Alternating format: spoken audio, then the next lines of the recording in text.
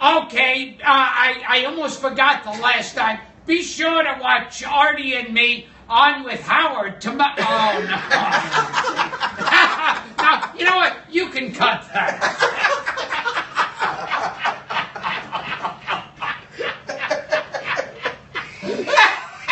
Send that over to the Broadcasting Museum. That's hilarious. We'll be on Fibber, McGee, and Molly before we're on Howard again. You'll see, it'll be Ron and Fez before. That's great. Hi, I'm Gilbert Gottfried, and this is Gilbert Gottfried's Amazing Colossal Podcast. I'm here with my co-host, Frank Santopadre. Our guest this week is an actor, comedian, radio personality, and best-selling author. He's appeared in films like Dirty Work, The Bachelor, and Artie Lange's Beer League. Oh, you've seen all of these. I'm sure. I'm sure everyone's going, oh my God, I have a copy of that on my bookshelf now. I have The Bachelor in a loop in on my television. And just so I don't want a second to go by where I've got one of those eyeglasses that plays Dirty Work. And it goes, I hate You know how Michael Jackson had Liz Taylor movies on a loop? Oh, yeah. A lot of construction workers have Beer League on a loop. And he's also appeared on the Norm Show. It's still on, isn't it? Which I never saw. We're in our 38th season. Yeah. And he's got his own podcast, the Artie Quitter Podcast, which isn't nearly as good as mine, but our old pal and top movie star Artie Lange. Wow, that is about the sweetest introduction. Thank you so much. Yeah. Now you were in that movie with David Spade. You popped Lost up, and Found. where it's so obvious that Yeah, I get a lot. David Spade is in a movie. Like, Spade in real life gets chicks because he's David Spade. He gets really hot chicks, and he's good with women and stuff. In that movie, he plays a guy who manages a restaurant. And at the end of the film, supposedly he gets Sophie Marceau romantically, the chick from Braveheart. Yeah. So it's basically science fiction. And I play a guy. It's like a single white female joke. I'm stalking him, and I put a wig on me to look like Spade's hair. And what we didn't realize the entire time, the critics were very quick to point out, was it was right after Farley died, and it just looked like I was trying to do a Chris Farley impression with a blonde wig. Yeah. And it was the most embarrassing, awkward thing. And the reviews were not kind. I've been in 8 movies. I've gotten a total of 1 star. Speaking of Spade, Artie, didn't you cut him off in L.A. with your car? Yeah, one time I had a black Eldorado that I shipped out. it's called African American Eldorado, please. I had a colored Eldorado.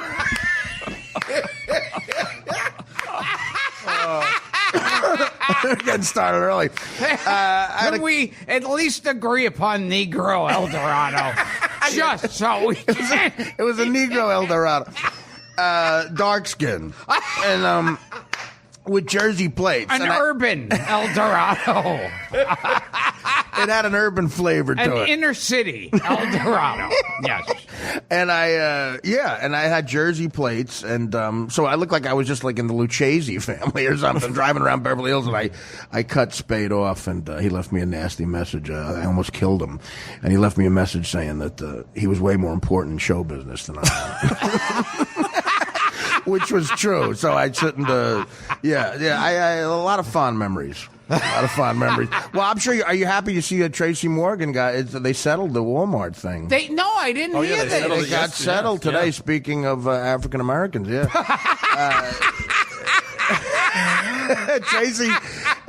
Tracy Morgan got settled, and the other comics also got a big settlement. So apparently, it's Tracy Morgan pays you $20 million to open for him. They didn't reveal the money. Boy, that must have been a shitload. Yeah, one guy. I mean, you're talking about Walmart. $50 million bucks is just like, just wiping off a gnat for them. And here's something I've been talking to a few people about. Right. Was Tracy Morgan? Do you think Tracy Morgan was that seriously injured, or was his lawyer saying stay out of the public? I think. It's like the fortune cookie. Yeah, right, exactly. Right. Stay in that wheelchair. We're going to shoot them for all they've got. Thank you, sister. Shut up, mother. The trick to money is diversification.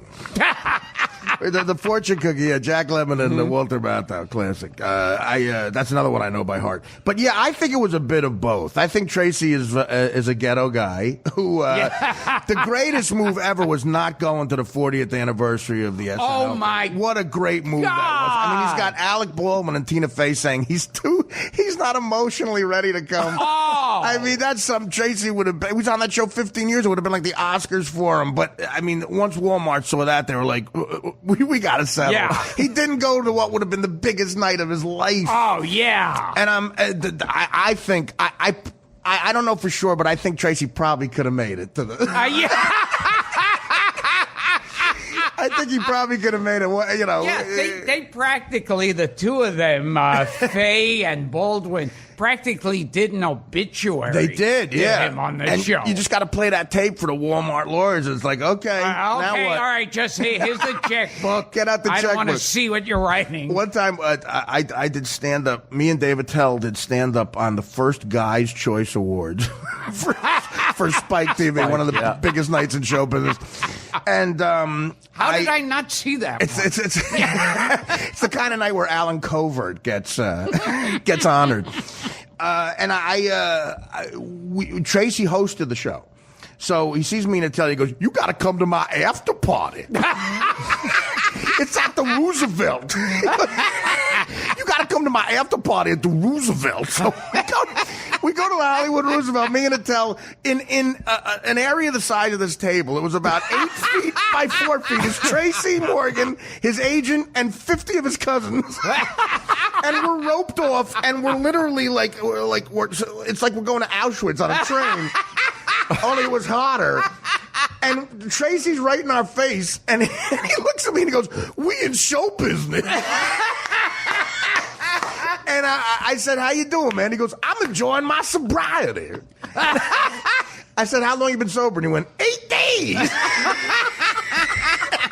He had an ankle thing on, But I think that's a good question, Gilbert. I think it was a bit of both. I'm glad he got paid. Fuck, I mean, look, when he got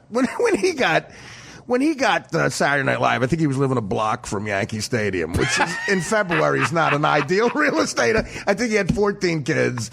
So, he was making money, but Walmart, they should have paid up. But I think the greatest ghetto move ever was not going to that SNL thing. My God. I think he could have made it. He can't even put a tux on. I can't get my tux. My tuxedo, I'm emotionally disturbed. I can't feel my leg. I can't feel my head. I can't feel my head. Write down what my name is again. I'm going to throw up. Even my Gilbert. grammar's off. Ever since the accident, my grammar's off. I'm not speaking properly. I can't pronounce things correct. Your Honor, he's got his Jewish lawyer. Your Honor, my client can't pronounce it. I want $80 million. My pronunciation. It used to be perfect. I used to sound like Mario Cuomo. Mario Comova. sounded like. That's a new joke from my act. Listen, even Gilbert showed up, and he was in like 9 episodes. I know, right? Of course, Gilbert was there. Tell Artie what Lorne Michaels said to you backstage. Oh, that's got to be great. Who are you? No, he's actually kind to him. I'm sure he was. Yes. Yeah. What did he say? He said, I can't pronounce. It'd be funny if in honor of Tracy, they all spoke like that for the whole. Tracy, we thinking of Tracy. Tracy's on our mind. I'm Tracy Mogul. I's Tina Fey. I's Ames's Polar. Walmart fucked my head up. Oh, God bless him. Yeah, not going to that. I can't even get my shoes on to go to 40th anniversary. That was a commercial for his It really was. lawsuit. Baldwin and Tina Fey, two of the most beloved. Like, Oh, yes. you know, yeah. You would have, given your life savings for a commercial. What a like move. that. The lawyer, he probably, he's going, I'm going to that anniversary. The lawyer's like, no, you're not. You're going to the Amalfi Coast. And so am I, jerk off. So, because here's what it said in the paper today. The guy who died, Jimmy McNair, who I never met, he got $10 million. Okay, and he's dead. Yeah. And it said in the paper that Artie Fuqua, the other guy who's a friend of mine, good kid, and God bless them, they're insanely rich. Multiple of 10 million. They said multiples of that. God, I wish I was in that car. Me too. Why couldn't I be African American on that tour? Because they said they saw the accident coming. It was so horrific. They saw the accident coming, and the next thing they knew, they woke up. They didn't even feel anything, so they didn't even go through pain. Wow. We're just ruining their entire case. Obviously, I don't know for sure, but I think it's a done deal, and they got paid. Well, the guy wasn't drunk, but he did something wrong. I guess he was up for 48 straight hours. Yeah.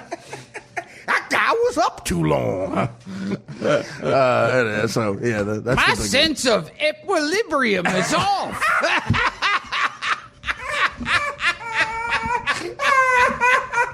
My motor functions is done. I got no motor function. How's I supposed to do comedy without any motor functions? My cerebral cortex is damaged. I'm glad we got this chance to talk about some old movies.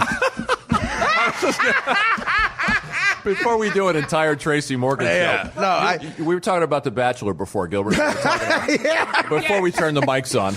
The movie I did with Chris O'Donnell. Which was a remake of a Keaton. Remake of Buster Keaton movie called Seven Brides. So they instead of Buster Keaton, this generation got Chris O'Donnell, who they call Stoneface as well for different reasons.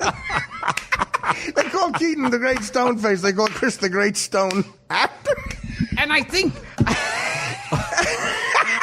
And I was supposed to play... I played Chris Farley. I play him in every movie. I was supposed to play Chris O'Donnell. I play his best friend since the first grade. It looks like I just put his cable in that morning. We cannot. He's like this rich waspy kid from the Midwest. I'm from North Carolina. It looks like I literally am building a deck in his house. We just met. Oh, yeah. But you got to work with a couple of veterans. You got to work with Ed Asner and Hal Hal Holbrook. And Ed, I'm telling you, man, and those two guys, I'm with them the whole movie. Now, I heard that Dirty Work was a remake of Night at the Opera. Me and Norm played Zeppo and Checo. Gummo. I was Zeppo. I think you had the Zig Ruman part. The Zig Ruman. I played Margaret Dumas. Oh, you are a movie buff, Artie. Yeah. If you know who Sig Ruman is. Yeah. God, listen. So we had Asner on the show a couple of weeks ago. Oh, okay. So his career's going well. Yeah. I used to be, I was at the Radford lot with Mary Tyler and I'm on the fucking Colossal Podcast. What the fuck is going on?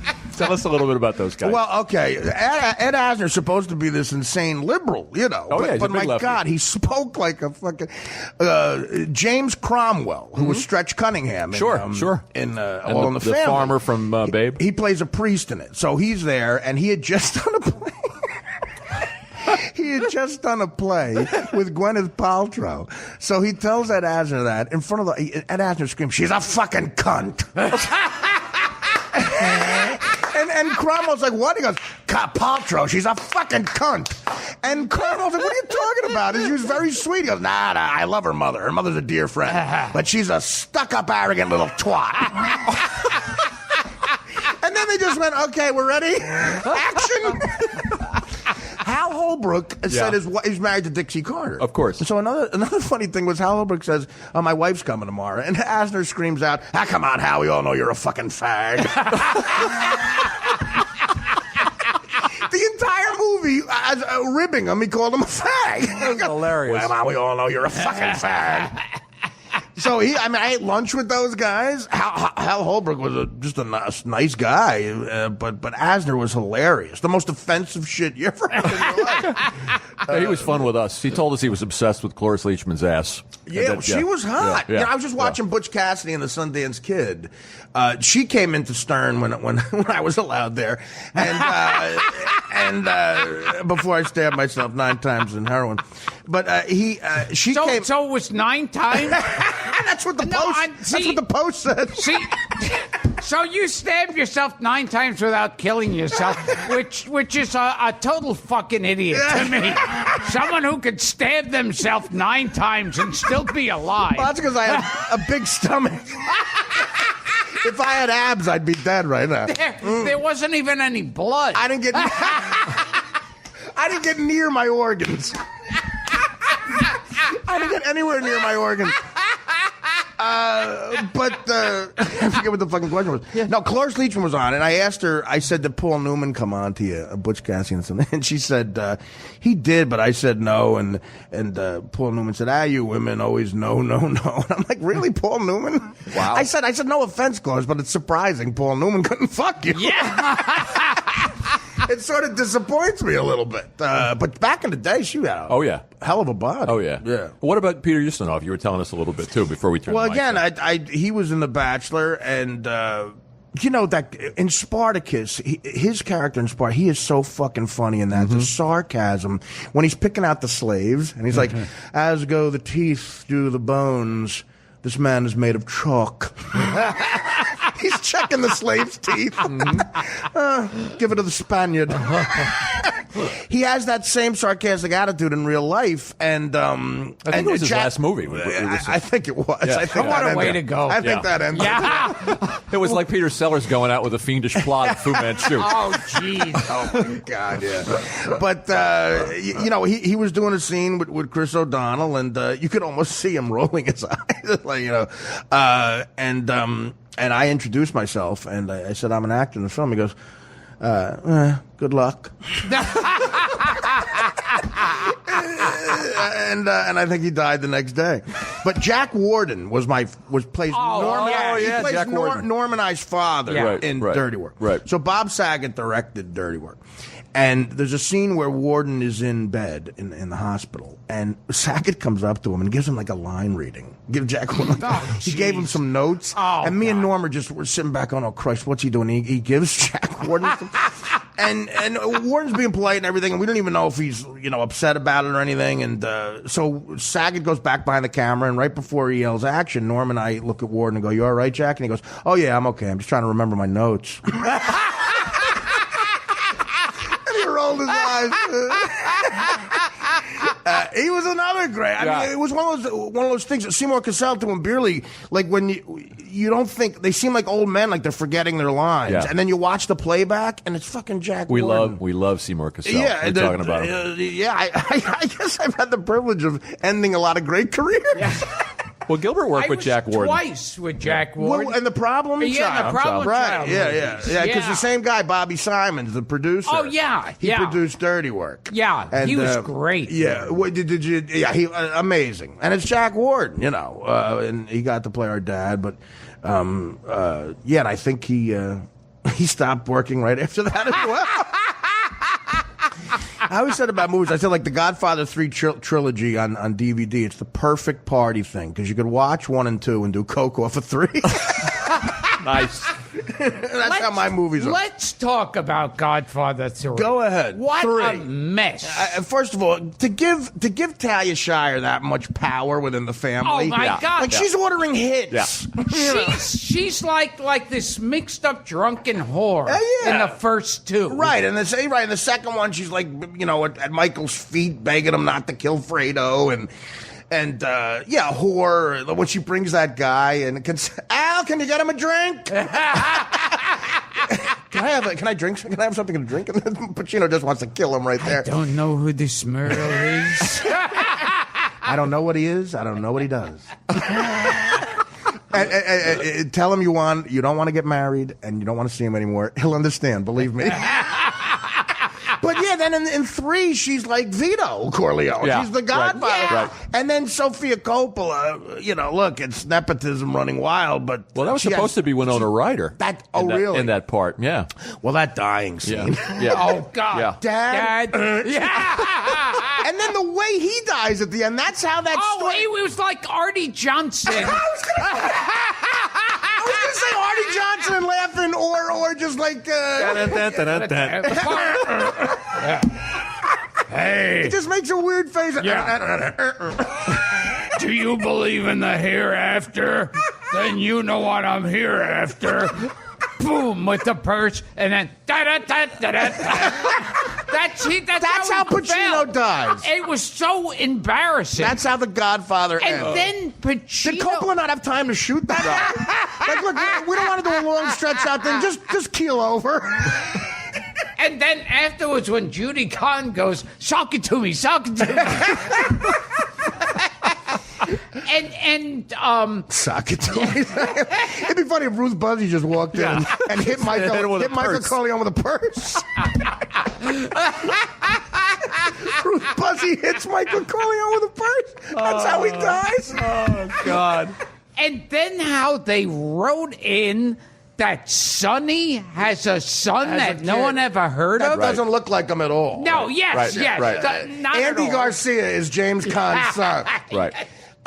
It was all just too neat. I didn't buy Joe Montagna's character. He gets shot on a horse. It's like the Game of Thrones. Joey Zaz. It wasn't. They all did it. And George Hamilton shows up. Duval was on Howard, and Howard did a great interview with Duval, and he said, and Howard said, first of all, you get George Hamilton for Duval. There's a trade. It's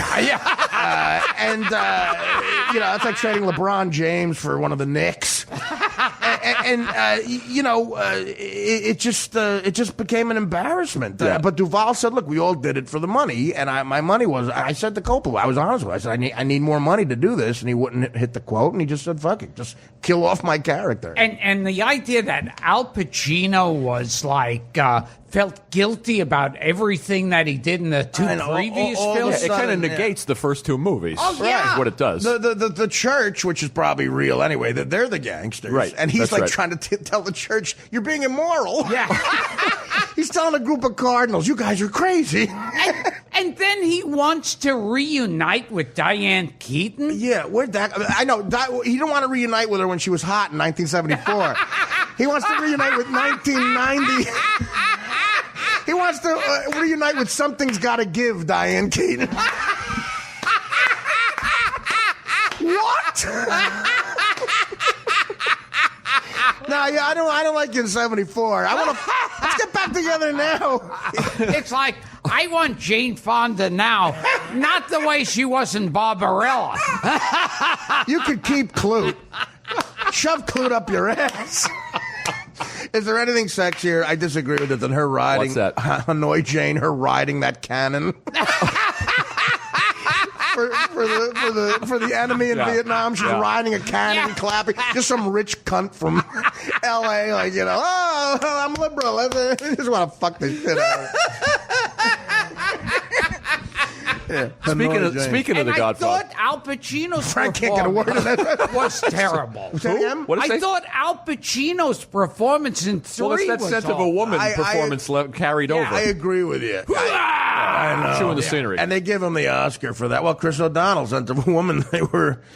O'Donnell rubbed off on him. The other way around. That's one of those Oscars where we apologize for not giving it to you sooner. Listen, Right. he lost to Joel Grey in Cabaret. Could you imagine? He was best supporting actor. Yeah. The transformation he makes in Godfather 1 is one of the best acting things ever. From that innocent kid to this devil, and he was up for supporting, Can you and imagine? he loses to Joel Grey. Can you imagine? Joel fucking Grey. And that was the Brando one, and sent Sashim Littlefeather. What a great Hollywood move. That's a Tracy Morgan move. To send the Indian. I'm sending Sashim Littlefeather. I'm sending Can't Talk Right. I'm sending Hokapontis.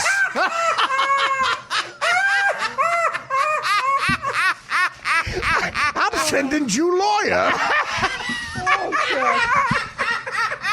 Hokapontis. I'm sending. Here's my lawyer, Hokapontis. My buddy Alex Baldwin's gonna say, "Well, I can't. I'm too emotionally stressed to tie a tie. I can't tie a tie. Now write a check, bitch."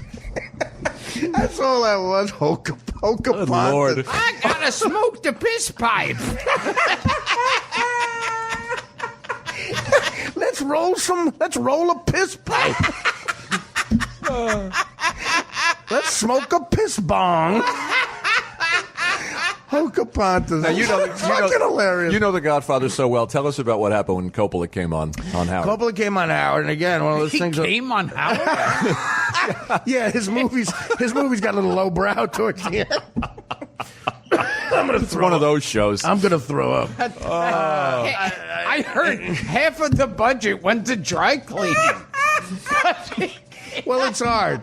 It's hard. Continuity. You gotta get the come up. God. But he came We're on talking about Howard De Silva. He came on. Howard Rubinstein.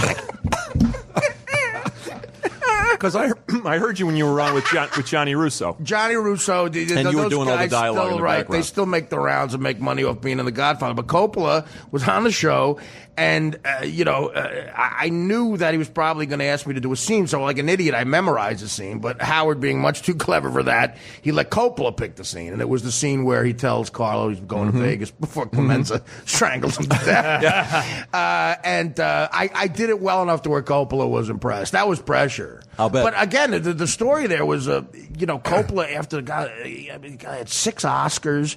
Apocalypse Now. Did you ever see The Heart of Darkness, the documentary about the making of Oh, yeah. That's great. Unbelievable. People forget he wrote Patton, too. Right, and he was a great writer,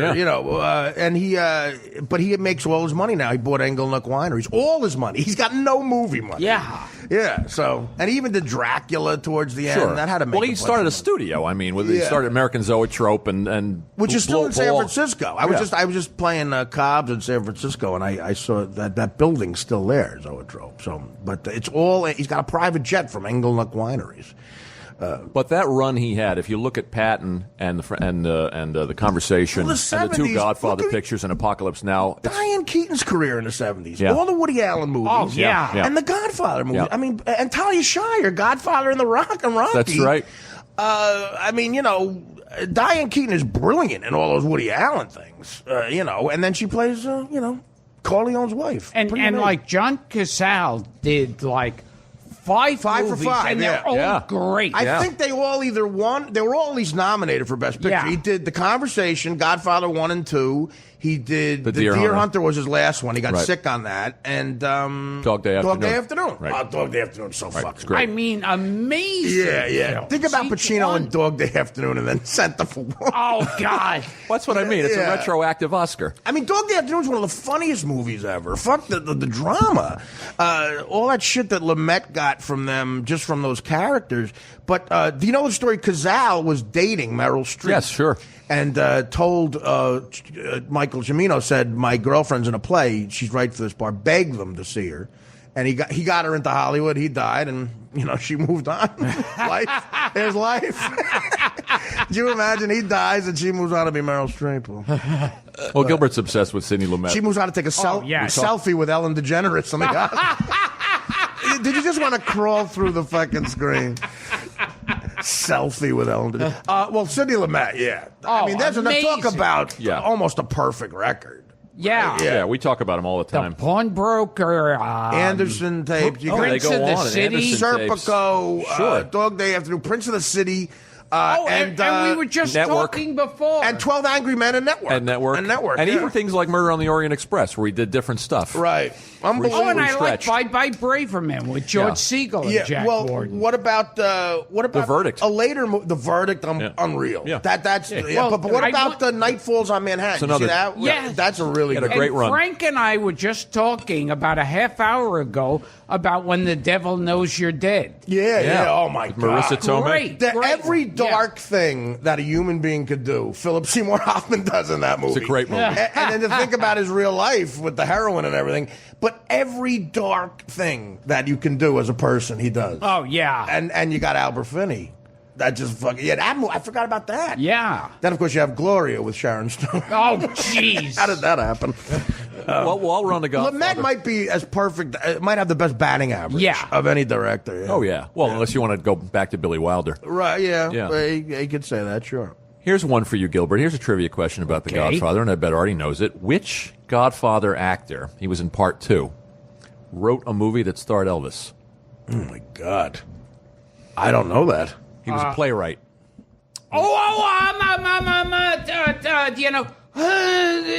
He told me Michael Corleone did this. Michael Corleone. Frankie Five Angels. Frankie Pantangeli. Michael Gazzo. Michael Gazzo. He was a playwright. He wrote a play called Hatful of Rain, which was made into a movie. Oh, I know Hatful of Rain. Right? Oh, yeah. And he wrote an Elvis movie. Oh, yeah. Which him I knew. Elvis movie? That I wish I had written down. Yeah. Well, there's not a lot of Darryl, great ones. dig it up. Our crack research team. There's not a lot of great ones. Which Elvis fantastic. You'll know this. Which Godfather actor also appeared in Moonstruck? Danny Aiello. Well, Godfather 1. Oh, okay, because Danny Aiello is one of the Rosado brothers. Yeah, we interviewed Danny about it. And Danny's a great interview. Yeah. Oh, yeah. Godfather 1 and Moonstruck. Yeah. Think about Cher's uncle. Well, you know what? Here's the problem. I don't know Moonstruck that well. Okay. I don't either. Louis Gus, the guy that gets up at the table and makes the speech about keeping I never would have got that. Never would have got because I don't know Moonstruck. And this one you'll both know. Who played? But the Pantangeli question, that's a great question. Is that a good question? Yeah. Who played the young Clemenza in Godfather 2? Bruno Gantz. Bruno Kirby. Nice work. Bruno Kirby. We got it together. You guys are good. Yeah. Who's now dead, right? Yeah, he passed away. Bruno. Right? Yeah, Bruno Kirby. He was in a lot of great films. He was the young Clemenza and a lot of great stuff. Yeah, The Freshman with Brando. I thought I would hate that because Brando's doing... It's fun. But it's well done. That's the guy that made the In-Laws. Did you like that guy that wrote the In-Laws, Andrew Burton. I don't know. I was a little It made me laugh. It made me laugh, but... I thought I was going to hate it like crazy. Yeah. We had Johnny on the show, and I said to Gilbert, Russo. when he was coming in, I said, do me a favor, let the show start before you ask him about killing two people. Is that true in real life? He says that, right? I don't know how much of what he said. Yeah, well, that's the thing. Yeah. I mean, does he know the statute of limitations? There's no statute of limitations? Oh, yeah. He said on murder? He said there's 3 people I could admit to. What? I thought, so after like 4 years or so, Henry Hill was on the Stern Show, and he was going to take us on. He took some of the Howard TV guys on a tour of where people were buried, like Spider or something. But he was so fucked up. He was just pointing to like Spider's buried over there. Like that's the Empire State Building. and I liked how, as great a movie as Goodfellas is, it's also like, Henry Hill's like practically handing out toys to an orphanage. Such a great point. You gotta realize he's telling the story. Right. So in every scene he's outraged. What are you guys doing? Right. Oh, you're killing people. You're not killing somebody, are you? I didn't know you were mobsters. This is fucking bad. I thought you were luggage salesmen. I know the whole building. The whole Billy Bat scene. He's trying to like be a diplomat. Like, everything's fine. Billy gets a little out of line. Okay. He does pistol whip the guy in the driveway. Yeah, well, that makes him look cool. Right. Because the guy just raped his girlfriend practically. Right. He looks cool there. But, no, that's a great point. People don't realize that. He's telling the story. Oh, yeah. So Jimmy Burke was rotting in stomach cancer, the real Jimmy Conway in prison going, that's not how it fucking happened. I remember it a little differently, Henry. Yeah. I heard you talk about that scene. I think you were talking to, I heard you on another podcast, talking about the scene with Pesci where they go to see, played by Martin Scorsese's mother. Yeah. Where they go back to the house where she pulls up the painting with the dogs. Yeah. She was, again, Scorsese could make like a forklift operator good in a movie. He just knew how to use his mother perfect. Because she's in Mean Streets. Yeah. When the chick is having a seizure. She's in the King of Comedy. She's the one yelling down the stairs. That's so great. Yeah. That's so great. He's got the tape recorder. Lower it, Rupert. But the detail in that dinner scene is so amazing because De Niro plays the one guy who's all Irish, and he's the only guy using ketchup on the potatoes and eggs they're making, which is hilarious. I saw an interview with her about Raging Bull. When they interviewed Scorsese for 60 Minutes. I think like Morley Safer did it in the early 80s. And she said, I fattened him up for that. He came over, I made him mozzarella omelets and homemade pizza, and I fattened him up. And then Safer said to her, what about when he lost weight? And she looked at the camera like almost mad and said, that I had nothing to do with. That I had nothing to do with. And his old man is funny, like making the pork in prison. Oh, yeah. Yeah, he's with Pesci when he buys the farm. When he's We baseball batted those two guys. We baseball batted them. You couldn't recognize them. One dog's looking that way, one dog's looking that way, and he's like, what do you want from me? One dog's looking east, one's looking west. What do you want? Did you ever see my painting? Don't pay no more religious painting. Now, you're a sports guy, and you're a movie buff. Now, Gilbert knows nothing about sports. Baseball players have very strange names.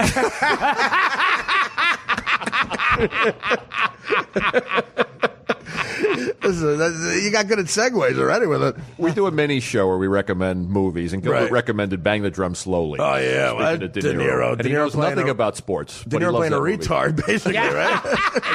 Danny Aiello told us he taught De Niro how to throw a ball. Right. On the set of that Not movie. A good job. Who knows?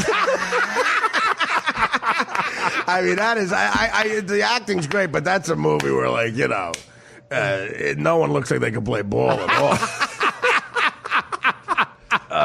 And that was based on a Paul Newman.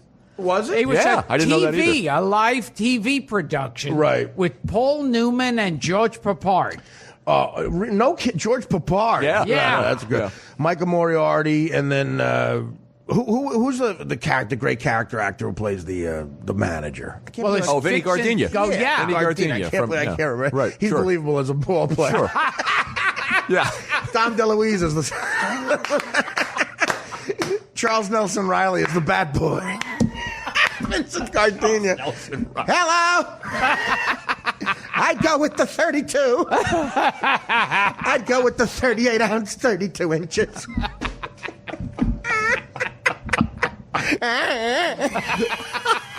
That's pretty good. I'll be your manager. That's pretty good, Artie. Fred Travolino used to do this bit. The one part, I can't believe I just said that, but he actually made me laugh. He did Charles Nelson Riley if he was Fredo in The Godfather. Like, why is he always looked over? Why? I don't know. I guess I'm just different. I remember last time I was in Vegas, there was a giant billboard that said a one-man show, Rich Little, as Jimmy Stewart. Wow. And it's like, what this is. Didn't you want to go to that? Even see it. Just for the car crash value? Oh, my God, yes. Because you already know it's like, well, then I met John Wayne. Hey, Pilgrim. And then I met Walter Bronheim. 2 hours of that. Remember when I was on Johnny Carson? Yeah. Jimmy. For the audience, for the 4 people who remember who Jimmy Stewart is left alive. So many colostomy bags in that audience. Do you like Pride of the Yankees? You're a big Yankee guy. We talked about it. Again, the acting. When Babe Ruth's the best actor in a movie. It's a when the doctor goes, give it to me straight, doc. Give me 3 strikes. Gary Cooper's 62. Well, we talk about the Babe Ruth story, too, which is absolutely with fucking dreadful. With when he points? Oh, yes. When he does a Jackie Gleason point. Get out, Norton. This ball is going to the moon. It ain't going over the center field fence. It's going to the moon. That is, real something. He didn't leave me with the mess, stickball coach. Come on down, Norton. There goes my whole stickball team. Yeah, you could tell Bendix wasn't a ball player. Oh my God, it's hilarious. You want? I'll recommend one to you. One of the best bad sports movies ever. It's called The Joe Torre Story. Are you serious? With Paul Sorvino. Oh God, it is some of the shittiest, but coming back in the to me. funniest way. Worst acting. He plays Joe Torre right after they win the '96 series, and Robert Loggia plays his brother Frank, who gets cancer. Right, remember. It's so amazing. Yeah. It's two great actors. But, I know, but it's like... now what about the one... Oh, the Jimmy Purcell. Oh, the Fear Strikes Out. Tony Perkins. Another Perkins. Charles Nelson Riley. His Bible is the greatest Red Sox ever, as far as I'm concerned. Man who ran the bases backwards. Yeah, exactly. He home run. He did a lot of things backwards.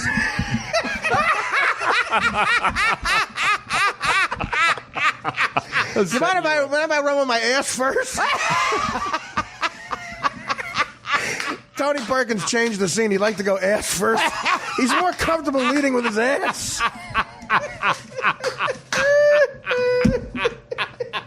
As a Yankee fan, I love that he played a great Red Sox.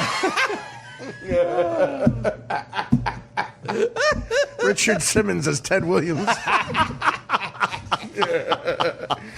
Oh, that's amazing. Yeah, the Jimmy Pierce. Fear Strikes Out. Yeah, that's the one. Right. Yeah.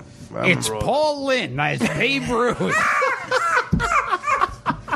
I'm gonna hit a home run for you, kid. Before you die in the hospital, I'm gonna hit a home run.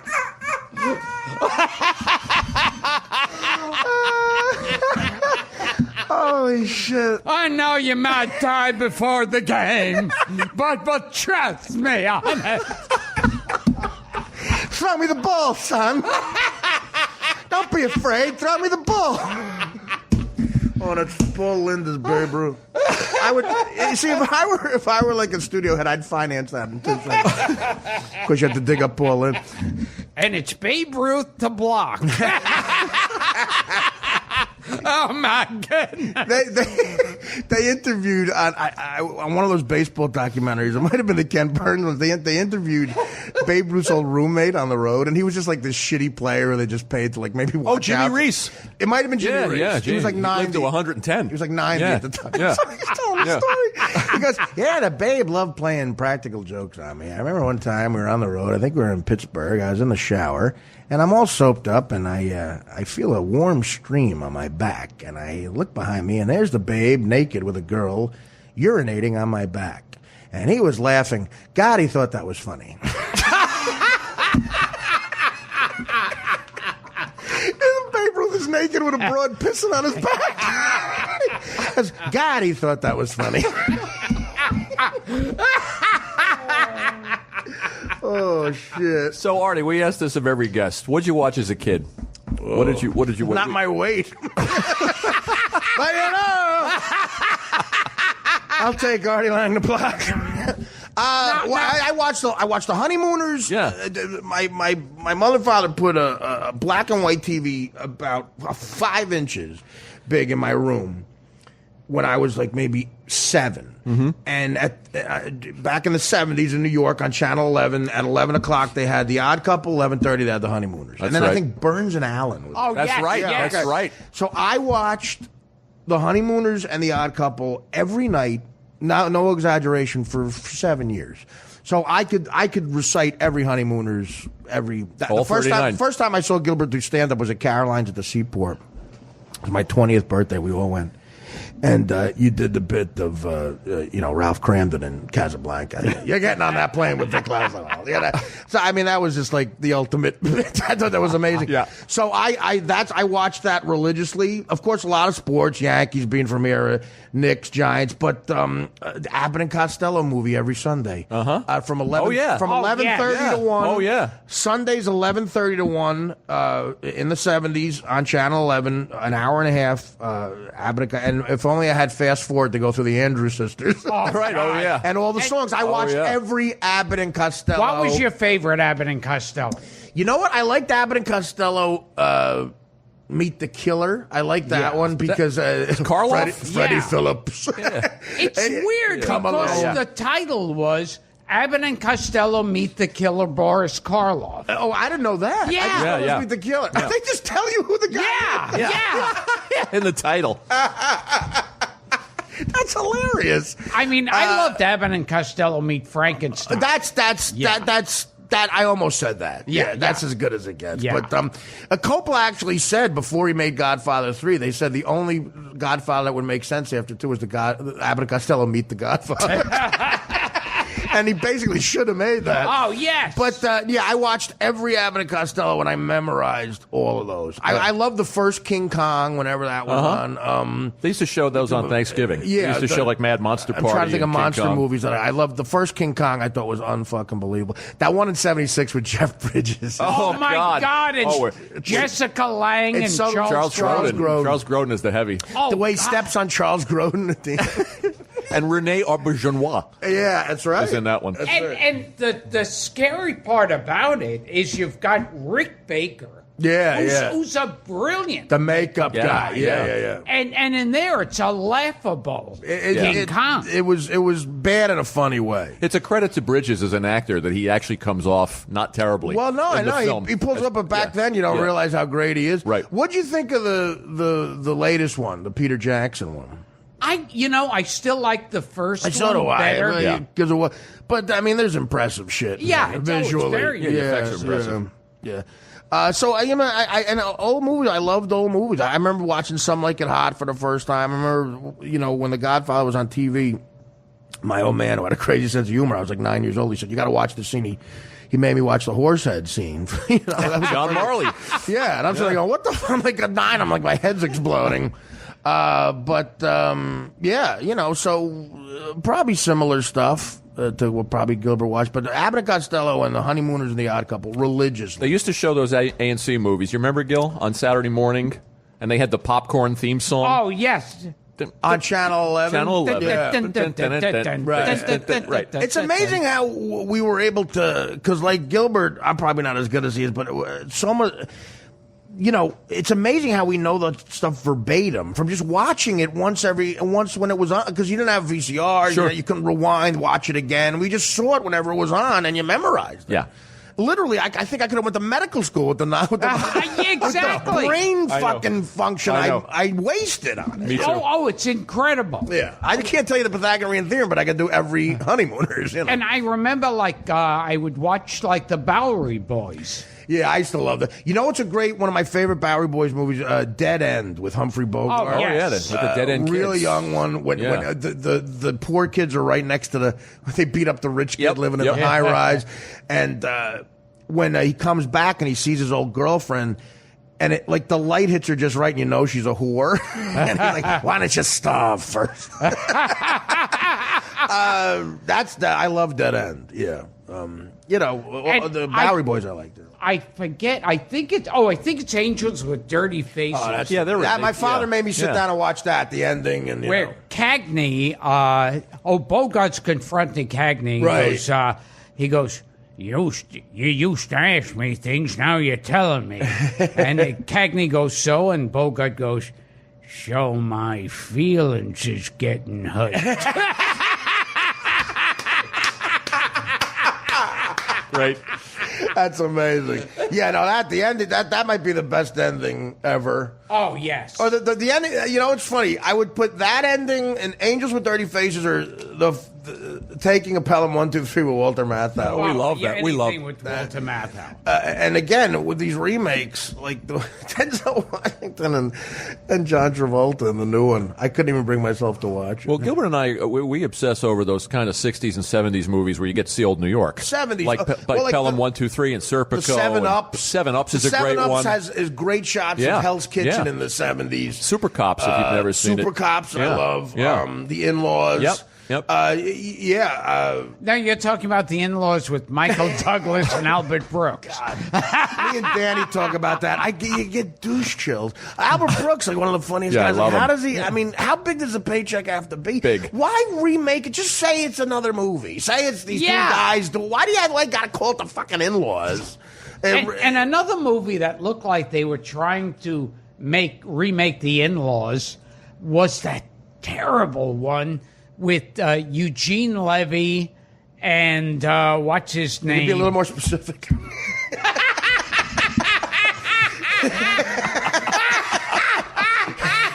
Oh, that's funny. No, the guy who's in the credit, the black actor in the credit card commercials. Samuel Jackson. Samuel Jackson. Tracy Morgan.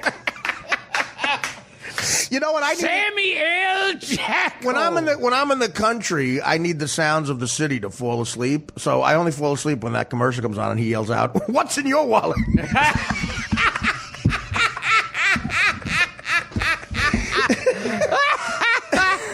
I can get to sleep. Now, what is that movie? Eugene Levy. I know what you're called. The man. Yeah. And he's also never like even saw it. A dentist who gets oh, okay. And I like Eugene Levy and Sam Jackson, but again, it's like it really goes to show you, for a movie to be great. That's why you got to appreciate the great. But so much shit has to come together and all work. The directing, the editing. So much shit could fuck it up. It's always an accident. Oh, and talk about getting two extremely talented people to remake a film badly. I know. I guess it's money. Look, shit. But there's another one. Peter Falk and Woody Allen the Sunshine Boys. Sunshine Boys. Why do that? Yeah. I mean, Woody Allen and Peter Falk probably, from Columbo alone, Peter Falk's probably got an island. And Woody Allen, like, do you have to do that? Yeah. What about Steve Martin's career? Like, I mean, he has done so much more to hurt comedy than help it. Oh, my God. Does he have to remake Sergeant Bilko? Right. And the Panther. By the dozen. The pink fucking Panther. I know. It's sacrilege. And the idea that you're Steve Martin. You should know better than take another movie. What makes me mad is they titled it The Pink Fucking Panther. That's what it should have been. It should have been The Pink Fucking Panther. With a giant lit up question mark. The Pink Fucking Panther? I'm making the Black Panther. The Black Panther would be a better. That's the new one. With Sam Jackson.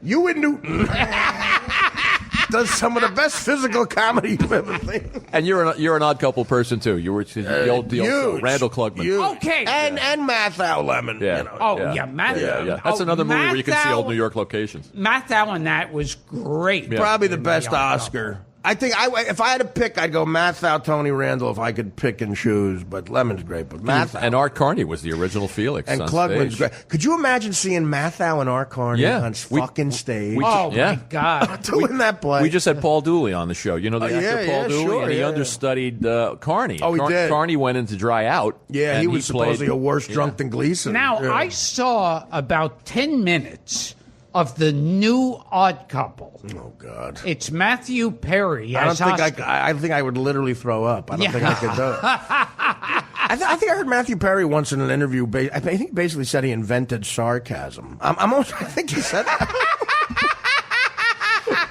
Norm was on Saturday Night Live. Norm tells the best fucking stories about some of those celebrities that went through there. And Matthew Perry had an assistant and said, he said to Norm, Matt wants to do a sketch that he wants you to be in where he talks like he does on Friends. He calls it Matt speak. And Norm said, what are you talking about? He goes, well, he invented a way of talking, the way he talks on Friends, Matt speak. And he showed him a clip and Norm said, are you talking about sarcasm? Matthew Perry called sarcasm. He renamed it Matt Speak. Hilarious. And Norm goes, "You're talking about sarcasm?" What about the black odd couple, Gil? They should have just said to him, "Oh, that was really good." I think somebody, one of the younger writers said, "I think Matthew Perry's a genius." And I think that's what it was. And Norm said, "Is he good at math or something?" Yeah, the black odd couple with Damon Wilson. At the Black Honeymoon. And Rod Glass. Yes. Yeah, and then there was the and black Ron Glass Yes, from Barney Miller. With Cedric the Entertainer. If you got the word "the Entertainer" in your name, that's a lot of pressure. It's like the group In Sync. You better be in fucking sync, man. If you say "the Entertainer," you better be. That's a lot of pressure. Who played Norton in that one? I don't remember. Was it Tracy Morgan? Would have been better. Might have been. I don't know who was. We gonna go bowling. Hey there, Ralphie boy. Might you be so kind as to tell me what's in the fridge? It's the Grandy Mythic Ruler. Oh my God! What you got in the icebox? Darren, Whoa, it certainly looks like rain tonight. Whoa, it certainly looks like rain tonight. We going bowling, but we not going bowling. You done got me all confused.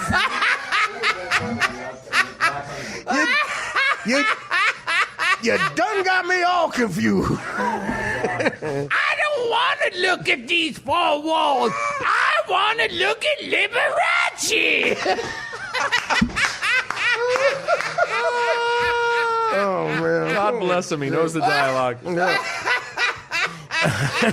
Hilarious. The last time this place was decorated, about 4 years ago, my nephew came in with an ice cream cone. Oh, and one more thing, Mr. Marshall. You are a bum. Your mother is a blabbermouth. Oh, Mike Epps. Mike Epps. Mike Epps was Ed Norton. Thank you, Dara. Mike Epps, of course. Who could forget him? Blabbermouth. This is all Buttercup. You sound like the Kingfish. That's what he's trying to sound like. Oh, that's great. You want to tell us a little bit about... You were listening, Norton. You were listening. I give up. Hides a dictaphone here in the room. Go ahead, Frank. I'm sorry. We just pretend we're eating something else. I don't want to stop him. The ship couldn't make it through the blockade. You want to tell us a little bit about working with Rickles? Bang! Zoom! He'll do this for an hour if I don't go. If I don't stop him. Bang, zoom. Oh, that's great. I'm the chef of the future. Maybe we should say something about spearfishing. Oh wow! Give me that. That's my denaturizer. You minds if I smoke? I don't care if you burn. Wow! You minds if I smoke? It's the Black Honeymoon. Thursday at 10 on CBS. Wow! Is that Alice? So anyway, Don Rickles. I was going to move on to Rickles just in the interest of time. Well, yeah, Rickles. We do a 6-hour episode. He was in Dirty Work. It's the first scene I shot, And he goes, "You huckabuck." Hucklebuck. Hockey puck. CPO hockey puck. CPO Shocky. Pruitt, why don't you go make out with a giraffe? It's morphed into the Black Don Rickles. Yeah. Well, I was opening for Sinatra. And Ed is sitting in the backyard going, ugh. Wow.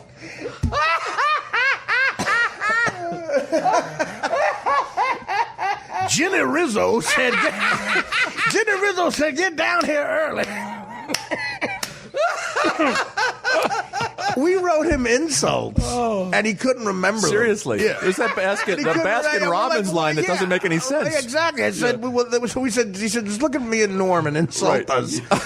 Like that's a softball coming in for him. So I don't know what he's going to say. It's the camera's running. He looks up to me and he goes, "Look at you. Look at you, you baby gorilla." And I laughed 20 times. Right. I said, "Fuck it." I said to Sagan, the director, I said, "Look, you may have to fire me. It's Don Rickles calling me a baby gorilla."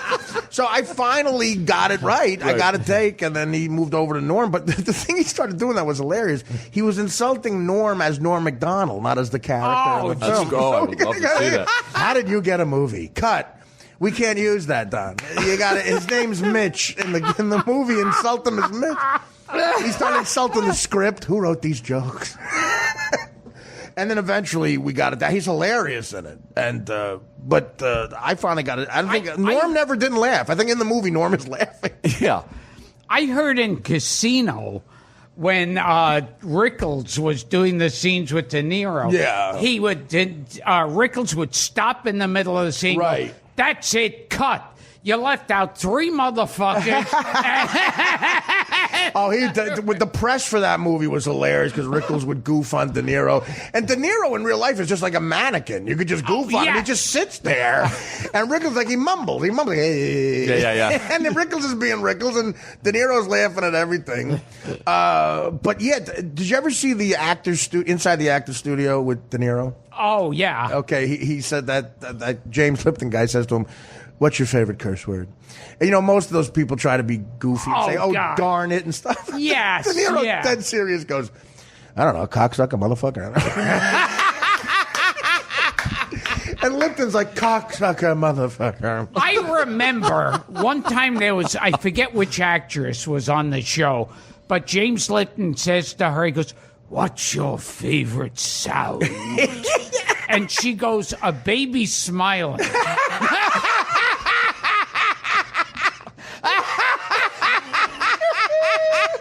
Baby smiling.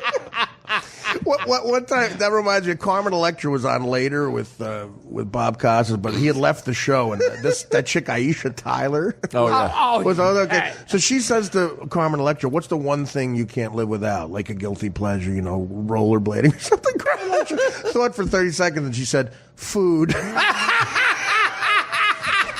Well, it's true. Oh, yeah. So you're a human being.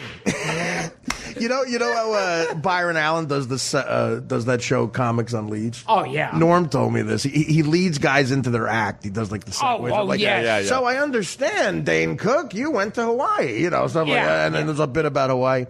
He looked at John Lovitz and said, "And John, I understand you're getting older."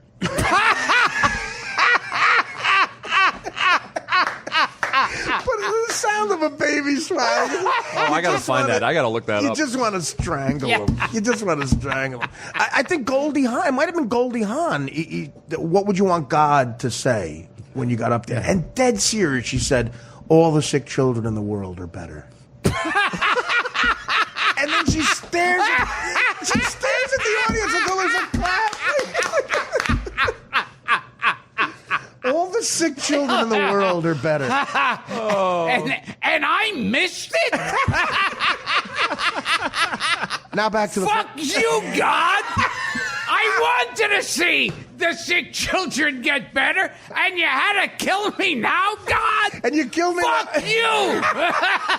And an anesthesiologist killed me while I was getting collagen.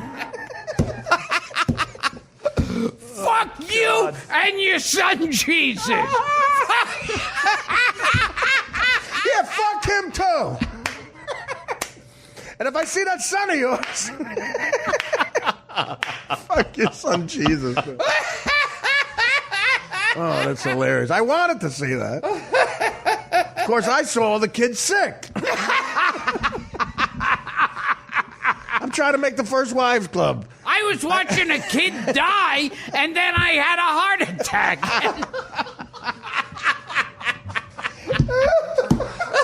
It's easy at my age to watch a sick kid die. Think of my feelings. Oh, boy. So, Artie, why do you say you have bad luck with movies? I don't think I'm first in line for the good script. You were in Mystery Men. You got a story about being a Mystery Case Men? in point. Yeah, I'm the first 10 minutes of that. Big Red. I get killed by Ben Stiller, Hank Azaria, and William H. Macy. Like, the three guys collectively the lowest point of each one of their careers. But it took like a week to shoot that. Yeah. I shot that with Tom Waits. Tom Waits was in that movie. Funny guy. Yeah, he wrote the song Jersey Girl, and I'm a fan of that song. And the same Teamster drove us back to the hotel every night. He was at the Sunset Marquee, and I was at the Mondrian. And I wanted to ask him, because he wrote the song Jersey Girl that Springsteen made famous. And I had all these romantic notions about what that song's about. Oh, he met some mysterious woman on the beach. They made love once. He never saw her again, blah, blah, blah. So finally, the last night, I said, fucking him. And I told the Teamster that was driving us. I said, I want to ask him this. And he goes, I'll just fucking ask him at the end. So the Teamster knew I was nervous. So Waits is getting out of the car, and I figure I'll never see him again. And I say to him, I don't think it's going to be a Mystery Men 2. And I say, hey, Tom, listen, I'm a big fan of that song, Jersey Girl. He goes, thanks. I go, what's that song about? And again, these romantic things are in my head. He looks, as he's getting out, like kind of looks like a throwaway line. He goes, and my fucking wife is from Newark. He got out of the car, the Teamster looked at me and said, was that what you were hoping it was going to be? Oh, wow.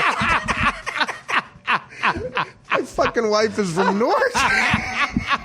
Was there something about your mom and your sister going to see Mystery Men?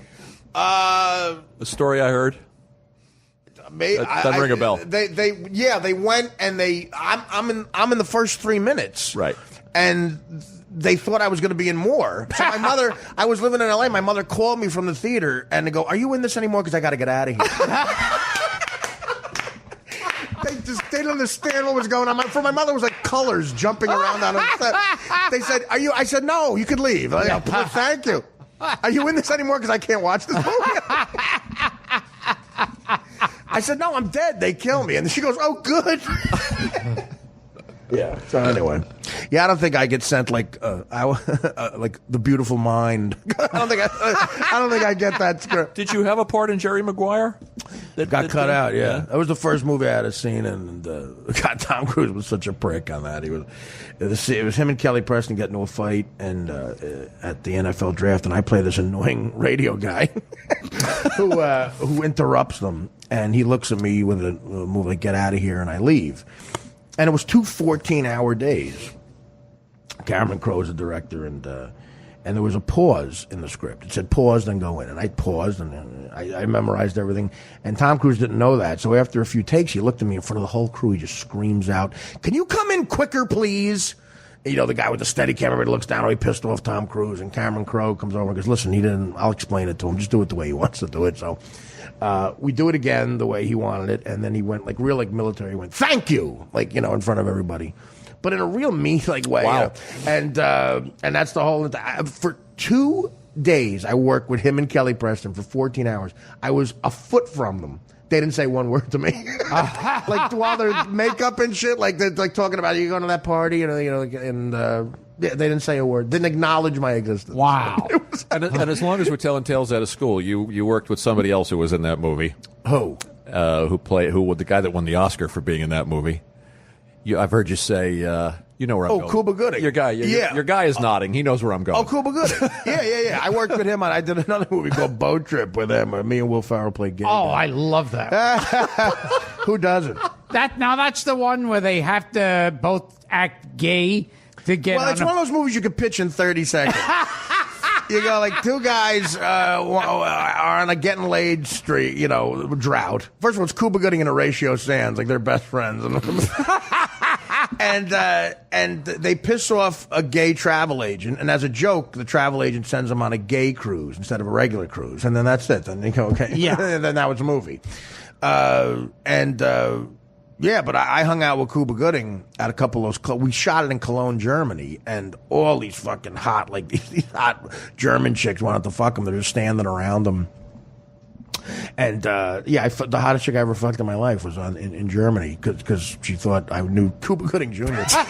She didn't speak a word of English. It was like fucking Herman Goering. The way she's.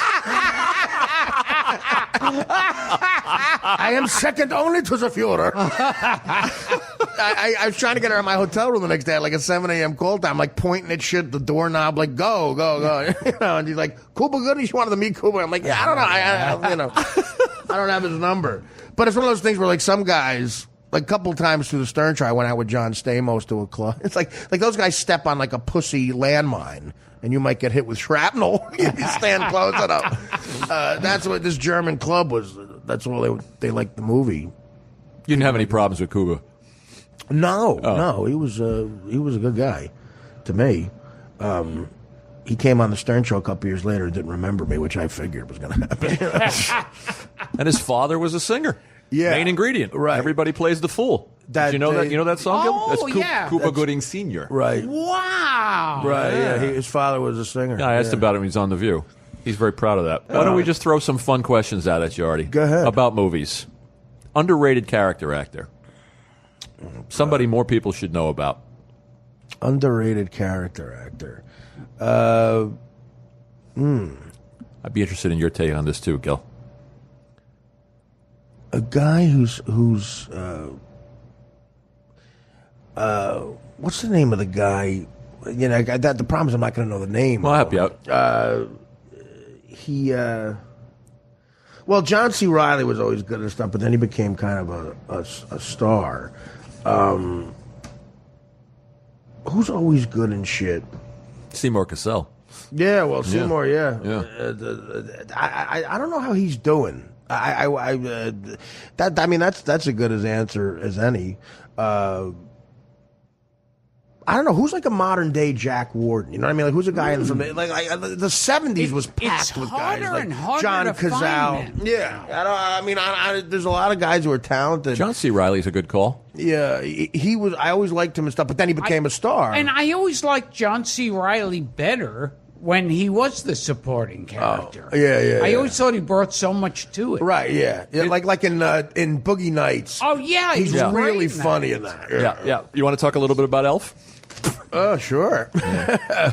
That's a Christmas bonus for me. God, that's like because we had the real Santa on the show a couple of weeks ago. We had Ed I was Asner, in now the fake Santa. cartoon version, and he was in the cartoon, Buddy the Elf. Yeah, well, they do marathons of that. That's fucking. It's unbelievable. The residual checks are nice around Christmas, you know. Yeah, Will asked me to do that. That was great. We shot it in Vancouver. It was all improvised, but. You know, it was fun. It was like a long day, but again, it's like there are marathons of the fucking thing. So God bless it. And Asner told us he thinks it's the best Christmas movie. Really? Yeah, he said better than that saccharine Miracle on 34th Street shit. No, the first Miracle on 34th. It's great. Yeah. It's great. I really like the Marlo Thomas with Orson Welles. Yeah. No, that's It's a Wonderful Life. It's remake. a Wonderful Life. Right. Oh my God. I heard that when she was going to remake that, she went up to she saw Frank Capra. Yeah. Somewhere. Oh, that's a shame he was still alive. Oh, yeah. Frank, I got good news for you. And she said, could you give me some advice? I'm remaking It's a Wonderful Life. And he goes, the advice is don't. I mean, that's actually, he's being a good guy. Yeah. That is the advice. That's the only advice come on.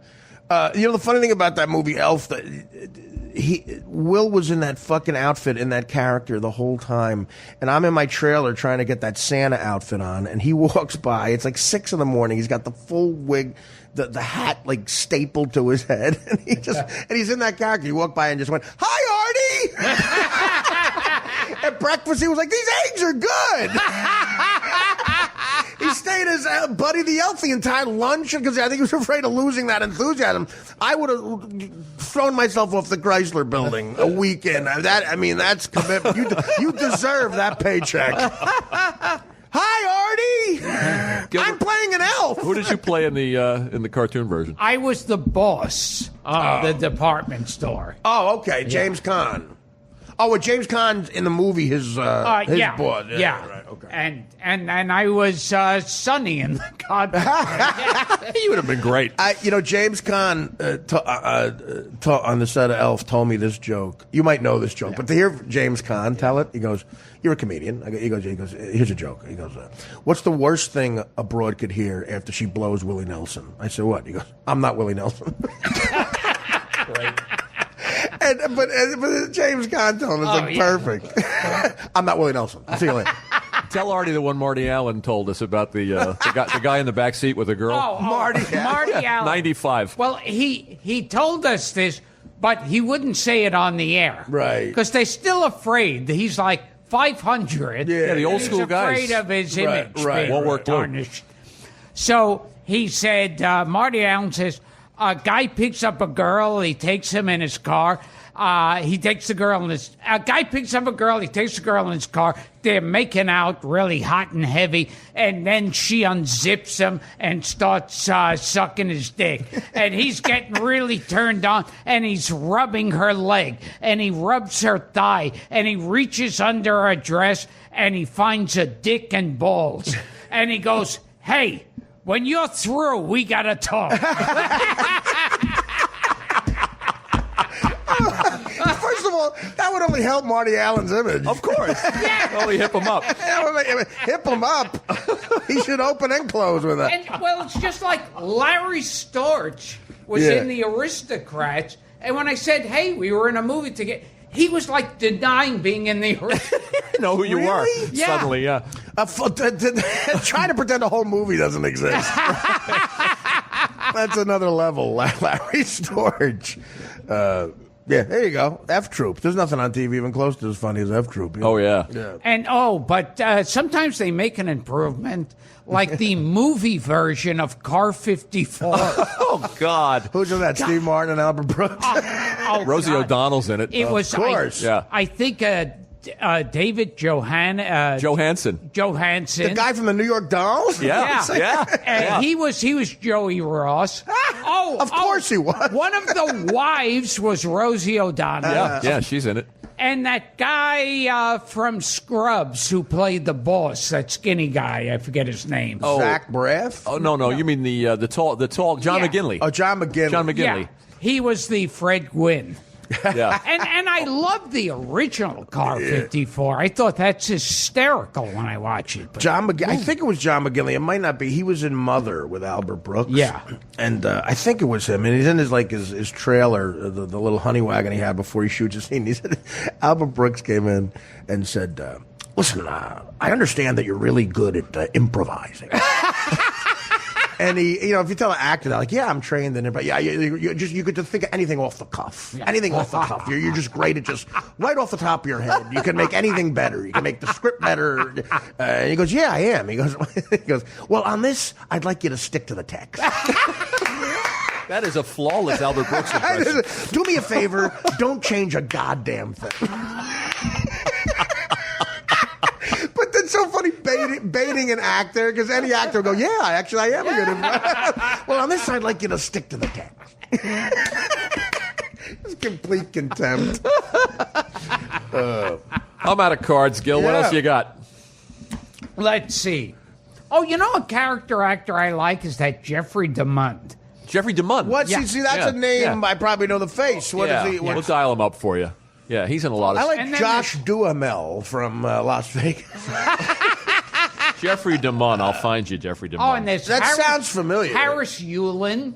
Yeah. He's a good well, one. Richard Dysart, who just died. I'll give you one. yeah. Philip Baker Hall. Great. Yes, He's the best. yes. Philip Baker Hall. Yeah. I always liked him. Yeah, he's got that wonderful thing in Boogie Nights where he's talking about butter in his ass. He's awesome in that. And the other Paul Thomas Anderson movie, Magnolia, is not as good. It's a little long, but he's good in it. He's the game show good. host. Yeah. And he's Yeah. really good in a small role in the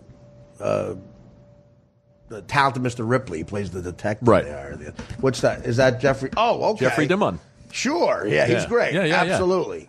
Plus, Philip The poor Baker. man's Larry David. He shows up in Midnight Run as Jimmy Serrano's lawyer. Yeah. Midnight. Well, there you go. He's dead now, but Dennis Farina. Yeah. It was great. An actual cop. He's dead now, but Robert De Niro. Yeah. Yeah, I mean, do you think De Niro has hurt his legacy? There's no way he hasn't, right? well, You mean with the la- Bullwinkle and all that? I mean, just the last 10 years, pick something. You must have seen Jack and Jill, haven't you? No, I haven't, no. I mean, I was Al Pacino. Right. Is in Jack right, and Jill. right. And it's like, when I watched that movie, I thought, maybe you don't give a shit about your legacy, but it used to mean something to me before I saw this horrible fucking abortion. Think of me. Yeah, just think of me. I used to like Well, your you think movies. about the paychecks, like we were saying before, like the money in TV syndication. Drew Carey could probably hire De Niro and Pacino to do a play in his backyard. He probably could do that. I mean, that's because he's got about $1 billion from TV syndication. Well, it's money. just like when I first started getting calls to do like reality TV Right. shows. And in my mind, it was like, oh, I want to be more in a category with Robert De Niro than with Kim Kardashian. And Kim Kardashian can buy and sell Robert De Niro She can. a billion times Yeah, over. Right, Insane. it's unbelievable. It's sad, but that's the country. But he had a great run. I mean, you look at those films in the 80s and look at The Mission and King of Comedy. But he was probably, he was almost broke after Raging Bull. I mean, that almost ended their career, that movie. It made no money. Scorsese, too. and was later named by AFI as the best picture of the decade. Yeah, well, that's what I Yeah. mean. So, Yeah. it's all backwards, that's for sure. But, at least you do have the good ones to look back on. The last 10 years, I guess if you're going to take Naomi Campbell to Paris in a private jet once a month, you got to do Meet the Fockers 6. Analyze this, that, and the other thing. In that Les Fokker movie, I didn't see it. I didn't see it either. I've seen it on TV. What the money they probably paid out? Those last couple had Streisand And Dustin Hoffman. Yeah. What the talk fuck? about talk what about do you- staining legacies. What do you pay Barbara Streisand for that? And Dustin Hoffman and Barbara Streisand and that last one are kind of like Suzanne Summers after they fired her from Three's Company. And That's they what you go- want to be? Yeah. You go with it. And That's it how you would want to be like, described. Hey, Christy, you're in Mexico?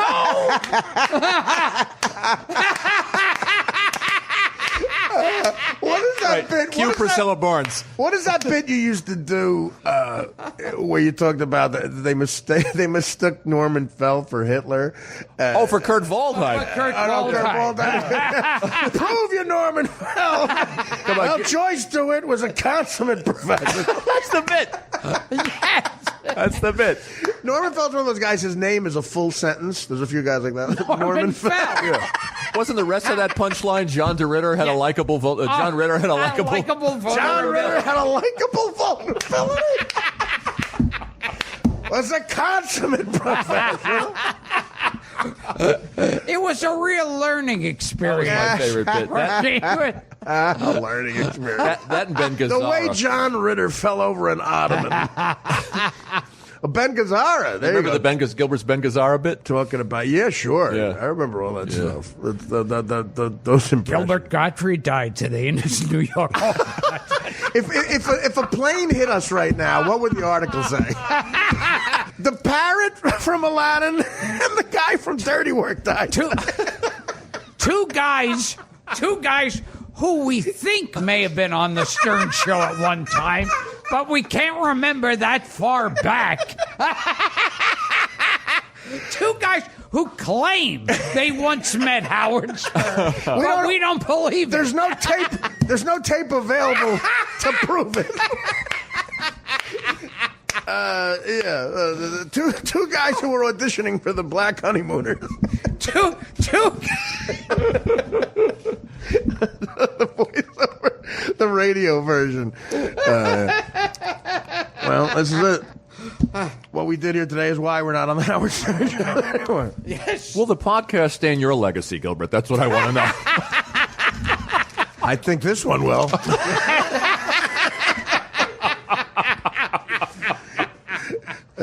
Okay. Well, that's it. Wow. This has been. This has been the last thing we will ever do in show business. Look for us on, what is it, Periscope?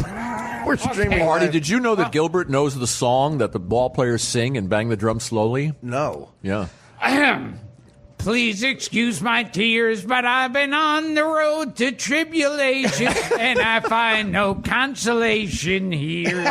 What good is a love song if the words are secondhand? They don't belong to anyone I can get near. 'Cause you live on the outside of my jaw and laughter. You gave me a good time, but I can come after. All is said and done, I'm not the one you really took me for, and so you better look before you leap. So you better look before you weep. We don't have the rights to that song. No, Vincent Gardenia. That's unbelievable. Frank Lorenzo. You might be the only person alive who knows the words. Well, you're talking about keeping that crazy shit in your head. He's the master. Absolutely.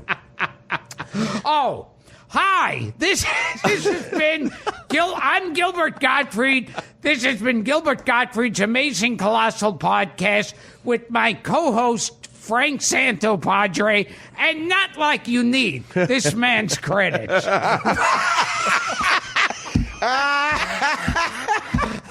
He was in such classics as Dirty Work, The Bachelor, and this might give it away, Artie Lange's Beer League. Artie Lange, who, and you'll both see us on the Stern Show. if it's an episode of the next Star Trek. If they pull out the tapes from 40 years ago. Gilbert, real quick, because a lot of people requested this on Twitter. Do an impression of me giving you advice on how to shoot how to shoot a DVD. Okay, this is when I was first. This is when I was first going to make a DVD, and I knew nothing about it, so I figured Artie's made a few DVDs. He'll probably have, like, great stuff to tell me. It'll be brilliant what Artie can tell me. Of course. So I said, can you tell me something about making a DVD, because you made a lot of... And he goes, well, when you make a DVD, you should perform it at a club with an audience and get someone to record it. You know, you record it and then you put that recording on the DVD. And if you do more than one show, you listen afterwards and you see which bits worked. I know, it was Art Buchwald. Yeah, and which bits didn't work. And you put in the bits that worked on the DVD. And then what you want to do is cut out the bits that didn't work. That's what you want to do. Fantastic. Brilliance. Wonderful. Well, it's been great to be here. Thank you, Artie. Thank you, guys. Please welcome one of the funniest men in comedy and the recently appointed president of the Tracy Morgan fan club.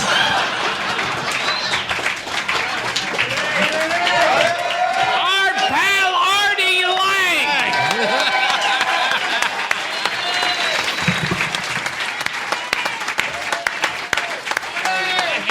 Thank you, Frank.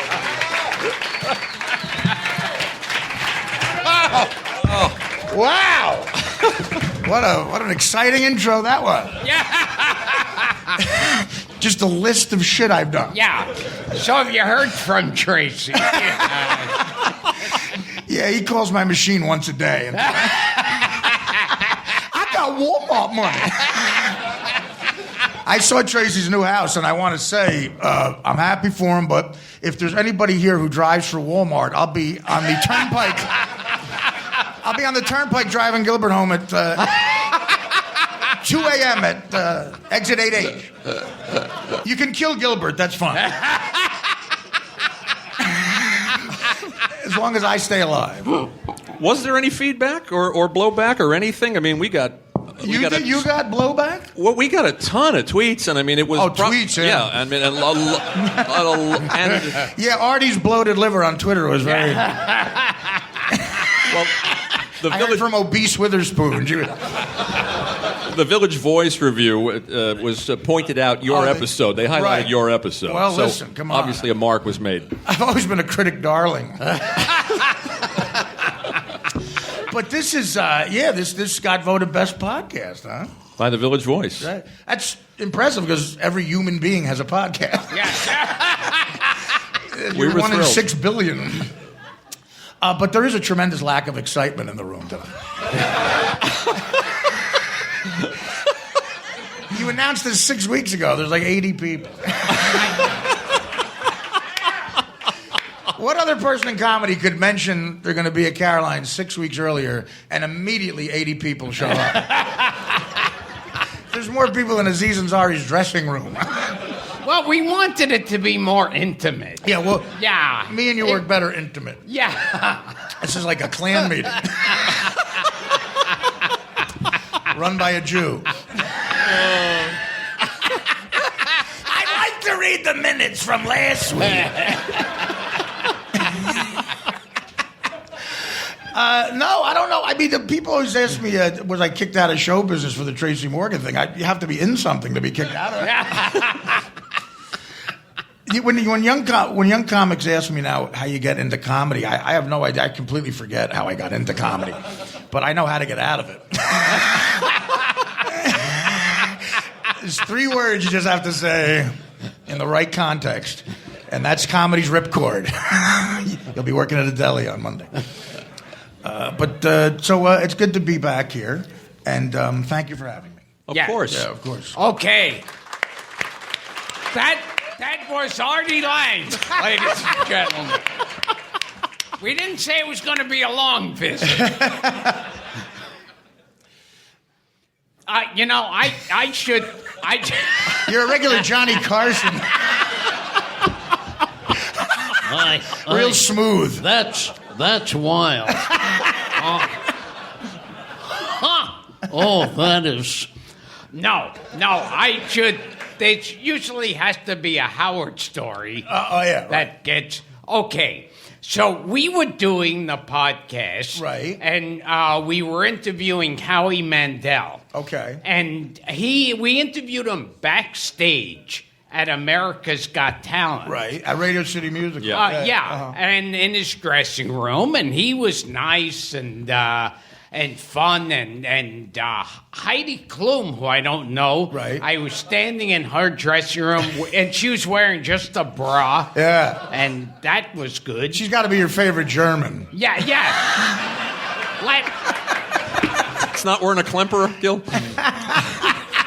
See, if Hitler would have won, it would be that's what all broads would look like. Let me tell you, for 5 minutes with Heidi Klum, I would go around the country and deny the Holocaust ever happened.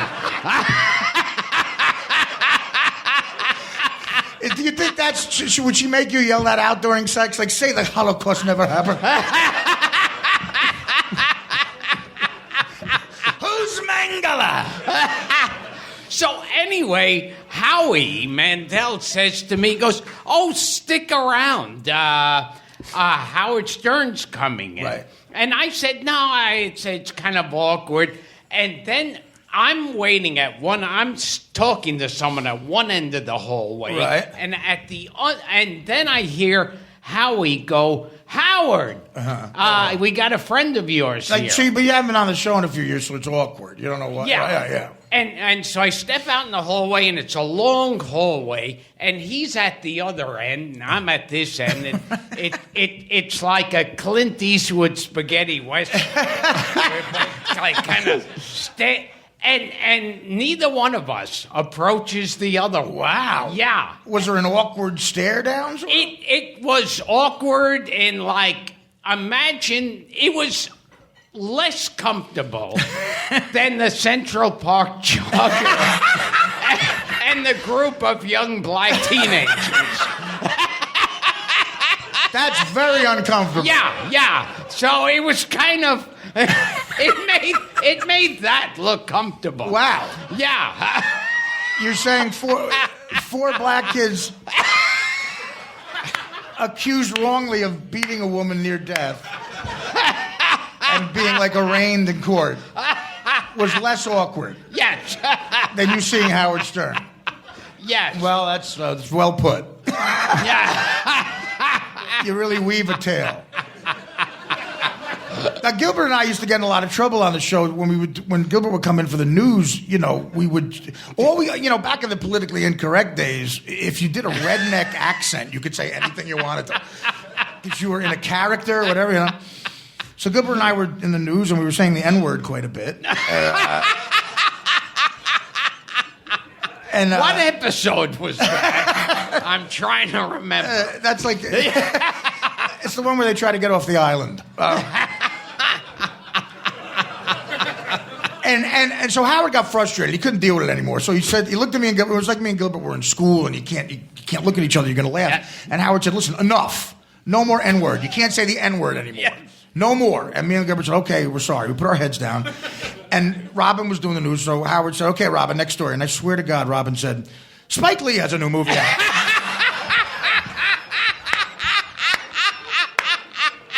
And that's all you heard. You heard that, and you just heard...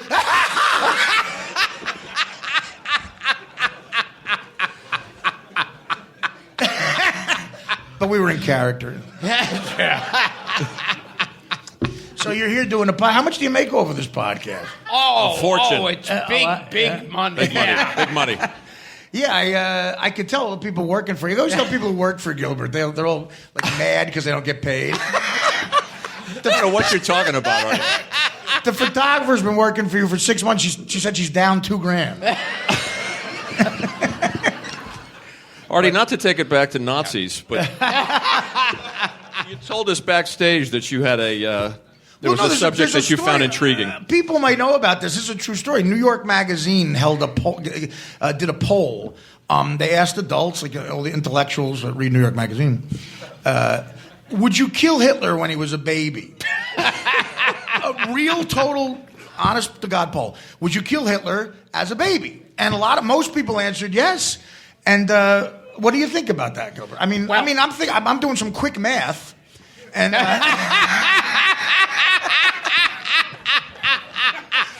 it is killing a baby, which is hard. But Yeah. Tim, what do you think about that? Well, if Heidi Klum had agreed to suck my dick, I would go back in time and not touch Hitler at all. No, you would nurse him. You would constantly take his temperature. Are you okay, baby? I'd bring him penicillin, anything. Well, my take on it was baby Hitler is a fucking no-brainer. I would kill baby Ryan Seacrest. Yeah, I would kill baby A-Rod in a fucking heartbeat. Jesus, come on, Hitler. Of course you would. Right? I mean, you saved 6 million of your people, right? Yes, I would do it. Other people might not. But does it have to be Heidi Klum? Going to be like Yes. If it was Heidi Klum, I'd keep Hitler alive and happily allow the Holocaust to occur. Now, Artie. Yes. I heard that you saw Gilbert. I answered that. Yes. It's a bad sign. I'm sorry. Feel free. I didn't bad get my sign. script. Oh, mine is the blue. Yeah. Okay. Yes. I heard you saw Gilbert's act on your 20th birthday, and you got him with a fake ID. I did, yeah. I heard on the Howard Stern show Gilbert was going to be at Caroline's. This was by the seaport back then. Yep, the old Caroline. Yeah. Like about I was my 20th birthday. Me and a bunch of my friends went to see Gilbert. That had to be 1988, and we laughed. It was fucking amazing. Really, really funny. And I work with him all the time now, which is odd. And to this day, when I work with him, I still see that same act. He's doing the same bit. The Ben Gazzara bit. Yeah, it's still funny. Yeah. Gilbert wonders why 20-year-olds boo him. He's making Three's Company references. I make making Have Gun Will Travel references. These kids watch, those video games like Grand Theft Auto, and you're talking about John Ritter falling over an ottoman. I heard we had a gig in Anaheim once. This had to be 2004 or 3, and Gilbert. There was like 1,400 kids there, 23-year-old kids. Yes. And Gilbert bombed so fucking bad. And at the end, he had to do a certain amount of time, or else he wouldn't get paid. So to kill that time, you just sang the Jerry Lewis song at the end of the telethon. Oh, yes. You walk alone. Walk alone. You don't walk alone. When you walk through a storm, hold your head up high. He's doing this. 24 kids from Southern California screaming, "Fuck you, faggot!"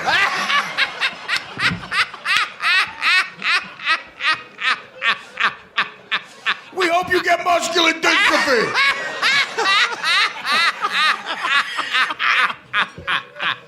And then he walks off stage like he just did like his HBO special. Yeah.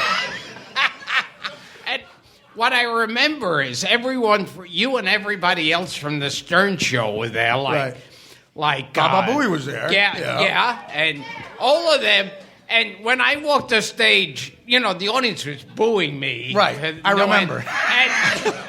And all of you were up to the wings. Great job. Yeah.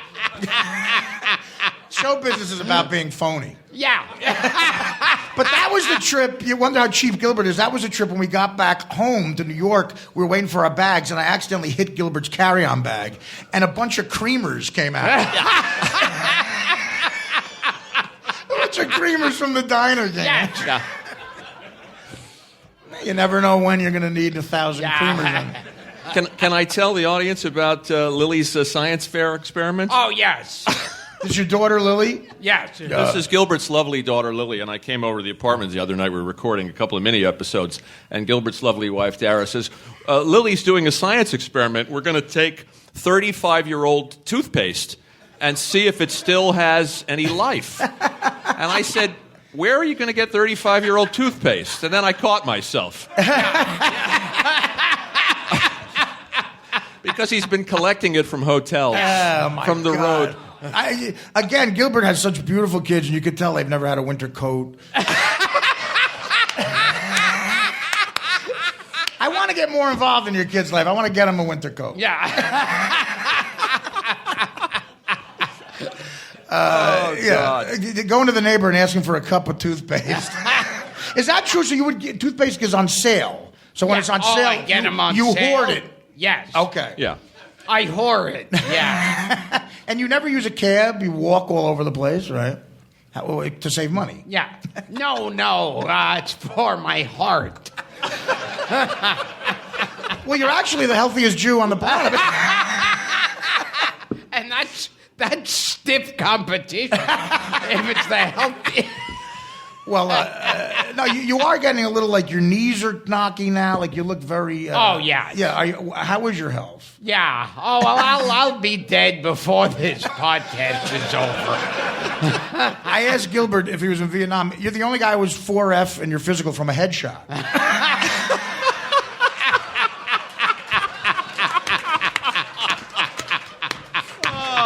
First of all, this is the only guy I can talk down to about health. This is great. I'm talking like I'm David Beckham. Yeah. Right, exactly. It's like they look at me and then they look at you and go, Artie, you look great. Yeah. Matter of fact, I pay Gilbert every once in a while to come with me on a date. I walk along with Artie and it's like, Artie, are you working out? Jesus. Model agencies approach me. Boy, you're with an ugly guy, but my God, you are a young Richard Gere. I would kill baby Richard Gere. Yeah. Yes. Yeah. Oh, how about a baby L. Ron Hubbard? Oh, yeah. That would be a definite. That's a must. I don't know. Tom Cruise is too entertaining. wouldn't want to put those 80 people out of work who had to find him a wife. Did you see that documentary, the Going Clear? Oh yeah, on HBO. It's great. I mean, there were about a staff of like 50 people who tried to find him a wife. Katie Holmes is what they came up with. Yes. I don't know about that. I mean, but Tom Cruise, it pissed me off so much because remember, Tom Cruise was talking about Katie Holmes on Oprah. And he's been a movie star, a good-looking movie star for fucking 20 years. And Oprah asked him about Katie Holmes, who's like a solid, Jersey 6. I don't know. Let's not fucking get carried away. All right. You'd let the Holocaust happen for hating But Oprah said to him, so you're dating Katie Holmes? And he jumped up on the couch like he was a 7th grader who just got his first kiss. He's like, it's so fucking... It's like when you get to the end zone, act like you've been there before. He's jumping around because he's fucking Katie Holmes. I should be fucking... Katie Holmes should be a distant memory of a blowjob he got on the set of Risky Business. Speaking of Tom Cruise, Artie, were you cut from Jerry Maguire? I was, yeah. I did a scene in scene with Tom Cruise and Jerry Maguire. He wasn't thrilled with me. I'd be less thrilled with you now. Yeah, well, he's like one of those guys. He's like one of those real go-getter guys, like a guy who's high-fives you a little too hard, He's always going snowboarding, with one of Charlie Sheen's kids. He's always going snowboarding. He didn't think he felt I looked like a schlubby. What part were you playing? Well, it was not really. I had to play an annoying guy who had a sports. That's a tough one. An annoying guy who had a sports radio show, and I go up to him at the NFL draft when Kelly Preston smacks him in the face and punches him. Right. And I interrupt them while they're having a moment, and he kind of looks at me like, fuck off, and I leave the scene. But I memorized the scene verbatim, and Cameron Crowe wrote it, and he was directing it, and it said, take a pause before you come in. So they stopped talking. I took a pause. I came in. I said my lines, and there's all these people, like a guy with a Steadicam who's sweating, like, everybody's worried that everything's okay. And Tom Cruise looks at me and goes, could you come in quicker, please? Yeah. And everybody looked down like, okay, this asshole fucked it up for us. And Cameron Crowe was real nice. He came over to me and he said, look, just do what he wants to do. I'll explain to him it was, my fault and everything. And, then I did it without the pause. And he said, thank you. Real military, like, thank you.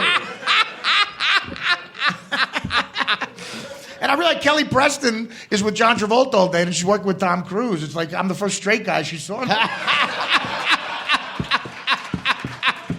I was giving off that heterosexual energy she wasn't used to. Is John Travolta coming by the set? No, he's getting a massage for some reason at the Peninsula Hotel for 8 hours. Now, did you get arrested in the middle of that movie? What? No. No? No. I've been arrested. Yeah. Not in the middle of a movie. No? Oh, you make sure it's not in the middle of a movie. That was in the middle of a... So you're a professional. If you get arrested, but just not in the middle of a film. It was the middle of a TV show. Yeah.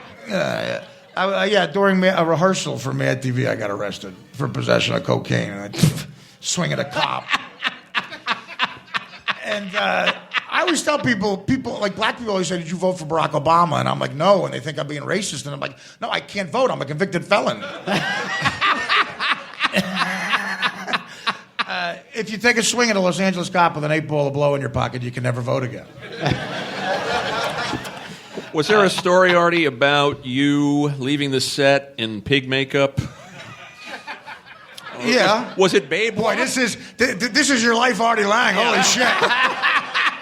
Most depressing thing ever. Somebody backstage said you have to get Artie to tell this story. Well, I mean, yeah. You don't have to tell it. No, we did on Mad TV. We do sketches. A lot of them were based on bad puns.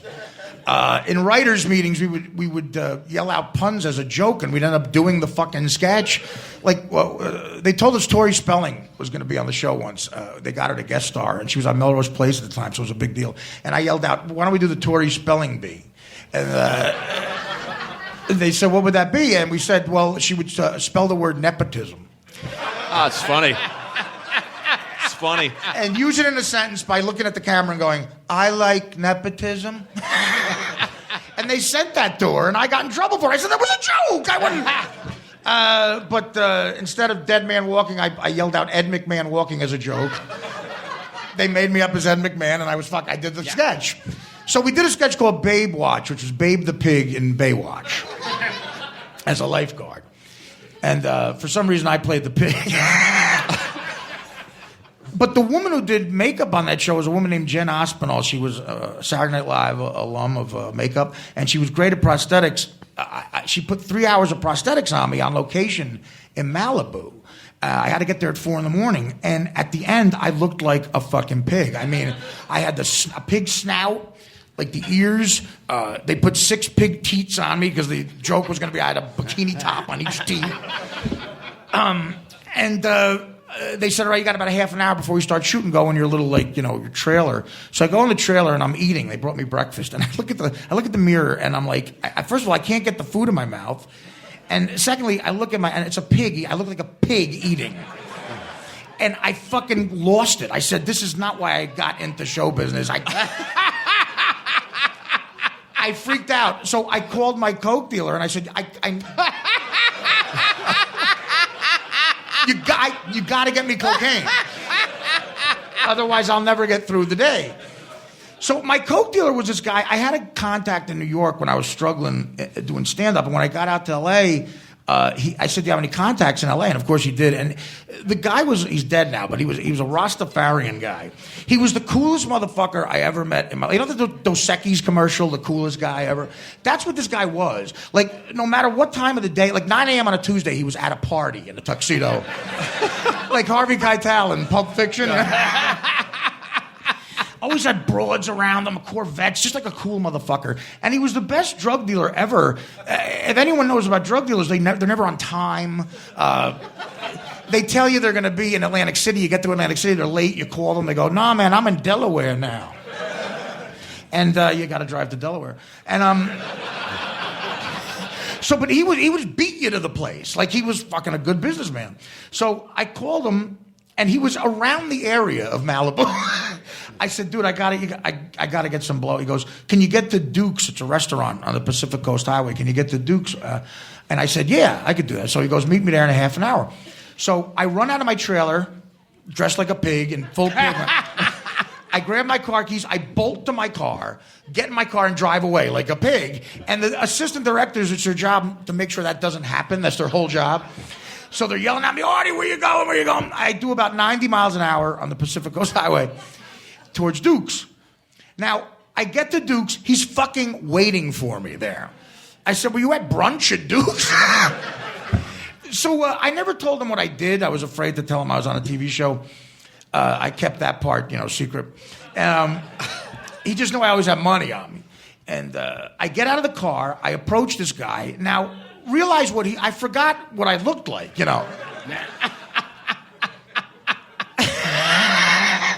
I'm trying. When I want to laugh, truly laugh, if I'm down, I think of the guy's face when he saw me. He looked at me, and I'm dressed like a pig. I forget I'm dressed like a pig, and full snout and everything. And he looks at me and goes, damn, man, what kind of shit are you into?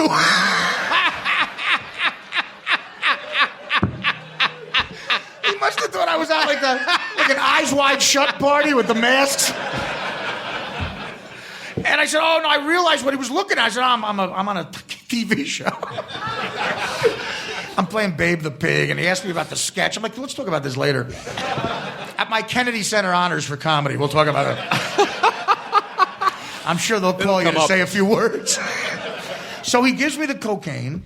I go into my car, and I want to do a hit immediately, and I put some on a key of, they call it a key hit, and I, very creative, and I put some on the key, and I go to do the cocaine in my car, looking around for cops. It's broad day. It was like 8 a.m. People are jogging, like hot chicks are jogging with their dogs, I try to get the coke in my ear, in my nose, but I can't get it through the pig nose. I couldn't get the cocaine in the pig nose. And I'm thinking to myself, I got to be the only human being on the planet who's ever had this problem. So I was so desperate, I said, fuck it, I gotta break the nose. 3 hours. 3 hours of prosthetics. I broke through the nose. I hit it a couple of them. I felt better. I raced back to the set. I stopped on Topanga Canyon there's always hot chicks around, hiking and shit. And next to me there was a beautiful girl in like a Lamborghini, like looked like Christy Brinkley on vacation. She was smoking. And I looked over at her, and this is what she was looking at me, and this was her face.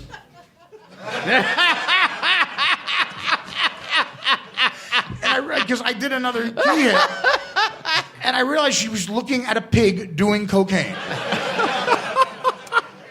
And I rushed back to the set. They saw I had another hour to fix my fucking nose. All day I kept breaking the nose, like every half hour. And it was terrible. They put us in a little motel to stay overnight, and because we had to work the next day, and I had to be there at 4 a.m. again. At some point in the middle of the night, I shit the bed. I shit my pants. Just all the badness came out of me. I woke up the next day. It was like Waltz in The Godfather with the blood. With the horses. It was all blood. It was all shit. I took a boiling hot shower. I had no time to clean it up. I put the bedspread over it and I left. We finished the sketch. On the way home, I realized that the room wasn't in my name. It was in the assistant director's name. So I almost got them fired, and they had to probably pay for a shitty bed. And but they never said anything to me. They were professionals. They never said anything to me. So that's the story.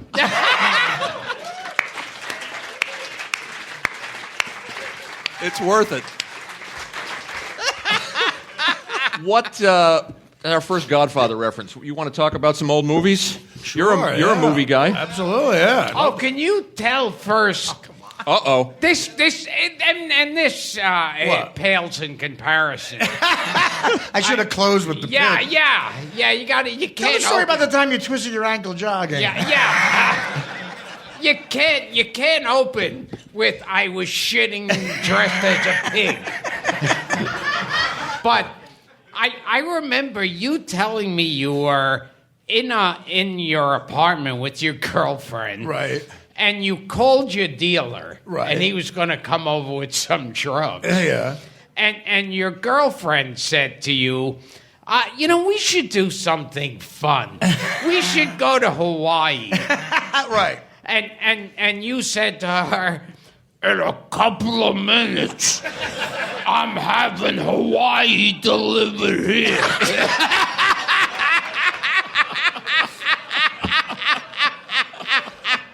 Yeah. That's when she started packing. Go ahead, Frank. You got that story out of the way? That's a good one. That's a great impression of me, too. Yeah. Close your eyes. It's like I'm... When you do a podcast, what you want to do is have a microphone in front of you. Because that records it better if the microphone is by your mouth. If it's behind you, then it sounds muffled. And you want to get a lot of listeners. If you get hardly any listeners, they consider that a failure. Well, you took the microphone advice, but not the... Work on that second thing. What do you guys want to talk about? Let's just try to get a little bit on theme. What movies are you going to talk about some stuff from the 70s. The last time you were on, we talked about Godfather. We talked about how you were obsessed with The Odd Couple and The Honeymooners, and we were all over the place. That's all I watched as a kid. I mean, again, I think Gilbert has a similar experience of... If I didn't watch The Odd Couple and Honeymooners when I discovered them in the first grade, I could have gone to medical school. The space I took up in my brain. Yeah, me too. And we just lost Al Molinaro, Murray the Cop. I know. I saw Murray died. A couple of weeks ago. I hate when people think of him as from Happy Days and not The Odd Couple. Yeah, that was in all your bits. Happy Days. Yeah. No one mentioned in The Odd Couple. Yeah. Yeah, it was all Happy Days. That's fucking not depressing. One mention No, of it him is. as Murray the Cop. It's depressing as hell. People are known for the shit that they do, not the good stuff. Well, like when Rod Steiger died, Right. and I mean here, like My applause. Who knows who Rod Steiger is? Oh, good. All right. So Great act. here he's done, on the waterfront, The Heat of the Night, Pawnbroker. The Pawnbroker, Right. legendary film. Al Capone. He's the best Al Yes. Capone. Yeah, right. And when he died, all of the news channels were showing that scene in Mars Attacks where he's yelling and they shrink him down tiny and they turn his voice to a Mickey Mouse sound. That's sad.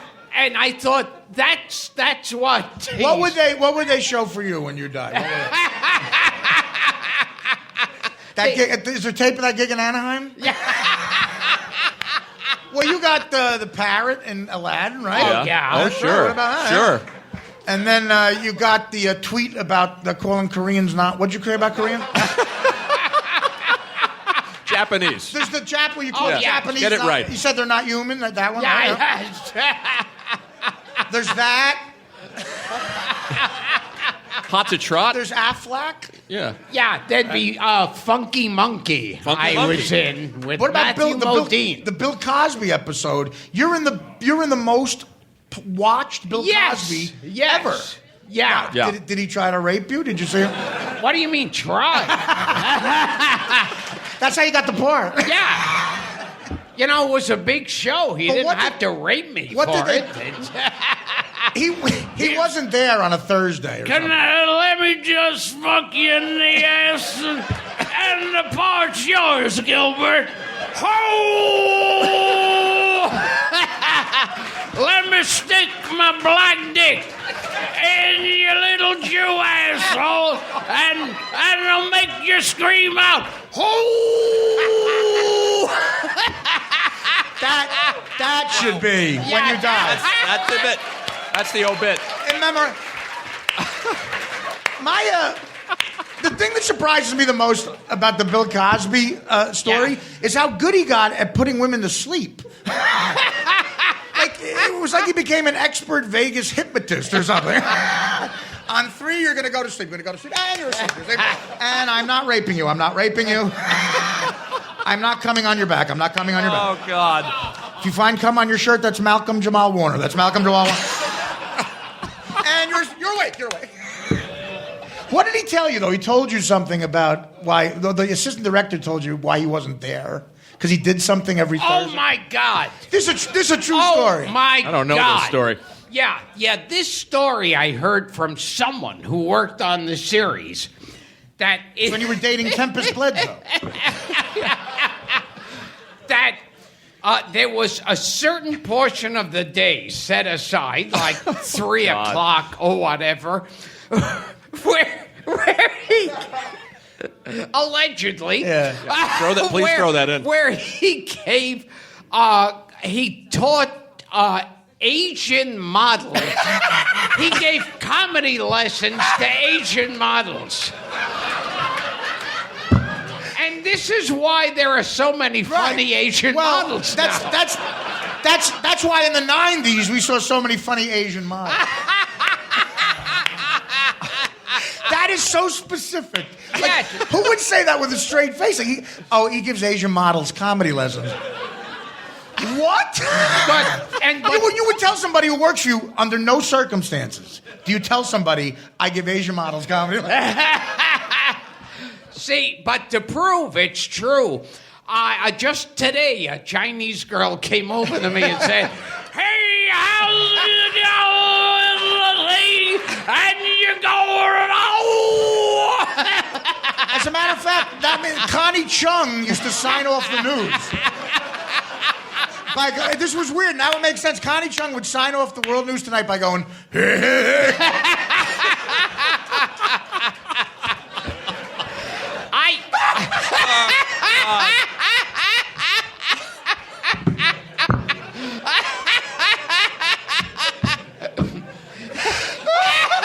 Once again.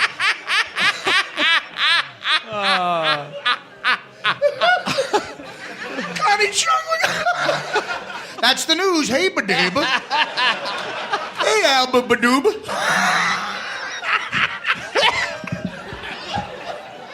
She put a hat on like Rudy. With the eye holes. Oh, yeah, the eye holes hat. Last night, I was fucking Lucy Liu. That's the funniest thing she's ever done. And in the middle of orgasm, she yelled out, "Hey, Zagali, and you go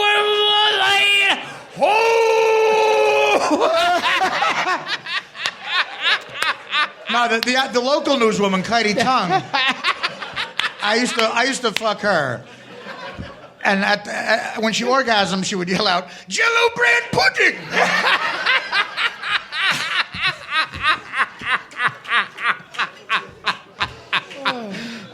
Yeah, the kid on Fat Albert had that mask with the eye. Oh, yes. Connie Chung needed slanted eyes. You mean Mushmouth or the other guy? Wow. Speaking of Asian models, I'm going to do a segue here. I'm glad I'm in shape.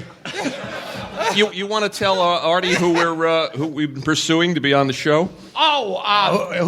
Papillon Susu. She is the girl. Thank you. Thank you. Papillon Susu's mom. Is that the person Steve McQueen played in the movie? No. She was the girl in Full Metal Jacket who went, "Me so horny." Wow, really? No, actually, when it was re-released in the 80s, she said, "Me so horny." Now, Papillon, I've seen you reel. Have you thought about trying that another way? Me so horny. She wrote the biggest hit Two Live Cruise song. Yes, yeah. She's actually not even in show business anymore. Yeah. Somebody tracked her down for us. She's not in show business. Neither is Matthew Modine.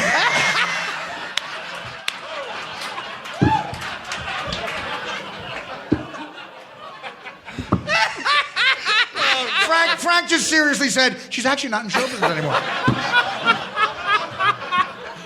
Well, she's a foot doctor living in London. Kid you not.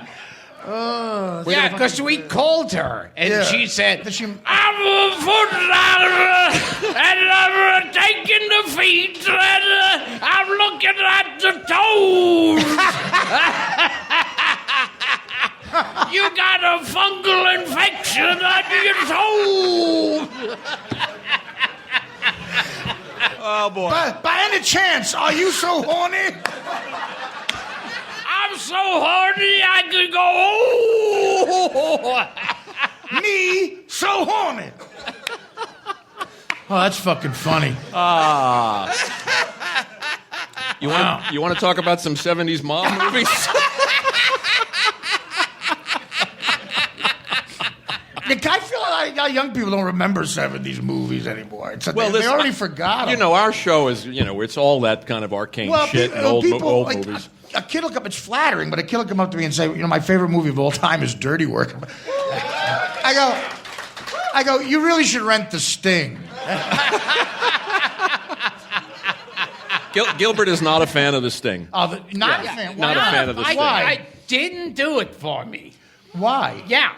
Sorry. Yeah. Sorry, So honestly, it's one of my favorite. The five of you in the audience can leave. Yes. Did you like The Sting too? Yeah.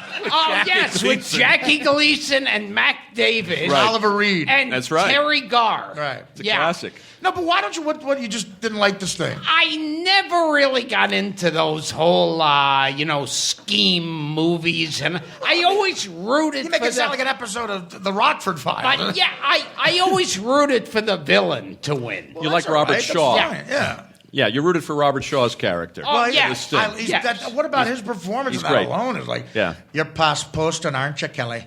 How? Plus, you got all those great character actors in there: Harold Gould and Ray Charles Walston, Arne. and Jack Charles Kehoe. Durning, and Jack Kehoe. Yeah. No, but for Robert Shaw alone in that movie, it's just fucking. You see that guy, Floyd? Take a good look at that face, Floyd. Because if he ever finds out I could be taken by one lousy grifter, I'd have to kill him and everyone else looking in a muscle on my Chicago operation. Pretty good. You follow? Have them taken care of. We got to discourage this sort of thing. Nothing fancy. You follow? Give me the books. No, I do. I enjoy that movie a lot. Well, okay. What? There's no like con movies you like. You don't like any what do you say when you see a scheme movie? You mean a crime movie? What do you mean by a scheme movie? What about House of Games? That's a good con movie. The David Mamet movie. House of Games. That's a good one. I never saw. Who's That's in good. that? Joe Yeah, Mantegna. it's a David Mamet. Oh yeah. I like David Mamet a lot. Yeah, but how old is that movie? 80s. House of Cards. It's about your career. Yeah. House of Games. Oh, no, House of Cards. I'm sorry. That's with I think Sarah Michelle Gellar's in that. I told you that story about what my uncle told me about the show Buffy the Vampire Slayer. Oh, right? yeah.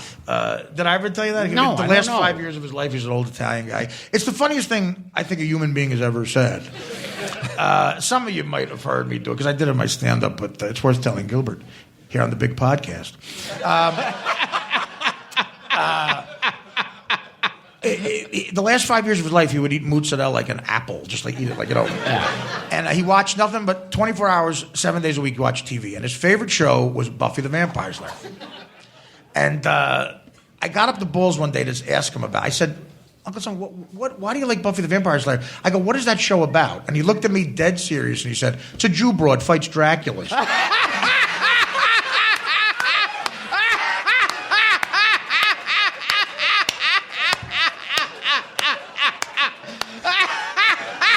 Hilarious. I said, you should write the synopsis and TV guide. Jew broad fights Dracula. But I thought of the research. You got to watch the end to see her name, Sarah Michelle Gellar. Yeah. I figured it's a Jewish name. And he said plural Draculas, plural. It sounds like one of those William Bodine one-shot Jew Broad fights Dracula. Oh, yeah. I laughed for...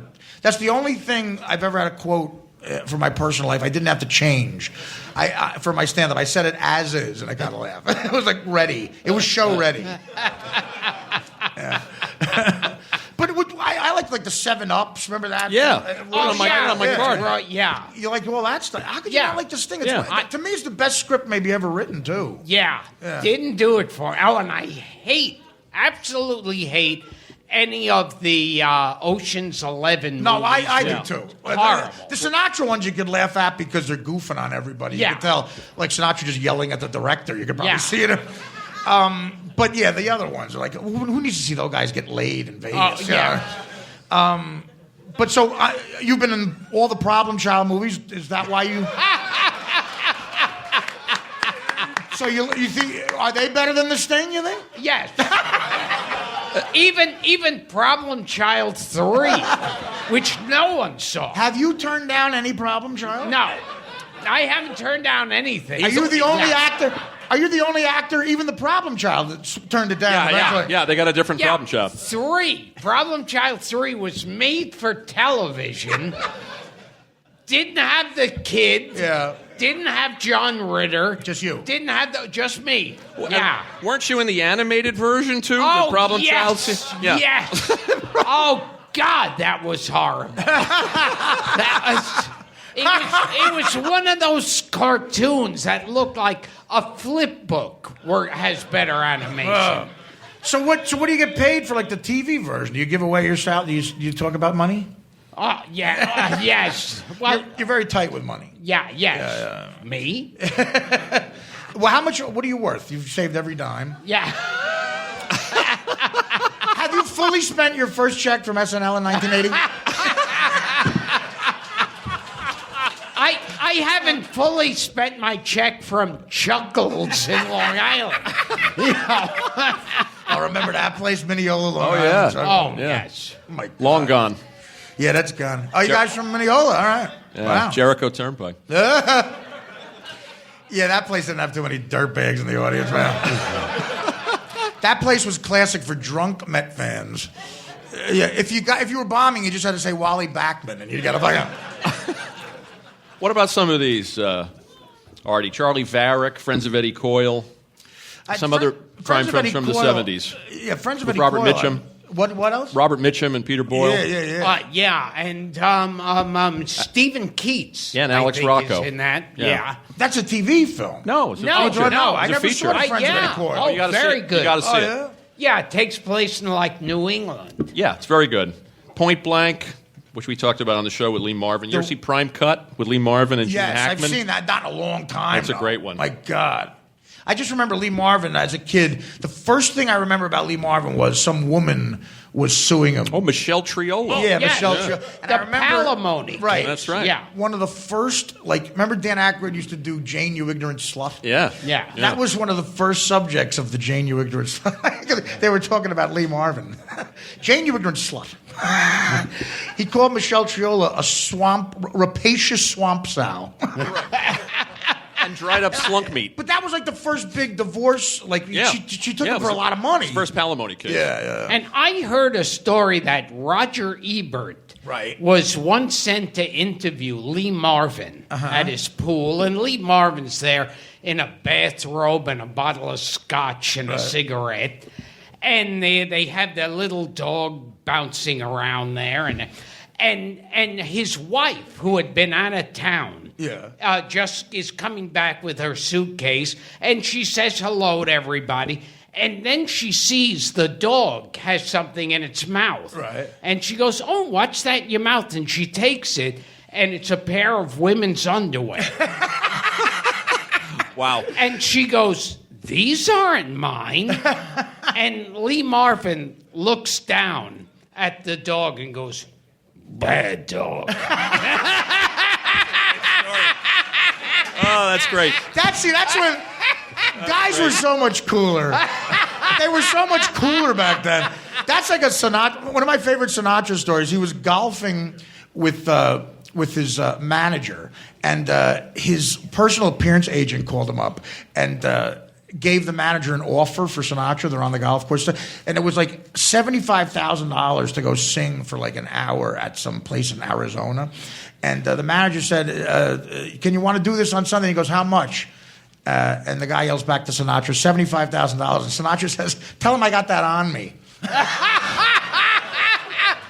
That's great. So you're saying it's not enough? I heard... Bad dog. That's great, isn't it? I heard you talking about Frank Sinatra and Angie Dickinson on one of Artie's episodes. Well, I remember. Was that the one with the driver? Yeah. I once had this woman pick me up at the airport, Right. And we got into a conversation, and she claimed to be the love child of Frank Sinatra and Angie Dickinson. Really? Yeah. Okay. And so she's driving you, so Yeah. so stuff's not going obvious- well. Yeah. She didn't get any of the policewoman Yeah, money. yeah, nothing from strangers in the night. I remember one of the first shows. What was the movie where Angie Dickinson? She's like about 45, but she's in the shower. And she's Dressed to Kill. She's washing her pussy. Yeah, Dressed to Kill. Yeah, De I Palma. remember seeing that, and I've always held a woman up to those standards for washing pussy. She really pays a lot of attention to her. The first U.S. president was washing pussy. Yeah, this is an educational show. What about with the election, Gilbert? Do you do any? Yeah, he's very Do you political. do any? You do any political? He's very political. Current stuff on Yeah. that. He's like Mark Russell. How about that Eisenhower? Well, you're doing a lot of stuff about the war. Oh, yes. Vietnam. I forgot. Yeah. What about Trump? I heard you taped the special. You like Donald Trump, don't you? Because you were on Celebrity Apprentice. Yes. Right. Yeah. And you didn't get the job. No. Dennis Rodman got the job. Surprisingly. You lost out a job to Dennis Rodman. Yeah, well. That's not rebounding a basketball. There's one job Dennis Rodman's qualified for. You've never done political comedy, have you? In No. all the years? No. No. It interferes with the Norman Fell bits. Yes. It's in the way. Well, it's out of the 18 jokes that he does. Yeah, right. But no, you know about Trump. Would you be scared about Trump getting in? I mean, are you registered as a Republican or any child molester? He goes door to door. Those fake teeth ought to be expensive. I'm trying to get arrested before the next election. All right. Well, Let's talk real quick, and then we'll take some questions. Because we talked about old TV with you on the last show. Yeah. And we didn't get, I mean, I know you were into The Odd Couple. I know you were into The Honeymooners. I heard you guys talking about the old Dean Martin roasts. oh yeah, my God, they were great. And Foster Brooks. Right, Don Rickles. And Rickles and Ruth Buzzy. And Every joke they do, I saw Red Fox was getting roasted. Every joke they do would get them thrown out of business. Out of show business today. Oh, yeah. Every single joke was the Right. most offensive racist joke. And it was on Channel 4 at like 8:30. Right. That's right. That's right. I mean, really crazy stuff. Like, what did you say you heard a joke that Rickles did or something about Red Fox? That one I had. What the one bit I remember? Yes. Somebody told me a joke. I think Ed McMahon. I met Ed McMahon. Right. And I asked him if he had any Benny stories. And he said when he was starting out in the business, he got luckily invited to a roast. Of Jack Benny? Of Georgie Jessel. And Jack Benny went up. And so he was already thrilled to be looking at Jack Benny. And Jack Benny goes, you know, George has to fly to Israel tonight. You see, he's got a cunt in Haifa. And he goes, I don't mean a woman. I mean an actual cunt. He wears it for a toupee.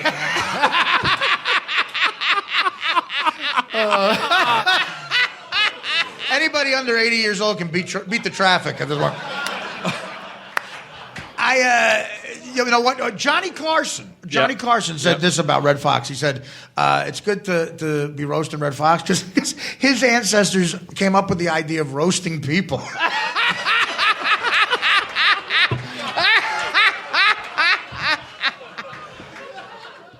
We have George Schlatter coming on the show, the creator of Laugh-In. He's coming on in a couple of weeks and promises to tell some great Red Fox stories. He produced all of those. Yeah, and all produced the Rickles would roast. do would be like a stereotypical black accent. He wouldn't even tell a joke. He also He'd be like, produced... hello there. And remember that TV movie of the Rat Pack? Yeah, with Ray Liotta playing. Oh, yeah. And HBO, Don Cheadle. Right. Don Sammy. Cheadle. Don Cheadle. Is Sam, because he's always funny. Yeah.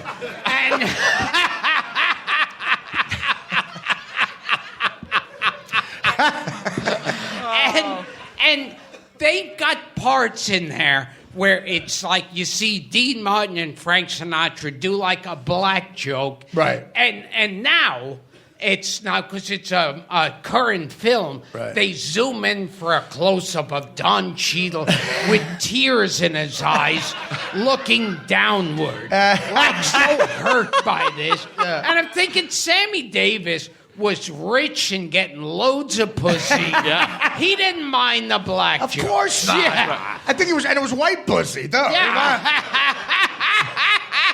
keep the Swedish pussy and the racist jokes coming. I'm fine.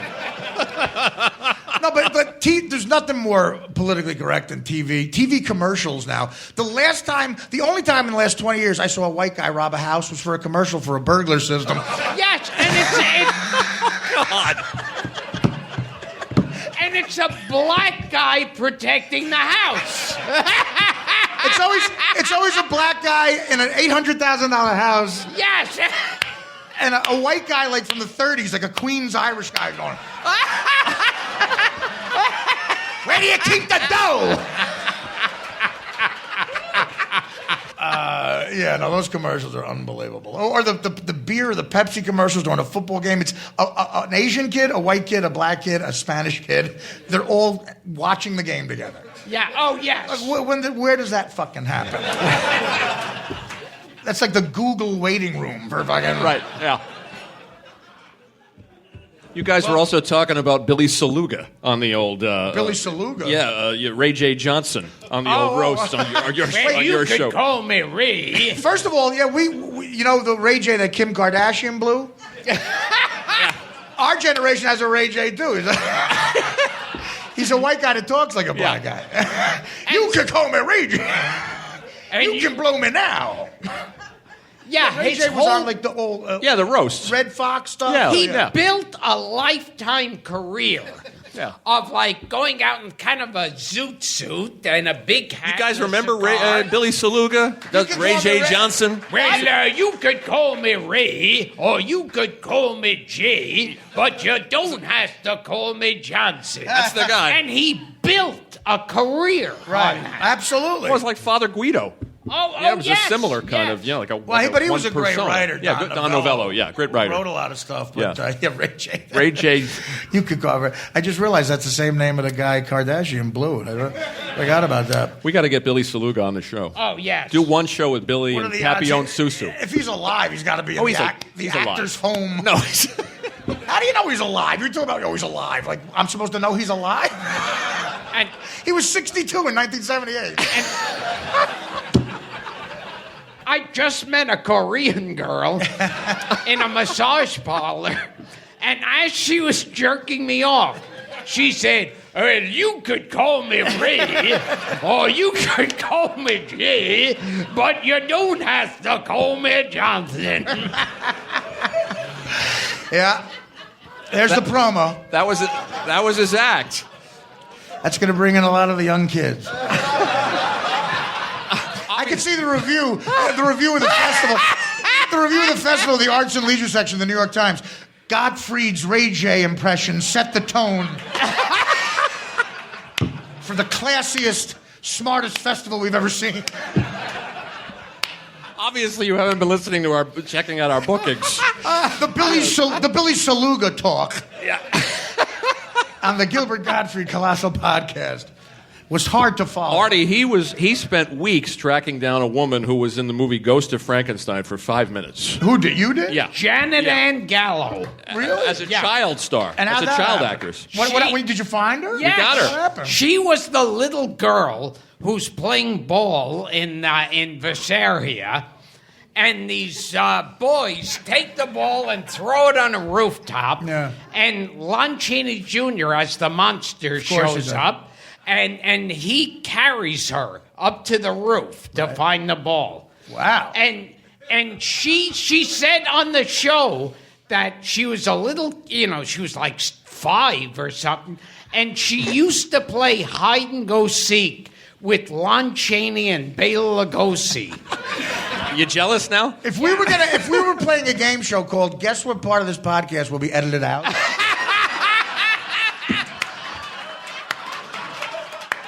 I'd have to go, it's gotta be the Lon Chaney, Bela Lugosi. Anecdote. Oh, God. You're right. We're gonna edit that out, Art. All right, let's take some questions from these people. Anybody about anything? Gentlemen, right there. You T-shirt. want to know, do I know any Asian women? Okay. Do you want to know Yeah. what my website is? Good question. Gilbert Gottfried's Amazing Colossal Podcast on GilbertGottfried.com. Of course. Subscribe to it on iTunes and SideshowNetwork.tv. You can sit down. Yeah. No. what do you got? No, What's the question? Oh, Rochester. Yeah. Yeah. Your wife's going to get a look at the big city, man. I don't know. She ain't going back to Rochester. Gilbert, I was wondering if you could recreate a kind called Gary Dell'Abate about being back on the Stern Show, and if you could do an impression of him when he told you, "Oh, we don't do comedians anymore." Let me just repeat it so the mic yes.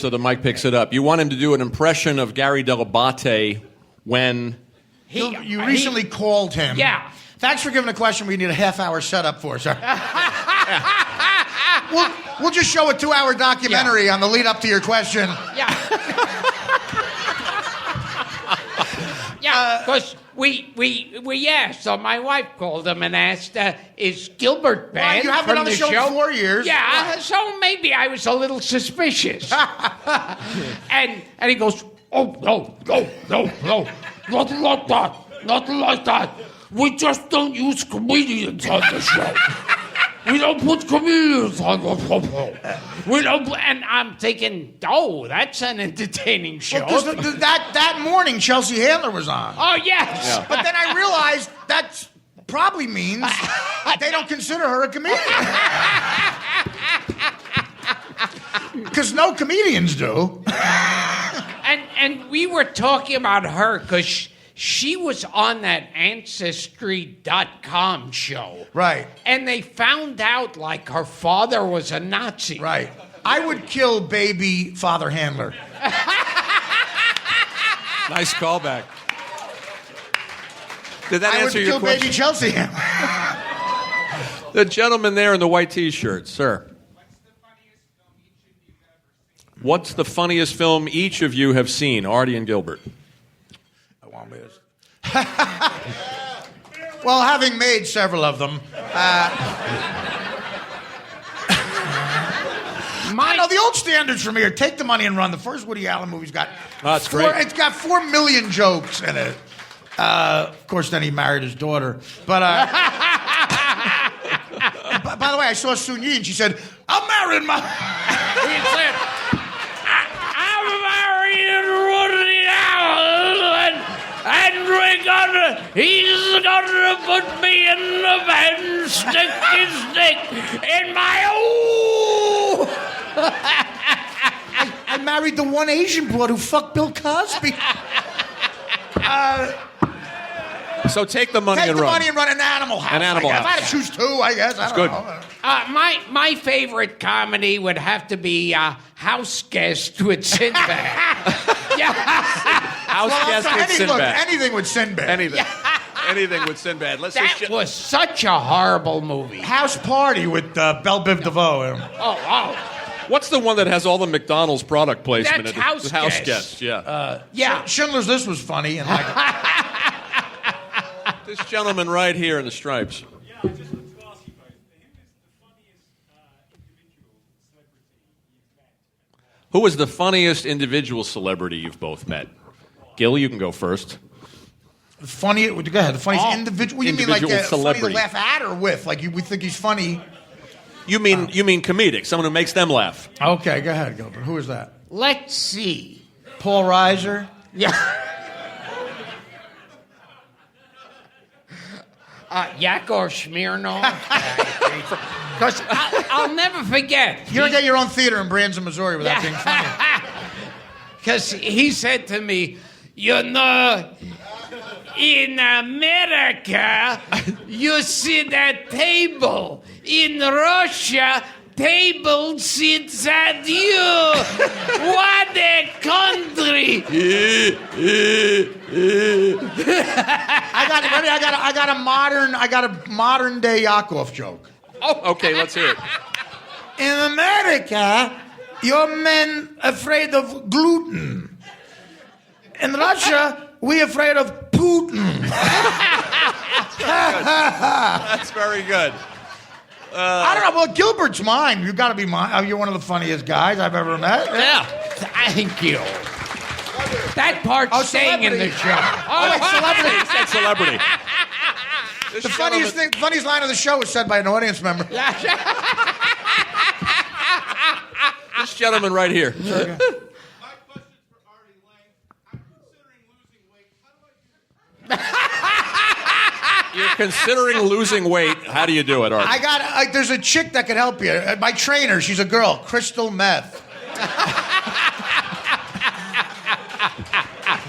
Let's do two more quick ones from other gentlemen standing up there. Wants to ask about Artie's union upbringing, and Artie, what does Jersey mean to you? What Jersey means to me? Well, Jersey's the only town where. I'm sorry. Well, no, I'm from a town, Union. Here's the kind of town Union, New Jersey is. Union is the kind of town dogs walk around afraid they're going to step in human shit. No, it's. My father gets a bad rap, but he was the greatest father ever, and he gave me so much great advice, like how to steal a snowblower. Nah, he was, in 1981 I failed typing, and he was a real visionary. Now everything's based on typing. In 1981 I told him I failed typing, and while he was unloading the sheetrock from his van, he said, "Don't worry, typing is for fags." That's why I've yet to send an email. Let's get two more quick ones. I want to get one from a woman. But we don't have too many women that listen to the show. This lady down right in front. Politics? Oh. Is this where you come for political humor? You think you're at the Daily Show with Trevor Noah? I like my political humor given to by an underwear model.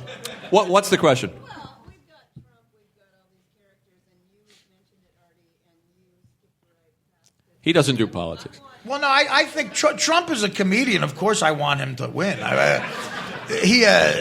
First of all, Ben Carson, there's something wrong with that guy. No one's... The way he talks like... Yeah. He looks like he just ate ice cream that was too cold. Or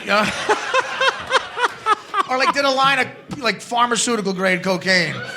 Like, I think ISIS... It looks like he did a line of coke off of cold ice cream. But Trump to me is fascinating because he says he doesn't drink, but he always sounds drunk. I'll build a wall around Mexico. When that chick from Fox News challenged him, he said, "Your pussy's bleeding." But yeah, so I would vote for Trump as a comedian, sure. But again, I'm a felon. Anybody have a question about the podcast or about somebody? Yeah. This gentleman here. His view of Caesar Romero and the Oranges. Well, I don't think Artie necessarily knows the story of Caesar Romero and the Oranges. Caesar Romero and the Oranges. Okay. Gilbert will tell it. Caesar Romero was the Joker on the Batman Correct. TV show, right? Correct. And You die down the dimwits. I didn't want this show to go by without a mention of Caesar Romero. This guy's a plant. Well, this is when a lot of people say to the show, "Bye." Yeah. Caesar Romero, and picture him in the Joker makeup. How else do we picture him? He was gay, even though he was a Latin lover on screen. And he would gather like these boy toys. Allegedly. And allegedly. And then He's not going to sue, Frank. Don't worry. they'd circle him. And he'd pull down his pants and underwear. Right. And these boy toys of his would throw orange wedges at his ass. That's when you've done everything. Yeah. Some people have argued it was tangerine. We know. Well, those people are assholes. We've asked Those people are homophobic assholes. We're sure it was a citrus fruit. That's all we know. Would you have gay sex to get a part in a movie? I'd have gay sex to get out of a couple of your movies.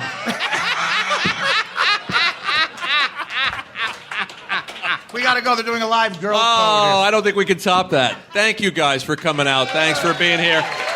Thanks for listening to the show. Thank you, Artie Lange. And it's Thank you. Gilbert Gottfried's amazing colossal podcast with my co-host Frank Santopadre. Thank you. Our guest was Artie Lange. Thank you, Artie. Thank you, Artie.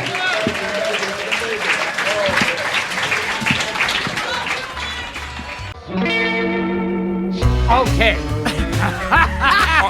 You want some water before we start? I'm all right. Thanks. Okay, man. Yeah, thank you. That's very nice of you. Okay, this. Oh, God. The show hasn't started yet, and we already have two stories that we can't say on the air. there'll be major losses. And they've already become a running gag. Yeah, exactly. Before we turn the mic on. Right. One is one of my favorite stories in the history of show business. Yes. We'll be on the director's cut. Yeah, right. That's fine. And one has to do with a former guest, so I'm not gonna say anything else. The only clue we'll give you, it's not Treat Williams.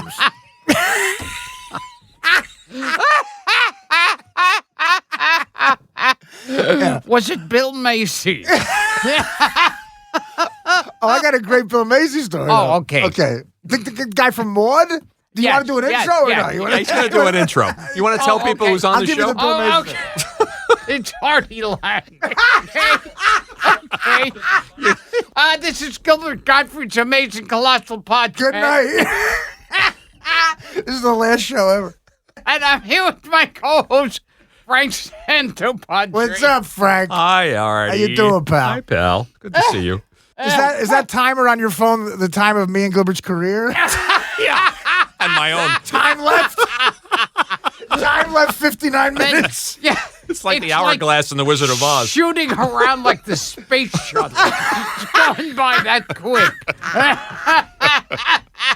It's been a great ride. All right. Okay. Our guest this week is back for visit number 3.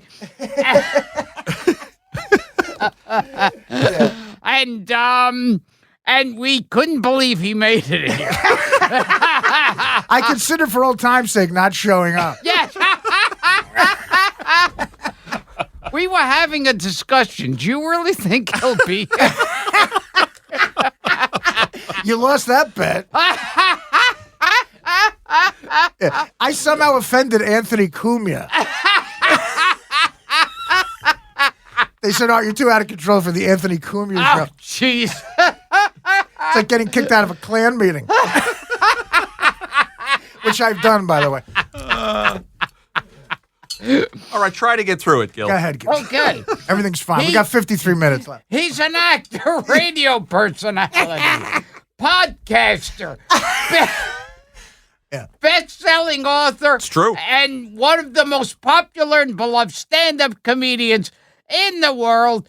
You've seen him in feature films like The Bachelor, Lost and Found, Old School, Elf, and Dirty Work. Yeah. And in TV shows, Mad TV. What's the show you're doing when you shit in your bed? That way, yeah, when I was a pig, I dressed like a pig. I have a pig nose now, ironically enough. But I was dressed like in a sketch called Babe Watch. Yes. I was Babe the pig in Baywatch. And I was dressed like a pig, and I did cocaine through the pig nose and shit my bed at a motel. We like to tuck that story right in the middle of the intro. Now, I Alan King has a similar story. I believe he does. Mayor Whittingham.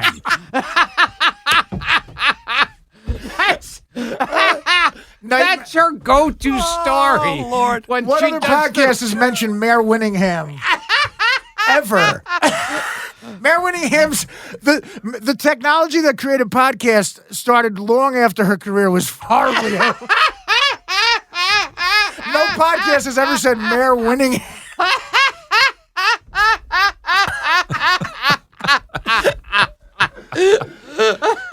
It's right up there with Joe Franklin. We had him here, believe it or Oh, not. that's fantastic. Now, I think we killed him. I fantastic. spoke to what was it? What's his name? Orlando Jones. Yeah, Orlando Jones. Orlando Jones. Good guy. Yeah. And he said he was in the hotel room. with Well, no, you. that was in Vegas. So you I shit my bed. I got You a hooker, shit- and a hooker. A hooker literally fucked the shit out of me. This hooker was on top. I got a hooker. I'm sorry, Frank. That's all right. Speaking of Mayor Whittingham, There's a all segue. you St. Elmo's Fire fans. So no, I got this whore who was like kind of overweight. And she was on top, and she kept riding me, and I had all this cocaine and Mexican food, and which is a great combination if you want to get lightheaded. And so she was riding me, and I shit myself while she was riding me. She said, "That's an extra $50."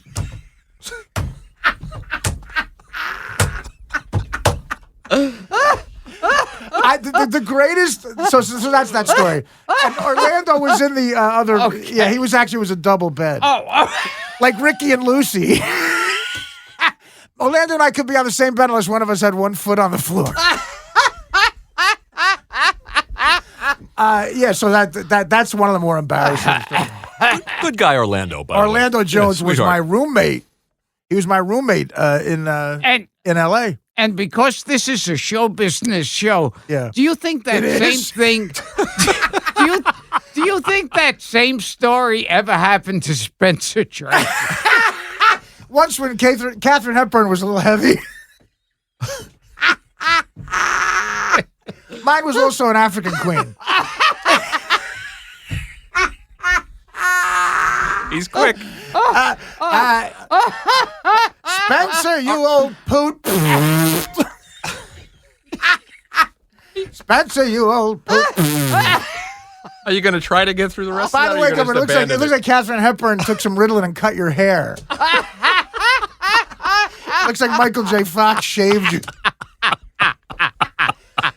That's a Chinatown special. Spencer, did you have some cocaine in a burrito? He walks miles to get that haircut, Artie.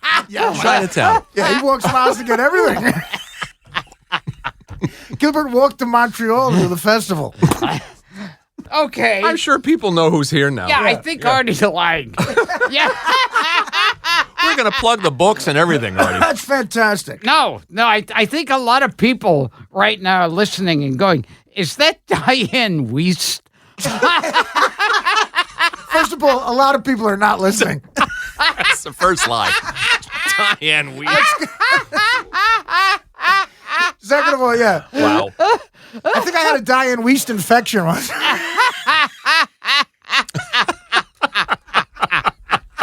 I've got a Wiest infection.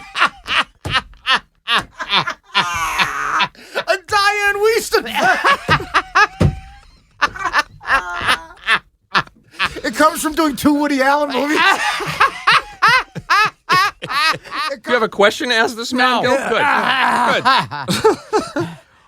Welcome back, Artie. Thank you. That was a great introduction. That he didn't get through. I immediately want to trademark the term Diane Wiest infection. This was part of your intro. Welcome back to the show. A man who has a small child who has a small child was tossed into Frankie Valli's dressing room. That's right. Artie Lange. That's right. My father. We were it was when Frankie Valli's career was in the shitter, and much like mine and Gilbert's. It was when his clock was ticking. And we were in Wildwood, New Jersey, 1969. I was 2 years old. My father found out that he was in the same hotel as us and threw one of my toys in an open hotel room that was his. And he walks in, he sees Frankie Valli, has me like singing Sherry to me on the sink, shaving, which was, It's a sweet story. Absolutely. Because your parents were trying to get Frankie Valli tickets. Yeah. And it's in the book. It's in the first book. They had book. dinner with him and everything. Yeah. The picture with me, Frankie Valli. Yeah, the picture's great. Yeah. Did Frankie Valli ever shit in the Big girls don't shit. And when it was coming out, did he go, I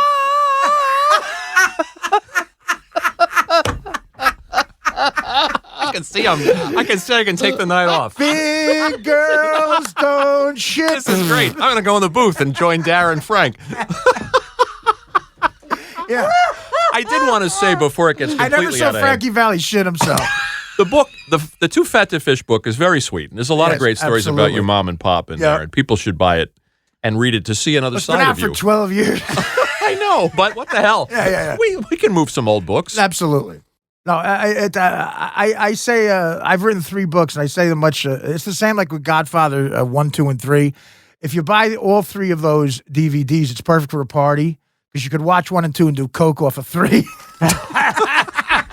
You could say the same for my books. There's also the great bank teller story in that first book. I got arrested for attempted bank robbery when I was 17, which is a rite of passage when you're Italian in North Jersey. Yeah, sir, give me the money, sir. Well, it was from a Woody Allen from Take the Money and Run. I was trying to be funny. Oh, yeah. It says you have a gub. Now that's gun. Apt natural. I wrote a note to a teller who was cute, and she pressed the silent alarm. The cops came. It's a good story. Yeah, I got arrested for attempted bank robbery. And didn't you think in the story you said that? You said, I have a gun, put the money in the bag. Yeah. And then you sign your name. I signed my name. It said, thank you for your cooperation, Artie Lange Jr. I don't want them to think it was my dad.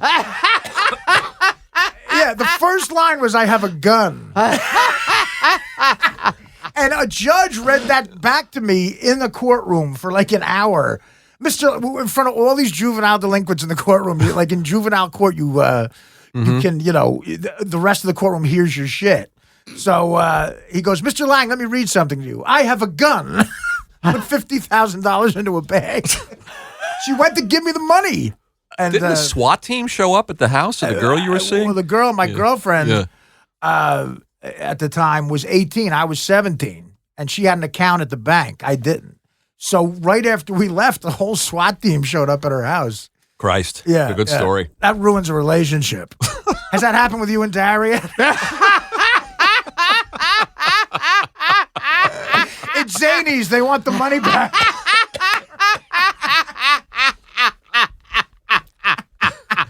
Mammy. Yeah. It's an old book, but full of good stories. Absolutely. Yeah. Too fat to fish. Absolutely. We'll plug it. Thank you very much. Of course. I like a guest who brings his own notes, Artie. Well, no, I had a couple of jokes that I wanted to share with Gilbert because these aren't really jokes. They're just things I got. Like he had a lot of Twitter outrage in his life. Yeah. So I wanted to share some of my Twitter outrage. Oh, great. Okay, you know the show Mixed-ish? Yeah, sure. Okay, it's about a biracial family. I pitched a show. This got me a death threat on Twitter. I pitched a show about a biracial brain dead family called Mixed Vegetables.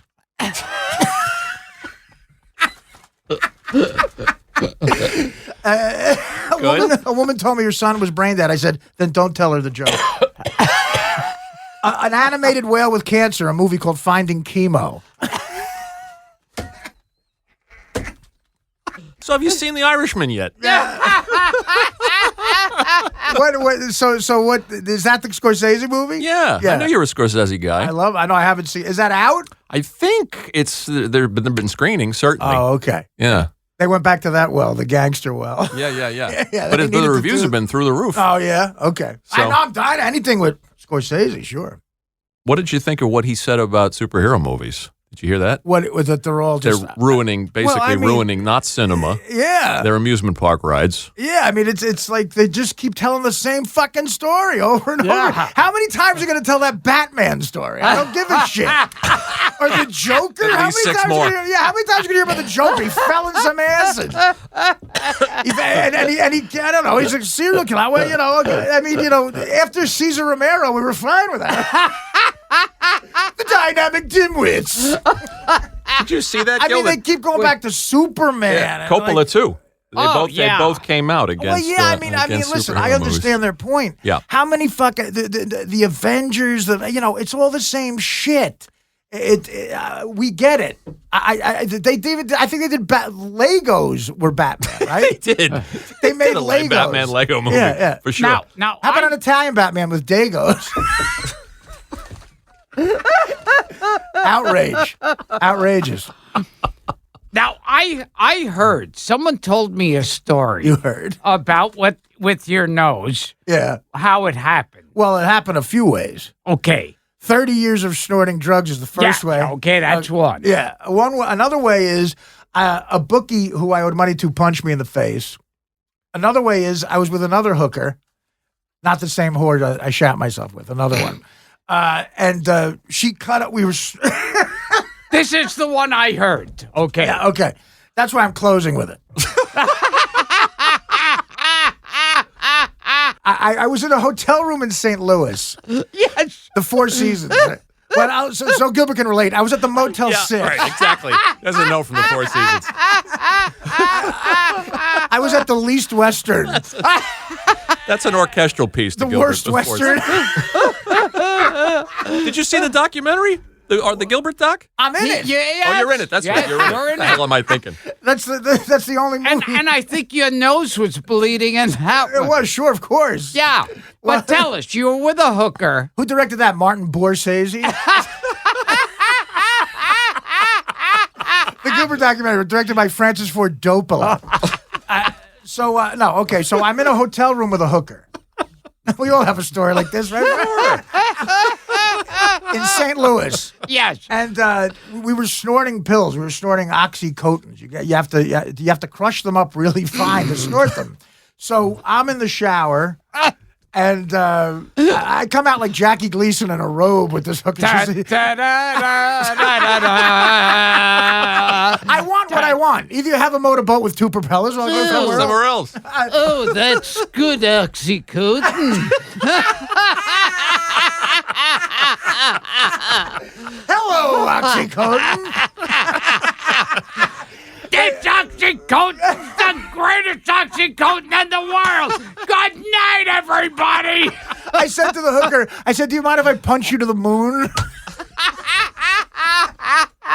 Do you mind if I hit you so hard you'll go to the moon? What are you talking about? So she crushes up the pills, but we ordered room service. And she had a salt shaker she was trying to crush the pills up with, and her not being Einstein. She wasn't Alberta Einstein. She broke the glass salt shaker, and a lot of the glass got into the powder. And she could have worked in a refinery. She made it really fine. She cut these lines up, and then she got called down to the front desk because I bought her a fur coat. It's such a long story. And then I came out, and like Jackie Gleason in my robe, I'm like, whoa, look out! Some men are gonna snort some oxys. Clear the field. Nice. Yeah, look out! Some men are gonna snort some connection. drugs. And I snorted the line, and it was like a zipper went up my nose. And my nose started to bleed. I had a show that night, and I had to cancel it, and I had to go to the hospital. So you snorted glass and salt. And oxycodone. The oxycodone was the only good thing. Yeah, no, because that you the snort- oxycodone is so good. And this is where oxycodone gets a bad rap, and heroin. It's so good that it canceled out the other 2 things. Now I want to try. Wow. Well, you should. Yeah. You'll be broke in a year. All that parrot money will be gone. Affleck, bye. Artie, I'm going to make you toss in some of these great movie quotes you've been doing on Twitter. And since you brought up Gleason, Right. do you know the Smokey and the Bandit one by heart? Yeah, I think I could do the Smokey and the Bandit. Okay. These are great. They're on Okay, Artie's this is Twitter feed. Burt Reynolds talking to Jackie Gleason at a bar. You chasing somebody? Someone chasing you, Sheriff? Ain't nobody chasing me, boy. What you chasing after, a bank robber? Bank robbing? Bank robbing's baby puke compared to what this dude's been doing. Nearly killed 700 officers of law, knocking over mailboxes, driving through backyards, got a broad in the car, that's kidnapping, driving over a state line, that's a man act. I don't think he's got a license. How's that for high digs? Nice. Nobody makes a possum's peck out of Sheriff Buford except for shut your ass. My favorite though is when he doesn't. He's talking to the one sheriff on the CB radio, and he doesn't realize it's a black guy. So he finally sees the sheriff, and he walks up to him and he goes, "Hey boy, run and fetch Miss Sheriff Branford." I am Sheriff Branford. Oh, you sounded a lot taller on the radio. And then he looks at his son and goes, "What's the goddamn world coming to?"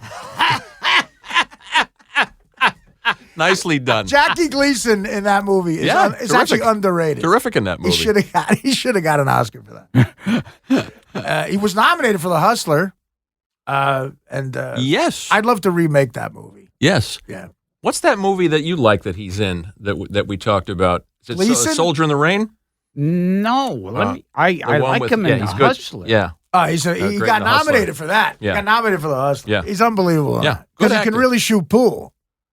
Good straight actor. And I like just that one line of play pool fast, Eddie. Yeah. I am playing pool, Fats. When I'm done, you can play.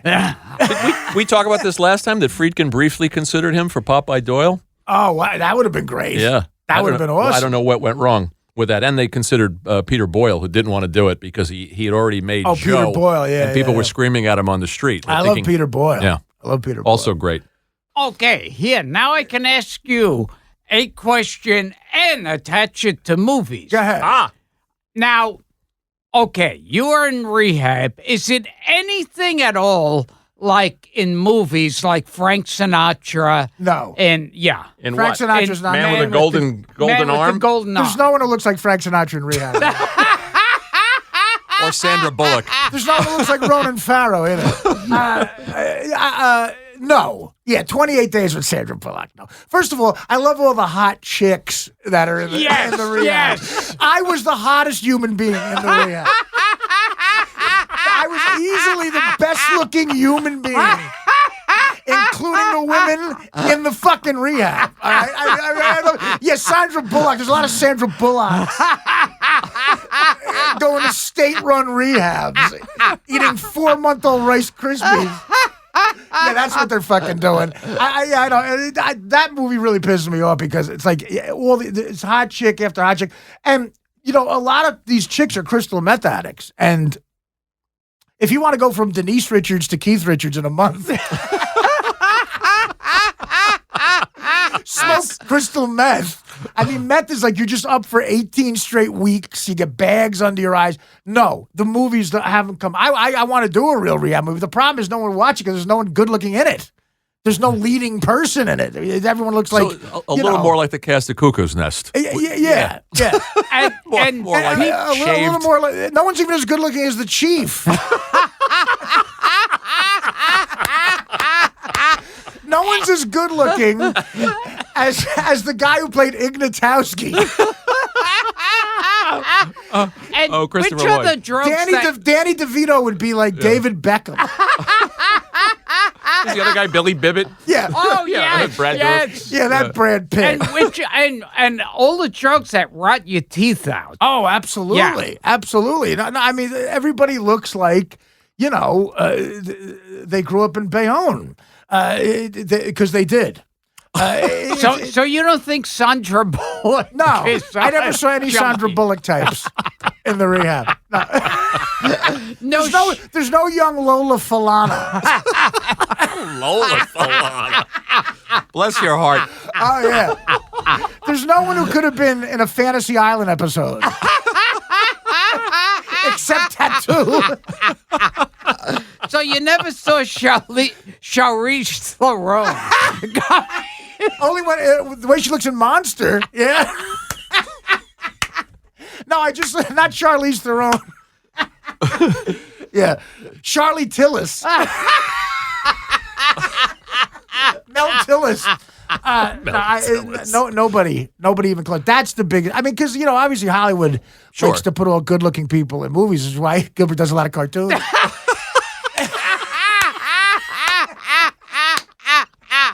See you laughing, Dara. Hey Gilbert, can you be in this movie? No, if we're gonna make it. Gilbert's the only one available. Let's make it a cartoon.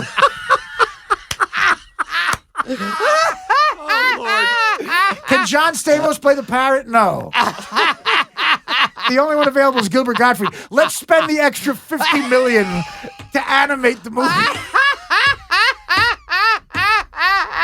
With the money we're saving, not getting a huge movie star. With the money we're saving on Gilbert's cab fare. Oh, my God. Let's animate the movie. How about The Quiet Man for lines of Let's have a little. Come on. I know you take requests on Twitter.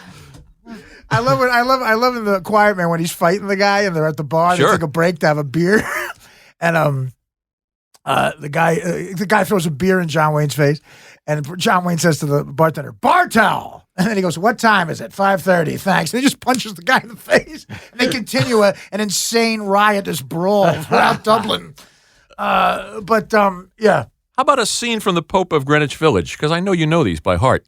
Okay. This is one of my favorite exchanges. This is Eric Roberts, not Julia.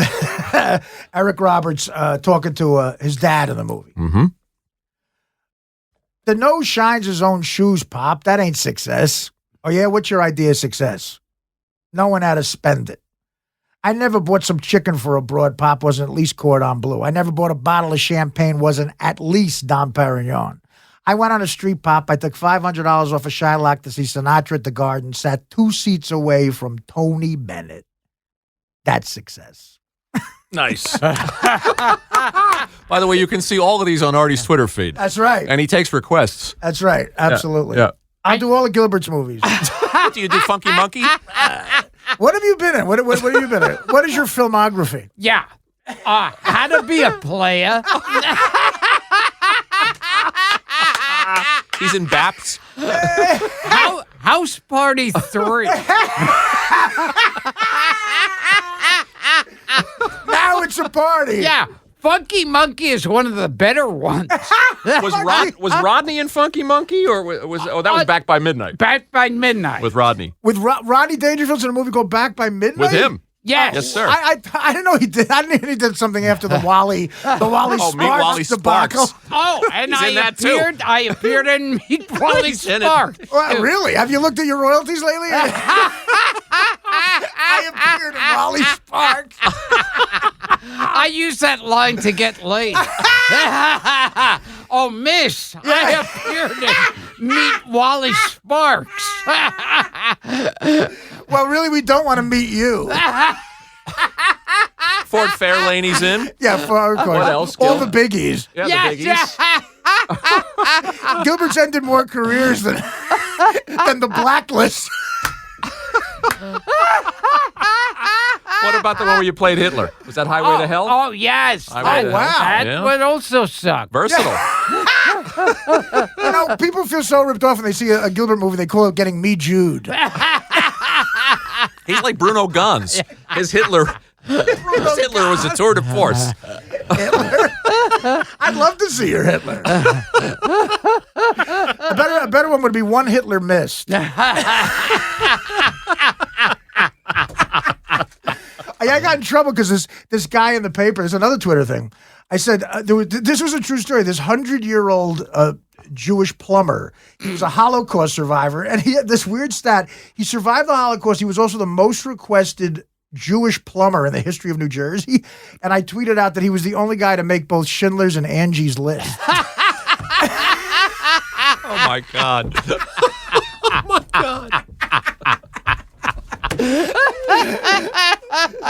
Those are two biggies. That's a hip joke. Those are two biggies. Those are two big lists. So tell us about your triumphant return to stand-up. We were talking about you've been getting some good reviews. Yeah. It started in Albany, and it's ending here. This is it, huh? I went back. Yeah, but listen, much the way Ray Romano writes new jokes about having children, and Gilbert doesn't.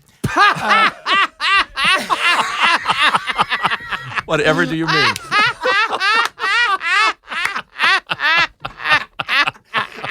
Much the way a comedian writes new jokes and Gilbert doesn't.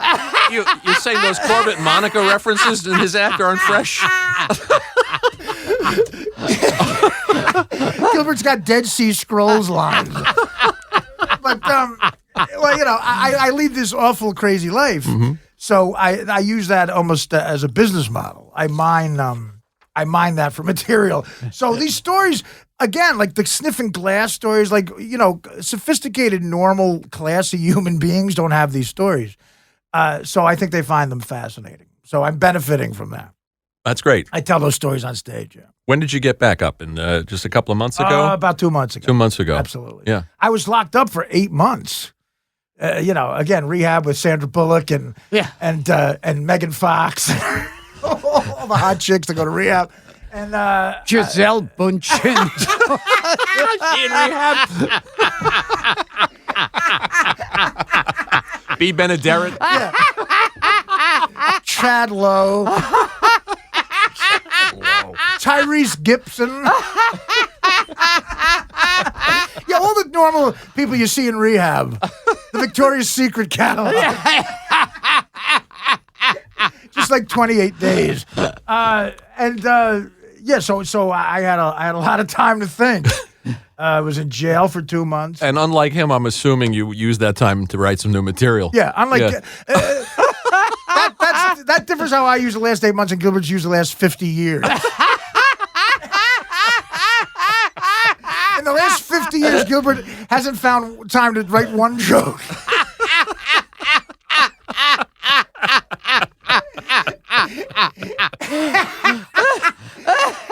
He wonders why I'll Never Walk Alone doesn't kill at the end of it. Now, wait a minute. The Amish material's fairly new, right, Gil? Oh, that's right. That's about like 4 years old. Yeah, unlike the Amish, that's fairly new. Now, getting back to Men with the Golden Arm. What a reference. What about when he's rolling around and The withdrawals. Yeah, That's real. that's real. But again, you don't look like Frank Sinatra when you do it. No, it's terrible. The thing about heroin, which is, why I strongly don't recommend it for you young people, is it's different than any other drug, opioids, because you need it every 8 hours. Like, in other words, if you become a heroin addict and it gets physically inside your system, you need more heroin. Like, you need oxygen every 8 hours. So you go into these horrible withdrawals that makes you do desperate things, like, blow a midget under a bridge in Pittsburgh or accidentally snort glass. But so tell us about the time you blew Hervé villages. Artie, suck my dick, Artie. Oh, I give you all the cocaine you want. Oh. That sounds exactly like my dealer. That sounds exactly like my dealer in Washington Heights. Oh, give me some Folatio.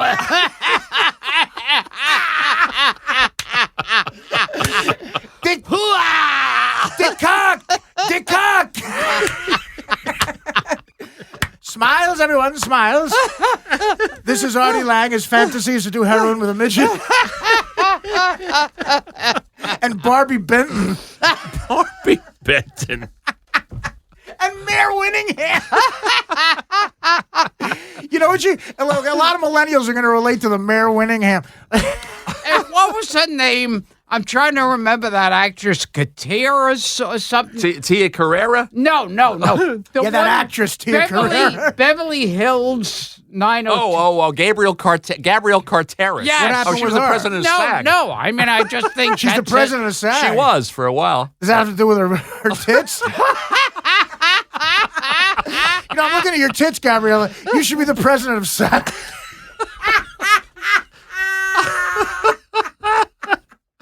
Wow. Here's what you're hearing in a bunch of vegan restaurants as soon as they put Gilbert's podcast. Mayor Winningham, click. Artie Lange's here. Mayor Winningham, click. We'll pass on that one. So Bill Macy, you had Bill Macy on, the guy from Maud. Okay. Twice. He just died at 97. Wow. Yeah. Wow. All right. Had a long run. I did. And I think it was drugs. Yeah, right. Jared Tall. I did the sitcom with Norm Macdonald for 2 years on ABC, The Norm Show, and he was a guest star. So Nikki Cox was on the show, okay, with big tits. Her name Yes. Her name is Nikki Cox. Okay. So we're at the network read-through. Like, there's network people there, writers and shit like that, producers. And, Bill was a loud guy. And Nikki Cox walks up to him and hugs him and says, "Hi, my name is Nikki Cox." And he looks right at her tits and goes, "Really? I'm Bill Pussy." That's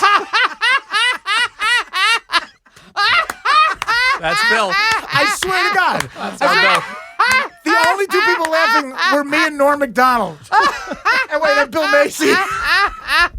Nikki almost started to cry. He goes, "Hi, I'm Nikki Cox. I'm Bill Pussy." That's the true story. So he had to write her a letter of apology, and he's the first Me Too victim, and he had to send her flowers. Wow. I'm Bill Pussy. She comes and she had enormous tits. I'm Nikki Cox. Fantastic. Yeah. We will return to Gilbert Gottfried's amazing colossal podcast, but first, a word from our sponsor. Spring break isn't what it used to be. It's better. This spring, stay 3 nights and get a $50 Best Western gift card. Life's a trip. Make the most of it at Best Western. Visit bestwestern.com for complete terms and conditions. Investing is all about the future. So, what do you think's going to happen? Bitcoin is sort of inevitable at this point. I think it would come down to precious metals. I hope we don't go cashless. I would say land is a safe investment. Technology companies, solar energy. Robotic pollinators might be a thing. A wrestler to face a robot? They'll have to happen. So, whatever you think is going to happen in the future, you can invest in it at Wealthsimple. Start now at wealthsimple.com. All right, we're going to make you do another one of these. Go ahead. This one is one of your... Another Mexican midget? Another Parisian dwarf? This was on your Twitter page, on your Twitter. This is you and Will in Elf. Oh, yeah, okay. This is Will Ferrell talking to me as the Santa Claus in Elf. You're not Santa. You're a fake.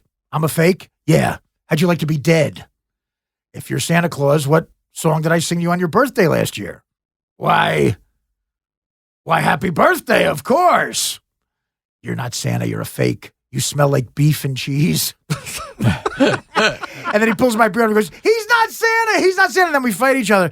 That scene was the most fun to shoot because me and him got to destroy the toy toy department of a store. And it was one take. So we just got to throw shit at each other. It was fantastic. Did you get to spend any time with Con making that movie? Yeah, okay. Here's my James Caan story. Okay. Okay. At the premiere for Elf. Because you're the world's biggest Godfather fan. Yeah, absolutely. At the premiere for Elf, I'm talking to James Caan.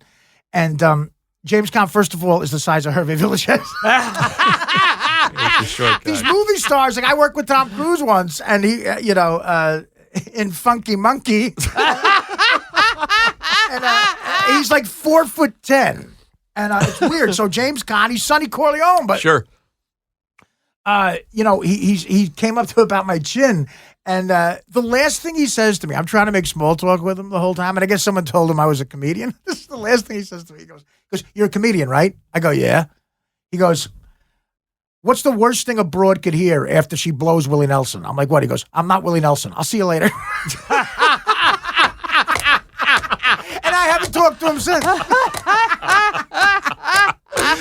What's the worst thing a broad could hear after she blows Willie Nelson? I go, "I'm not Willie Nelson." And he walked away. He did not disappoint. But Sonny Corleone telling that joke is fantastic. Also, Scott Conn told me the same joke. I just remembered another part from Pope of Greenwich Village that I love. Oh, no, there's a lot of great ones. It's oh, yeah. You gotta slap him around a little. I mean, not like somebody from the other side. But, when they embarrass you, you put your coat on, you don't say goodnight to no one. By the way, the they in that is women. Yeah. When they embarrass you. We got to get Eric Roberts on here. Oh, absolutely. He's a great storyteller. Yeah, absolutely. Yeah. Julia's morphing into Eric. Maybe you can get it. Oh, my God. She's transgendering. See, it's another movie of the many movies where people look way too good. Yeah. And this was a Scorsese film. Yeah, it's a big problem. And that is... What, Shutter Island? No. In Gangs of New York. Did anybody back then look like Cameron Diaz? Or Leonardo DiCaprio? And Well, first of all, I can't. When Leonardo DiCaprio does an accent, I can't even look at the screen. I can't. Oh, she stole your timepiece. What's happened to the earnings? He took me Lucky Charms.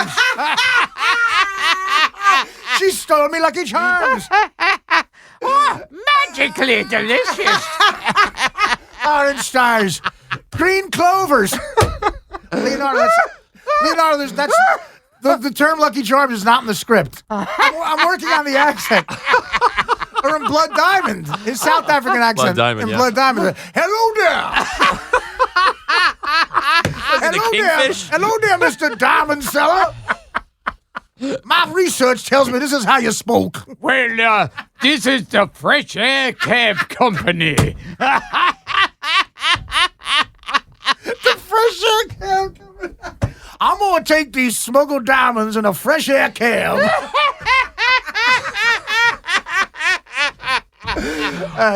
Wow. But no, again, Scorsese, I think couldn't get the movies made that he wanted to get made. So, and DiCaprio did a smart thing. He wanted good reviews, after being a recurring role on Growing Pains, and becomes this huge star. So Scorsese needed him to get the movies made. But yeah, I'm sure Scorsese would have rather had, I don't really buy him as Howard Hughes either. No. And Beatty had nursed that for years. He was trying to get a Howard Hughes project off the ground. Oh, really? Ned Beatty? Or Warren Ned Beatty. He wound up. Ned Beatty. He wound up late in life. He played him a couple of years ago. Yeah. Also, or J. Edgar Hoover. Another one. Oh, yes. Well, that was Eastwood, Yeah. Eastwood directed that. But again, if DiCaprio wants to do it, and even the makeup, the pig makeup I had on Mad TV was better than the J. Edgar Hoover makeup. The makeup on, what's his name? Arm & Hammer was the other guy. Yeah. The The guy he fucks. Yeah. That looked like Night of the Living Dead. I can't, again, like Brokeback Mountain to me should have a warning on it. 30 minutes in, two guys fuck in a tent. I mean, it's just out of nowhere. Like it starts out like that's a lawsuit. Like you have a lawsuit. It starts out like a regular Western, like they're lassoing shit. Yeah, it's like High Noon. Yeah, it's like High Noon. It's like Unforgiven. Like they're lassoing bulls and shit. And they say, hey, this is this is John movie. Wayne Robert Mitchum. This is a man's movie, and then out right of nowhere, and then you're like 30 minutes in, you're like, where's the hot chick that they fuck? Like there's always a hot chick they fuck. And where's Renee Zellweger? And then two hot chicks come in and they don't fuck them at all. They're never fucking them. And then one night it's a little rainy out. That's all it takes. That's all it takes. But to me, the crazy thing about that movie is, and then all of a sudden, like Jake Gyllenhaal goes in the tent and they just start fucking like crazy. Heath Ledger turns over Jake Gyllenhaal and starts fucking him. But the crazy thing is, what are the odds that the other cowboy would be gay? Like he doesn't even ask him; he just starts fucking him. Like, what are the odds the other cowboy is also a homosexual? In 1961 Wyoming. You happen, Randy Quaid hires you. Yeah, the hairdressers was straight. Exactly. Like, who in the fuck? It's like as if John Wayne and Robert Mitchum just started blowing each other. Get over here, Pilgrim. I mean, that's like I was scarred for life after that. That's the genesis of this podcast, actually. A rainy night in a tent. Yeah. Right, Gil? It would be as if Aladdin and the parrot just started fucking. How would that sound, Gil? On the subject of The Godfather, you want to say anything about Robert Evans passing away? Oh, wow. Well, there's going to be a lot more blow in the world.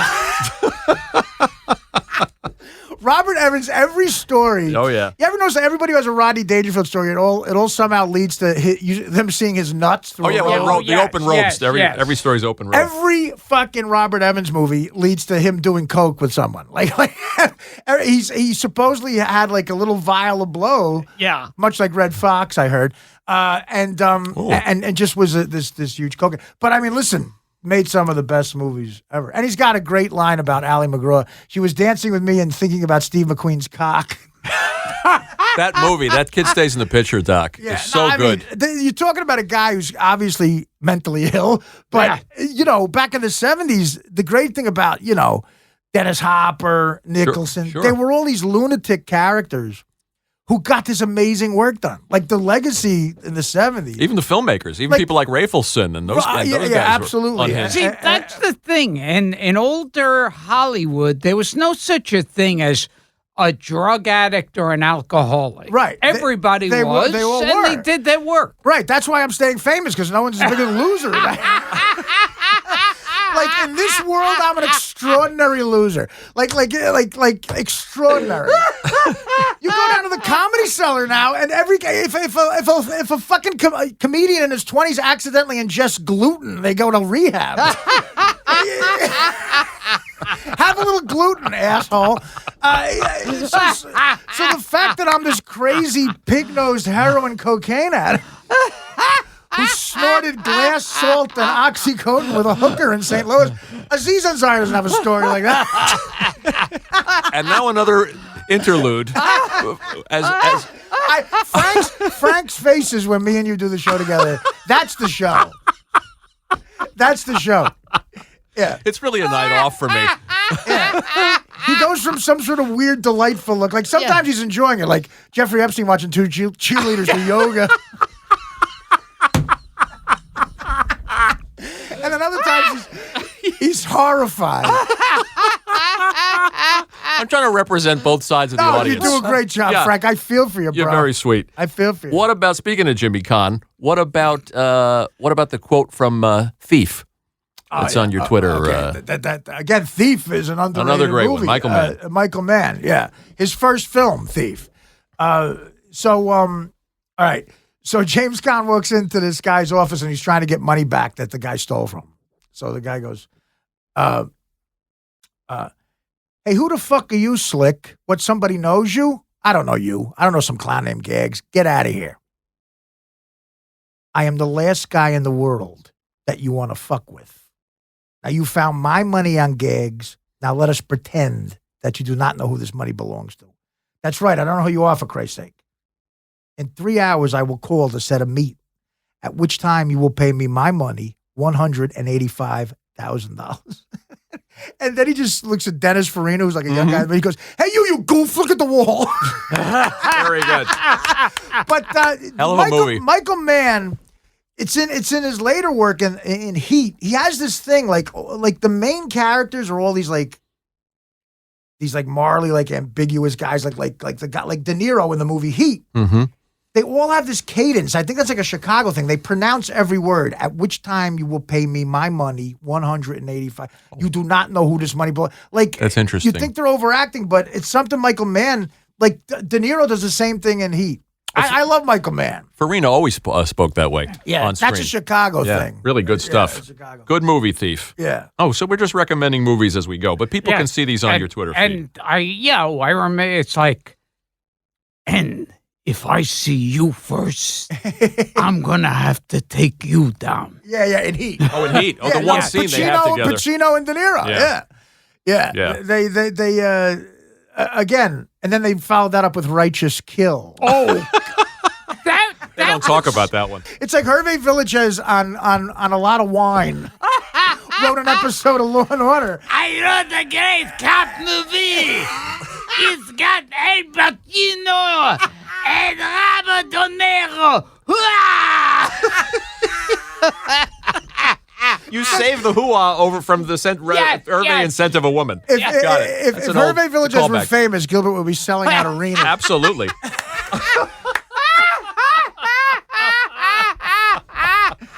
I learned some Spanish buying cocaine in the Bronx for 10 years. It's a fun way to learn another language, but it's a bit pricey. All right, here's a wild card, Artie. Yeah. What do you know about Mr. Belvedere sitting on his own balls? Oh, that's a great one. I was there. When I he didn't see him sit on his balls. I was doing a guest spot on some TV show in some studio. Right. And there was an announcement. We were the first ones to know that Mr. Belvedere. Why did they announce it? I don't think they formally. Attention! Mr. Belvedere has sat on his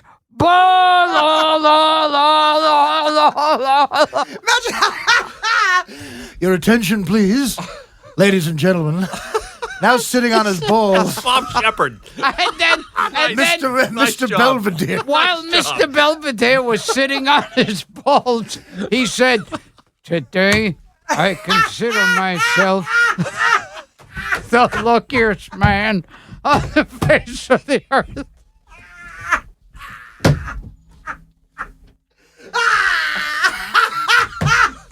The Iron Horse.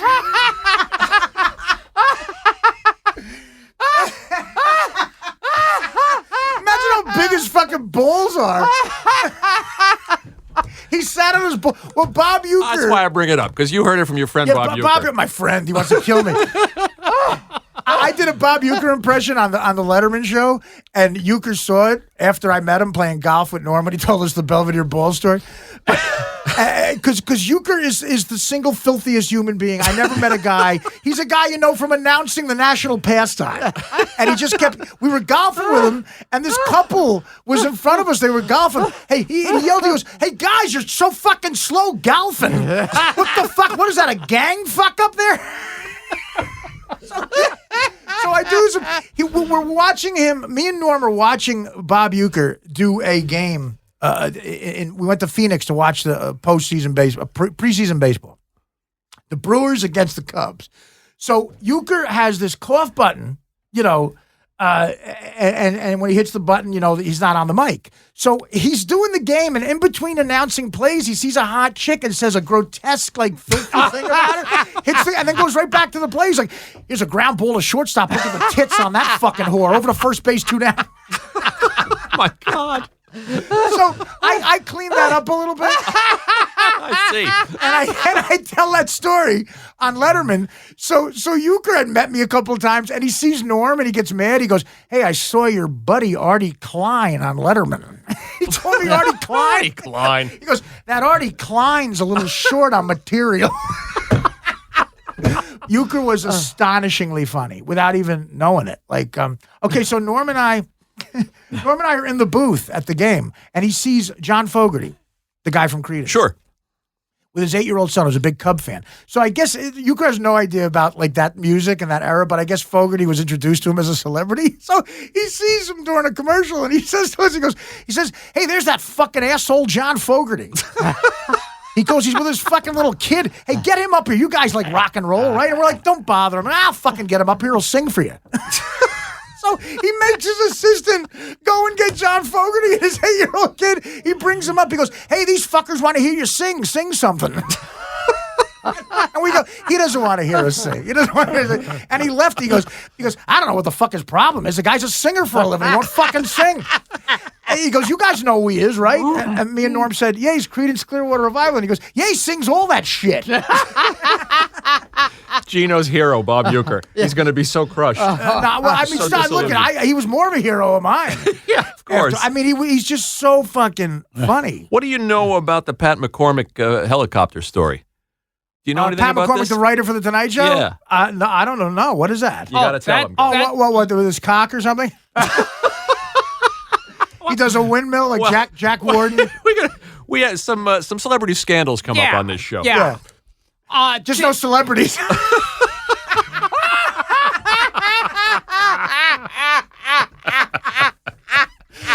Some celebrity scandals come on the show. No celebrity. Go ahead. So what happened? Any Pat McCormick reference, like at the young kids. Yeah. Well, Pat McCormick. It's going back to Smokey and the Bandit. Okay, go ahead. What is it? Oh, no. Well, that's Smokey and the Bandit 2. Pat McCormick's in that. Yeah. Him and Paul Williams. Paul Williams. Paul Williams, right. One day we find it, the rainbow connection, the lover, the dreamer, and me. All of us under its spell, we know that it couldn't be magic.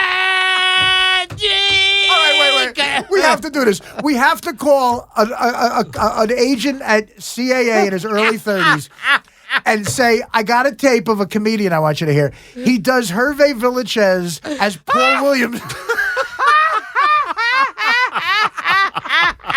And see how fast he fucking hangs the phone up.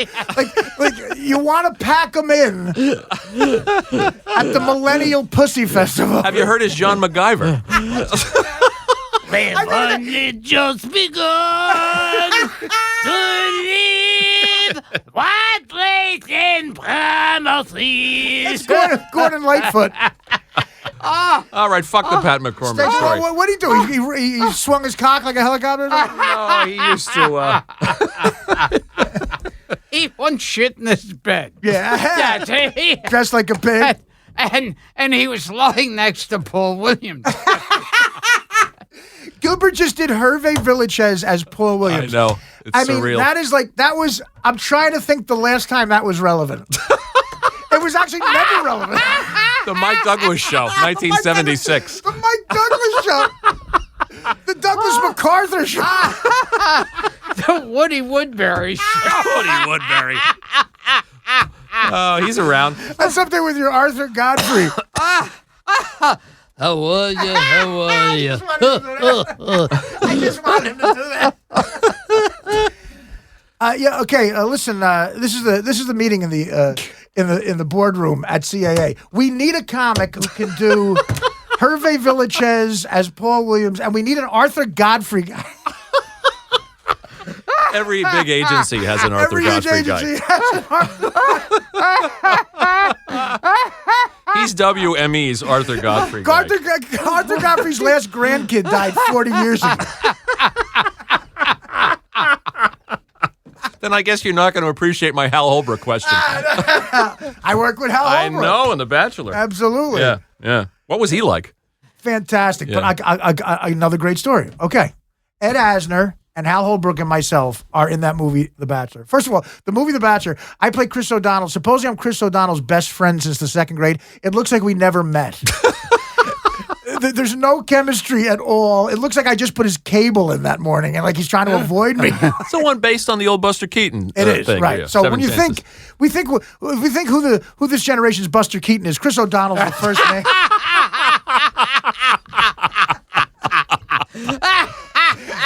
A lot of people do call him Stoneface in the acting community. But yeah, we need a Buster Keaton, a modern day Buster Keaton, Chris O'Donnell. It's like a fucking reflex. Okay, so Ed Asner, me and Hal Holbrook, and we shot it in San Francisco for like a month and a half, and I got to have lunch with Ed Asner and Hal Holbrook the whole fucking time. Al Holbrook says, and again, he said this in front of like everybody, the whole crew were about to shoot a scene. And Brooke Shields was in the scene. So she's standing there for this. And Hal Holbrook says, I got a phone call. And Ed Asner goes, we're about to fucking shoot, Hal. Who called you? He goes, oh, my wife Dixie's coming. And he goes, come on, Hal. We all know you're a fucking fag. Screams that out. I have no evidence of that. That's what he screamed out. Okay. Great. We will return to Gilbert Gottfried's amazing colossal podcast after this. Amazon presents Jamal versus the Shih Tzu. Descending from the gray wolf, Shih Tzus live by their own untamed primal code of not giving a single Shih Tzu.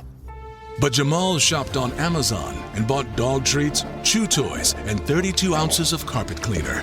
Hey Jamal, you've been promoted to pack leader. Save the everyday with deals from Amazon. Sweet story. Yeah. I have a lot of charming anecdotes about legendary. I got one about Mr. Rogers jerking off a priest. No, I'm kidding. Well, That's a speaking joke. of your ex-co-stars, we lost Seymour Cassell since the last time you were with us. Absolutely. A guy who you worked with in Beer League, who did everything. No, Seymour Cassell is one of the most fascinating sort of characters in the history of Hollywood. Two separate books. Ronnie Wood's book, the guitars for the Rolling Stones.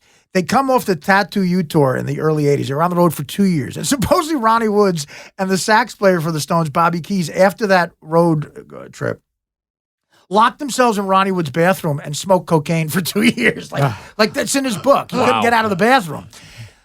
Seymour Cassell is always in these stories where there's drugs and shit. Supposedly One of those Seymour guys. lived up the hill from them and would come down in these horror masks to like, you're all paranoid on coke, and would just scare them.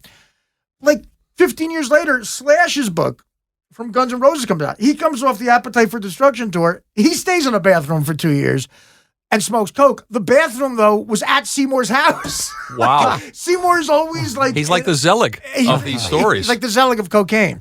But so Seymour and I got along, obviously. But he was exactly the same off. He was so fucking funny in that movie. What a career. I mean, he's, yeah, absolutely. And he, there's a scene where we're doing coke at the bachelor party scene. The movie goes, why don't we use real shit? Like, you wanted to use real cocaine. Which I gladly would have done at the time.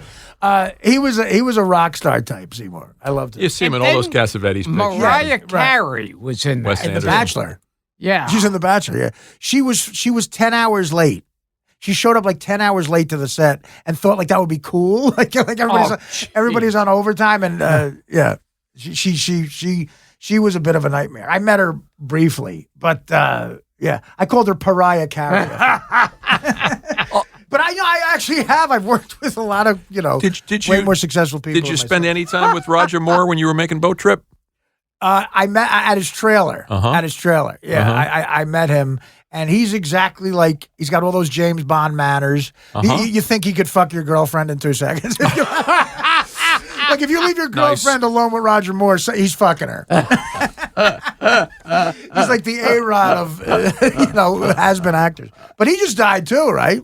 Yeah, a little bit ago. Yeah. Also, Max Wright died, a guy you worked with on the Norm Show. Okay, Max Wright again. Yeah. These stories are crazier and crazier. Yeah. Actually, when I tell these stories, I seem like a Boy Scout. Okay, Max Wright, great actor. He did shit like the Ibsen Festival, like a classic actor. He's on this ABC sitcom with us. You know Max Wright? You talked about him on the show. He was an Alf. Oh, okay. The guy, now this guy, all that jazz. Right, exactly. This guy is like a classically trained Shakespearean actor, like Shakespeare in the Park type shit. Like I said, Ibsen festivals, all that stuff. And he's doing these sitcoms to make money. The scripts for the Norm Show must have looked like someone wrote them in crayon on a bathroom wall. And he was kind of depressed about that, but he needed the money. Real nice guy and great on the show. I do the show for 2 years, and I start becoming a regular on the Howard Stern Show. I find out that I'm going to do the Howard Stern Show because Jackie left. Okay. Now picture this. I just do a sitcom for 2 years with Max Wright.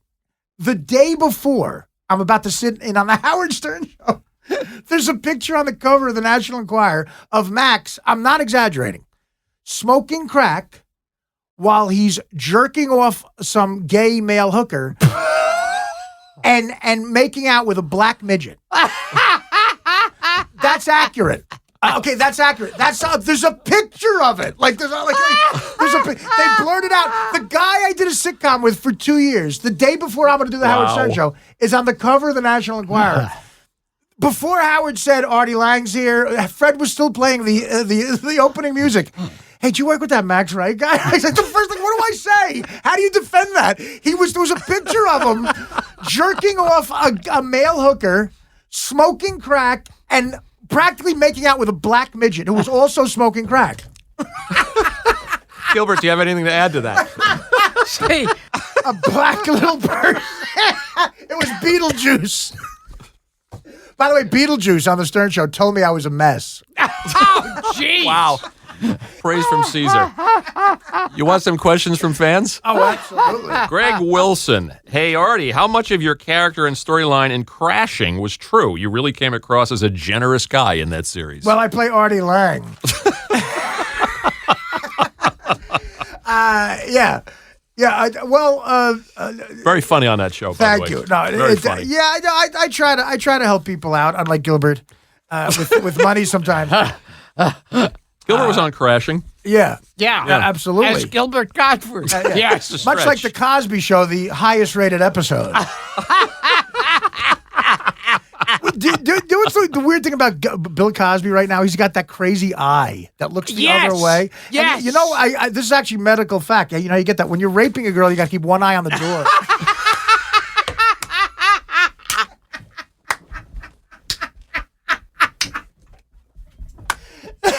What do you look at? The pills, the girl, the drink? Yeah. And it becomes permanent. I got one eye on the door. You know what Cosby said when the cops broke in? What? Oh! Hey! Why the cops Hey! Here's the house of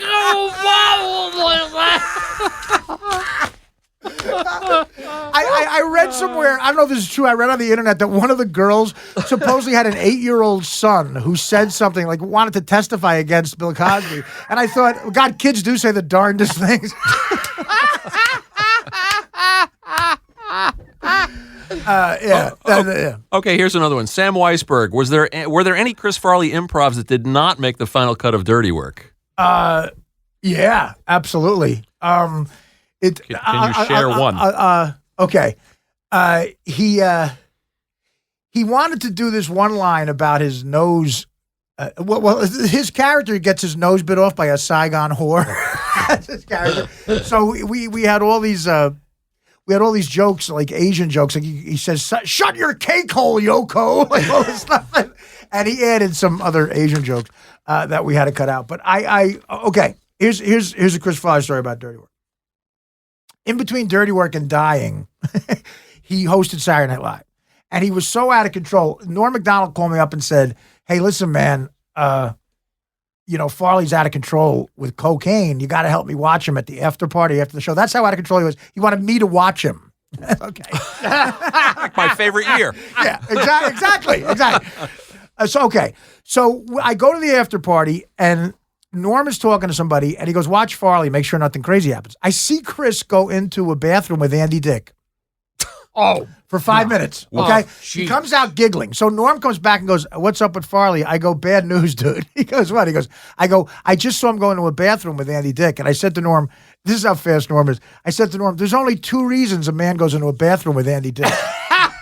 And I said, neither one of them's good. And without missing a beat, Norm goes, "Holy fuck, I hope he's high."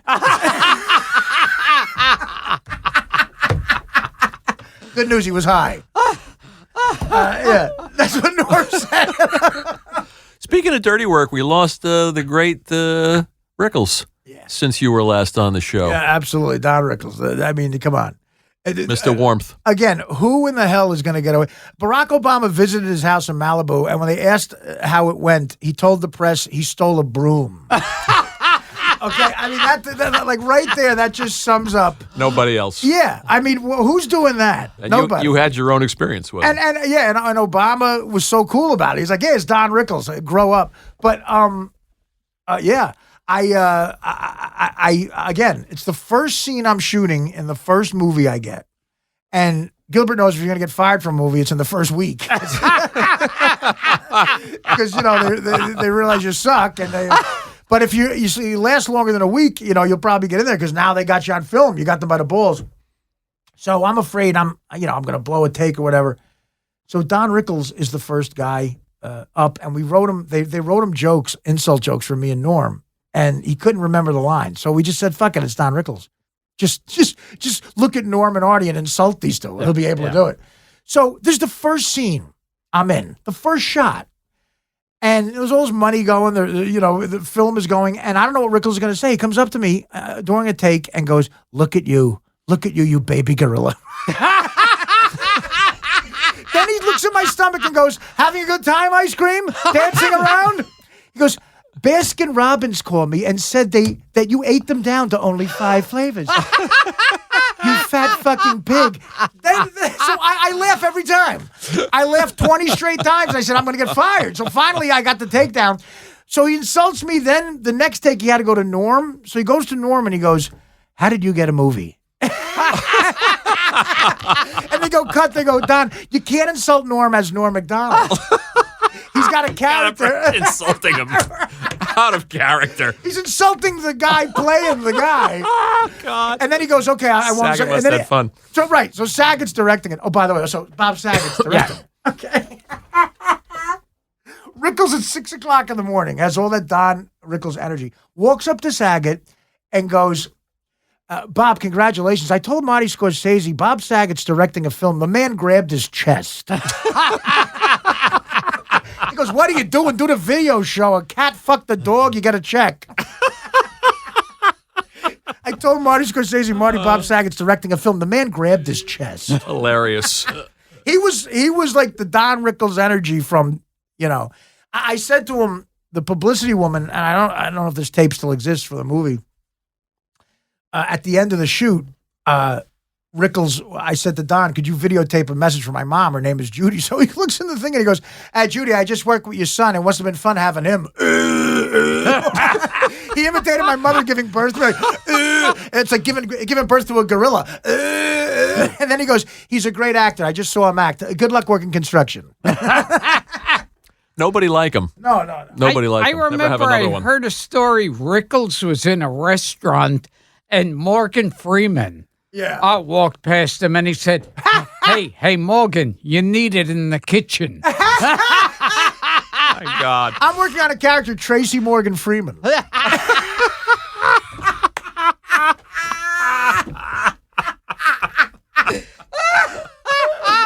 I'm God. I be God. Tracy Morgan Freeman. Again, do you know the Don Rickles story about the first time he saw Sinatra after Sinatra's kid was kidnapped? Do you know that story? Oh, no. I don't think we do. Okay. Dennis Miller told me this on my old podcast. So, Sinatra's kid gets kidnapped. He's 21 years old. And it was kind of known amongst the community he was trying to sing, but he wasn't a great singer like his dad. Yeah. So the kidnappers in the story, they had Sinatra's son in a trunk for 3 days. And the story was the kidnappers just let him out of the trunk on the side of a road. And that's how the FBI found him. They just let him out of the trunk for no reason. So it was in the news. Why did they let him out of the trunk? So Rickles, after Sinatra takes a sabbatical, sees Sinatra in Vegas like a couple of weeks later and goes, Frank, I'm so sorry to hear about your son. How's everything? He goes, it's going to be okay. He goes, you see, I just saw on the news they found out why they let him out of the car. And he said, why? He goes, because he started singing in the trunk. He goofed on how shitty his voice was. He just had his kid kidnapped. I mean, talk about the only guy who could say that to Frank fucking Sinatra. Wow. That's a great story. Yeah. Wow. He started singing in the trunk. We have never heard that. Let him out. This is for both of you. Okay. Worst death scene. Buddy Hackett this podcast. And Bud and Lou.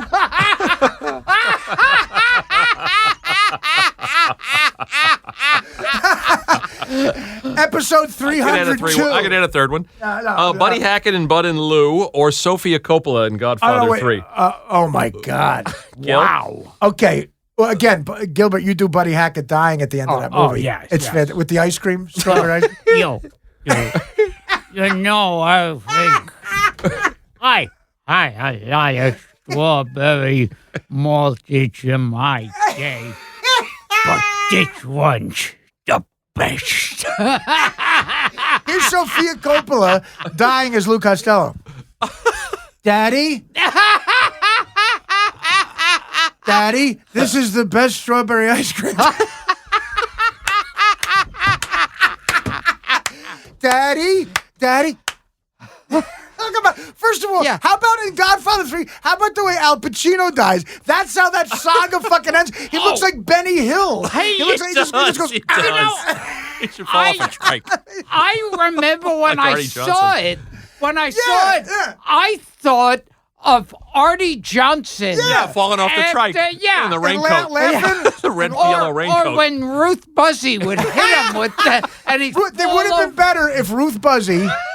It would have been better if Ruth Buzzy fucking hit him and he fell off the wheelchair. I mean, if you add the Benny Hill music to that, it's like an episode of Benny Hill. He goes like this and he just falls over like a ventriloquist dummy. All it needed was a girl in a bra and garters and a cop chasing her. Some sort of weird sexual deviancy. Yes.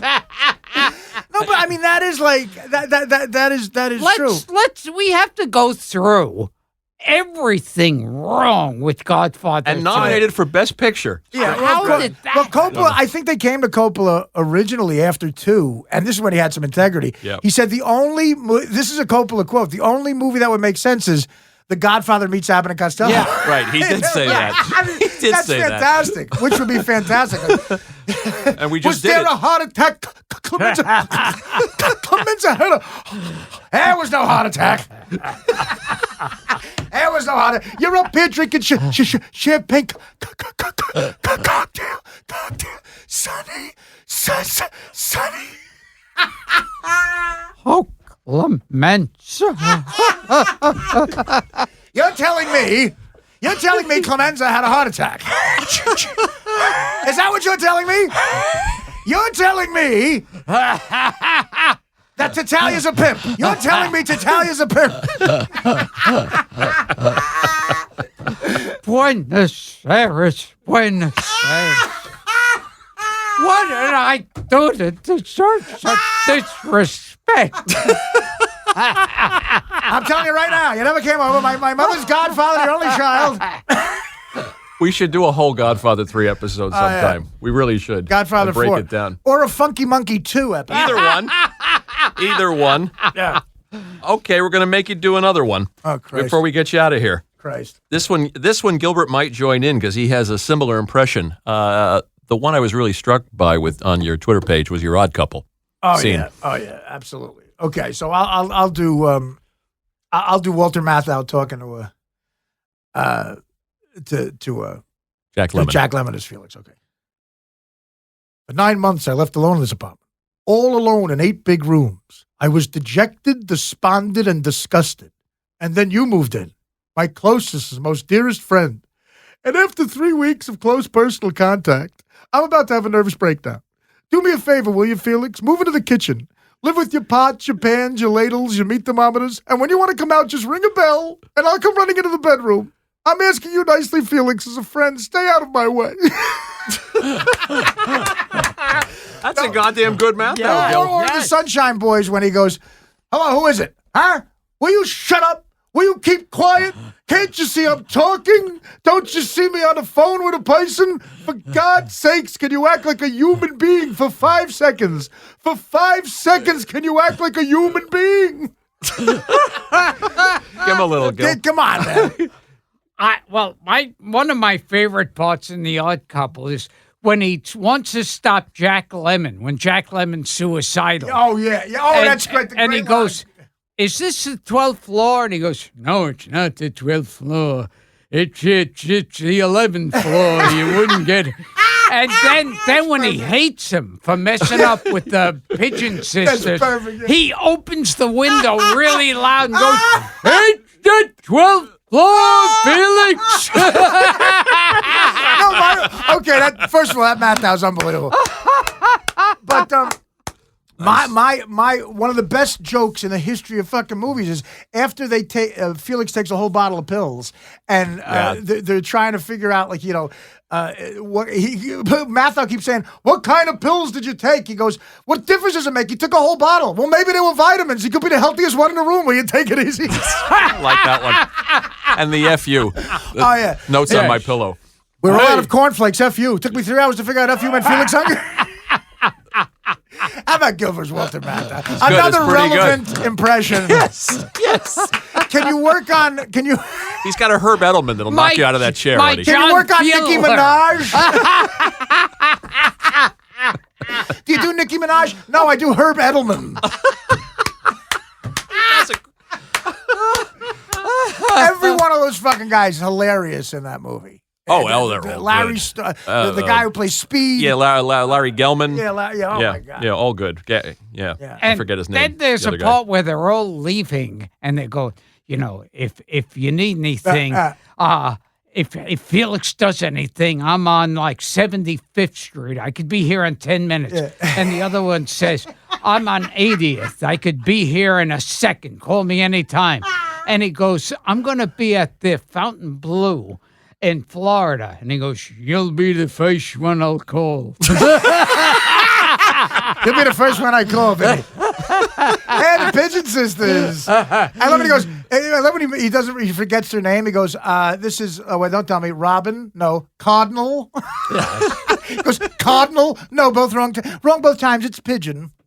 It's great. They were hot. And- Same Pigeon Sisters as the show, by the way. Yes, The same two One of them, we actresses. lost one last year. And when Jack Lemmon says to him, he says, "Don't you see? I can't go back to their apartment. I cried in front of them, and they loved it. I'm thinking of getting hysterical." You could stay out here and finish the weather report. How'd you get the Pigeon Sisters, man? Yeah. How about Mike Tyson raising the Pigeon Sisters? Yeah, listen, I raise pigeons. The Pigeon Sisters. I like pigeons.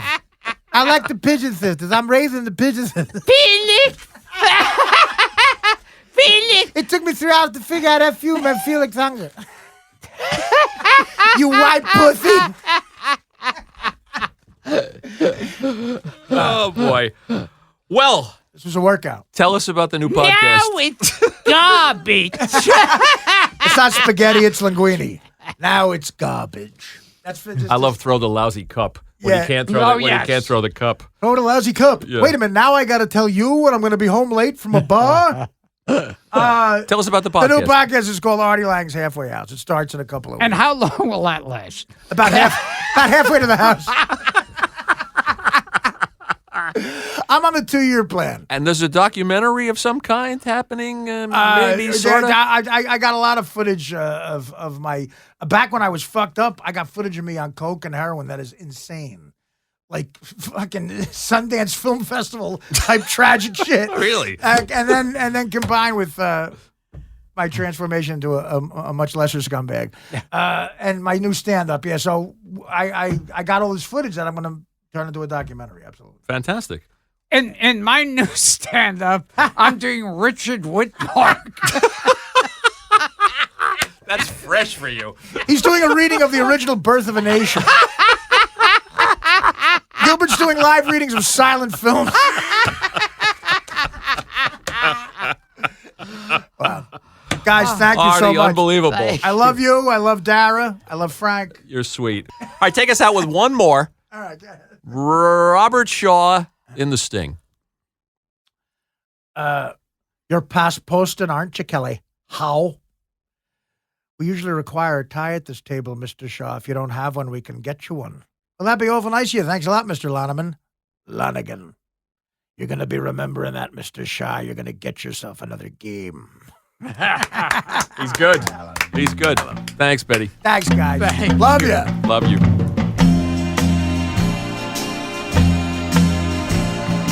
Thank you.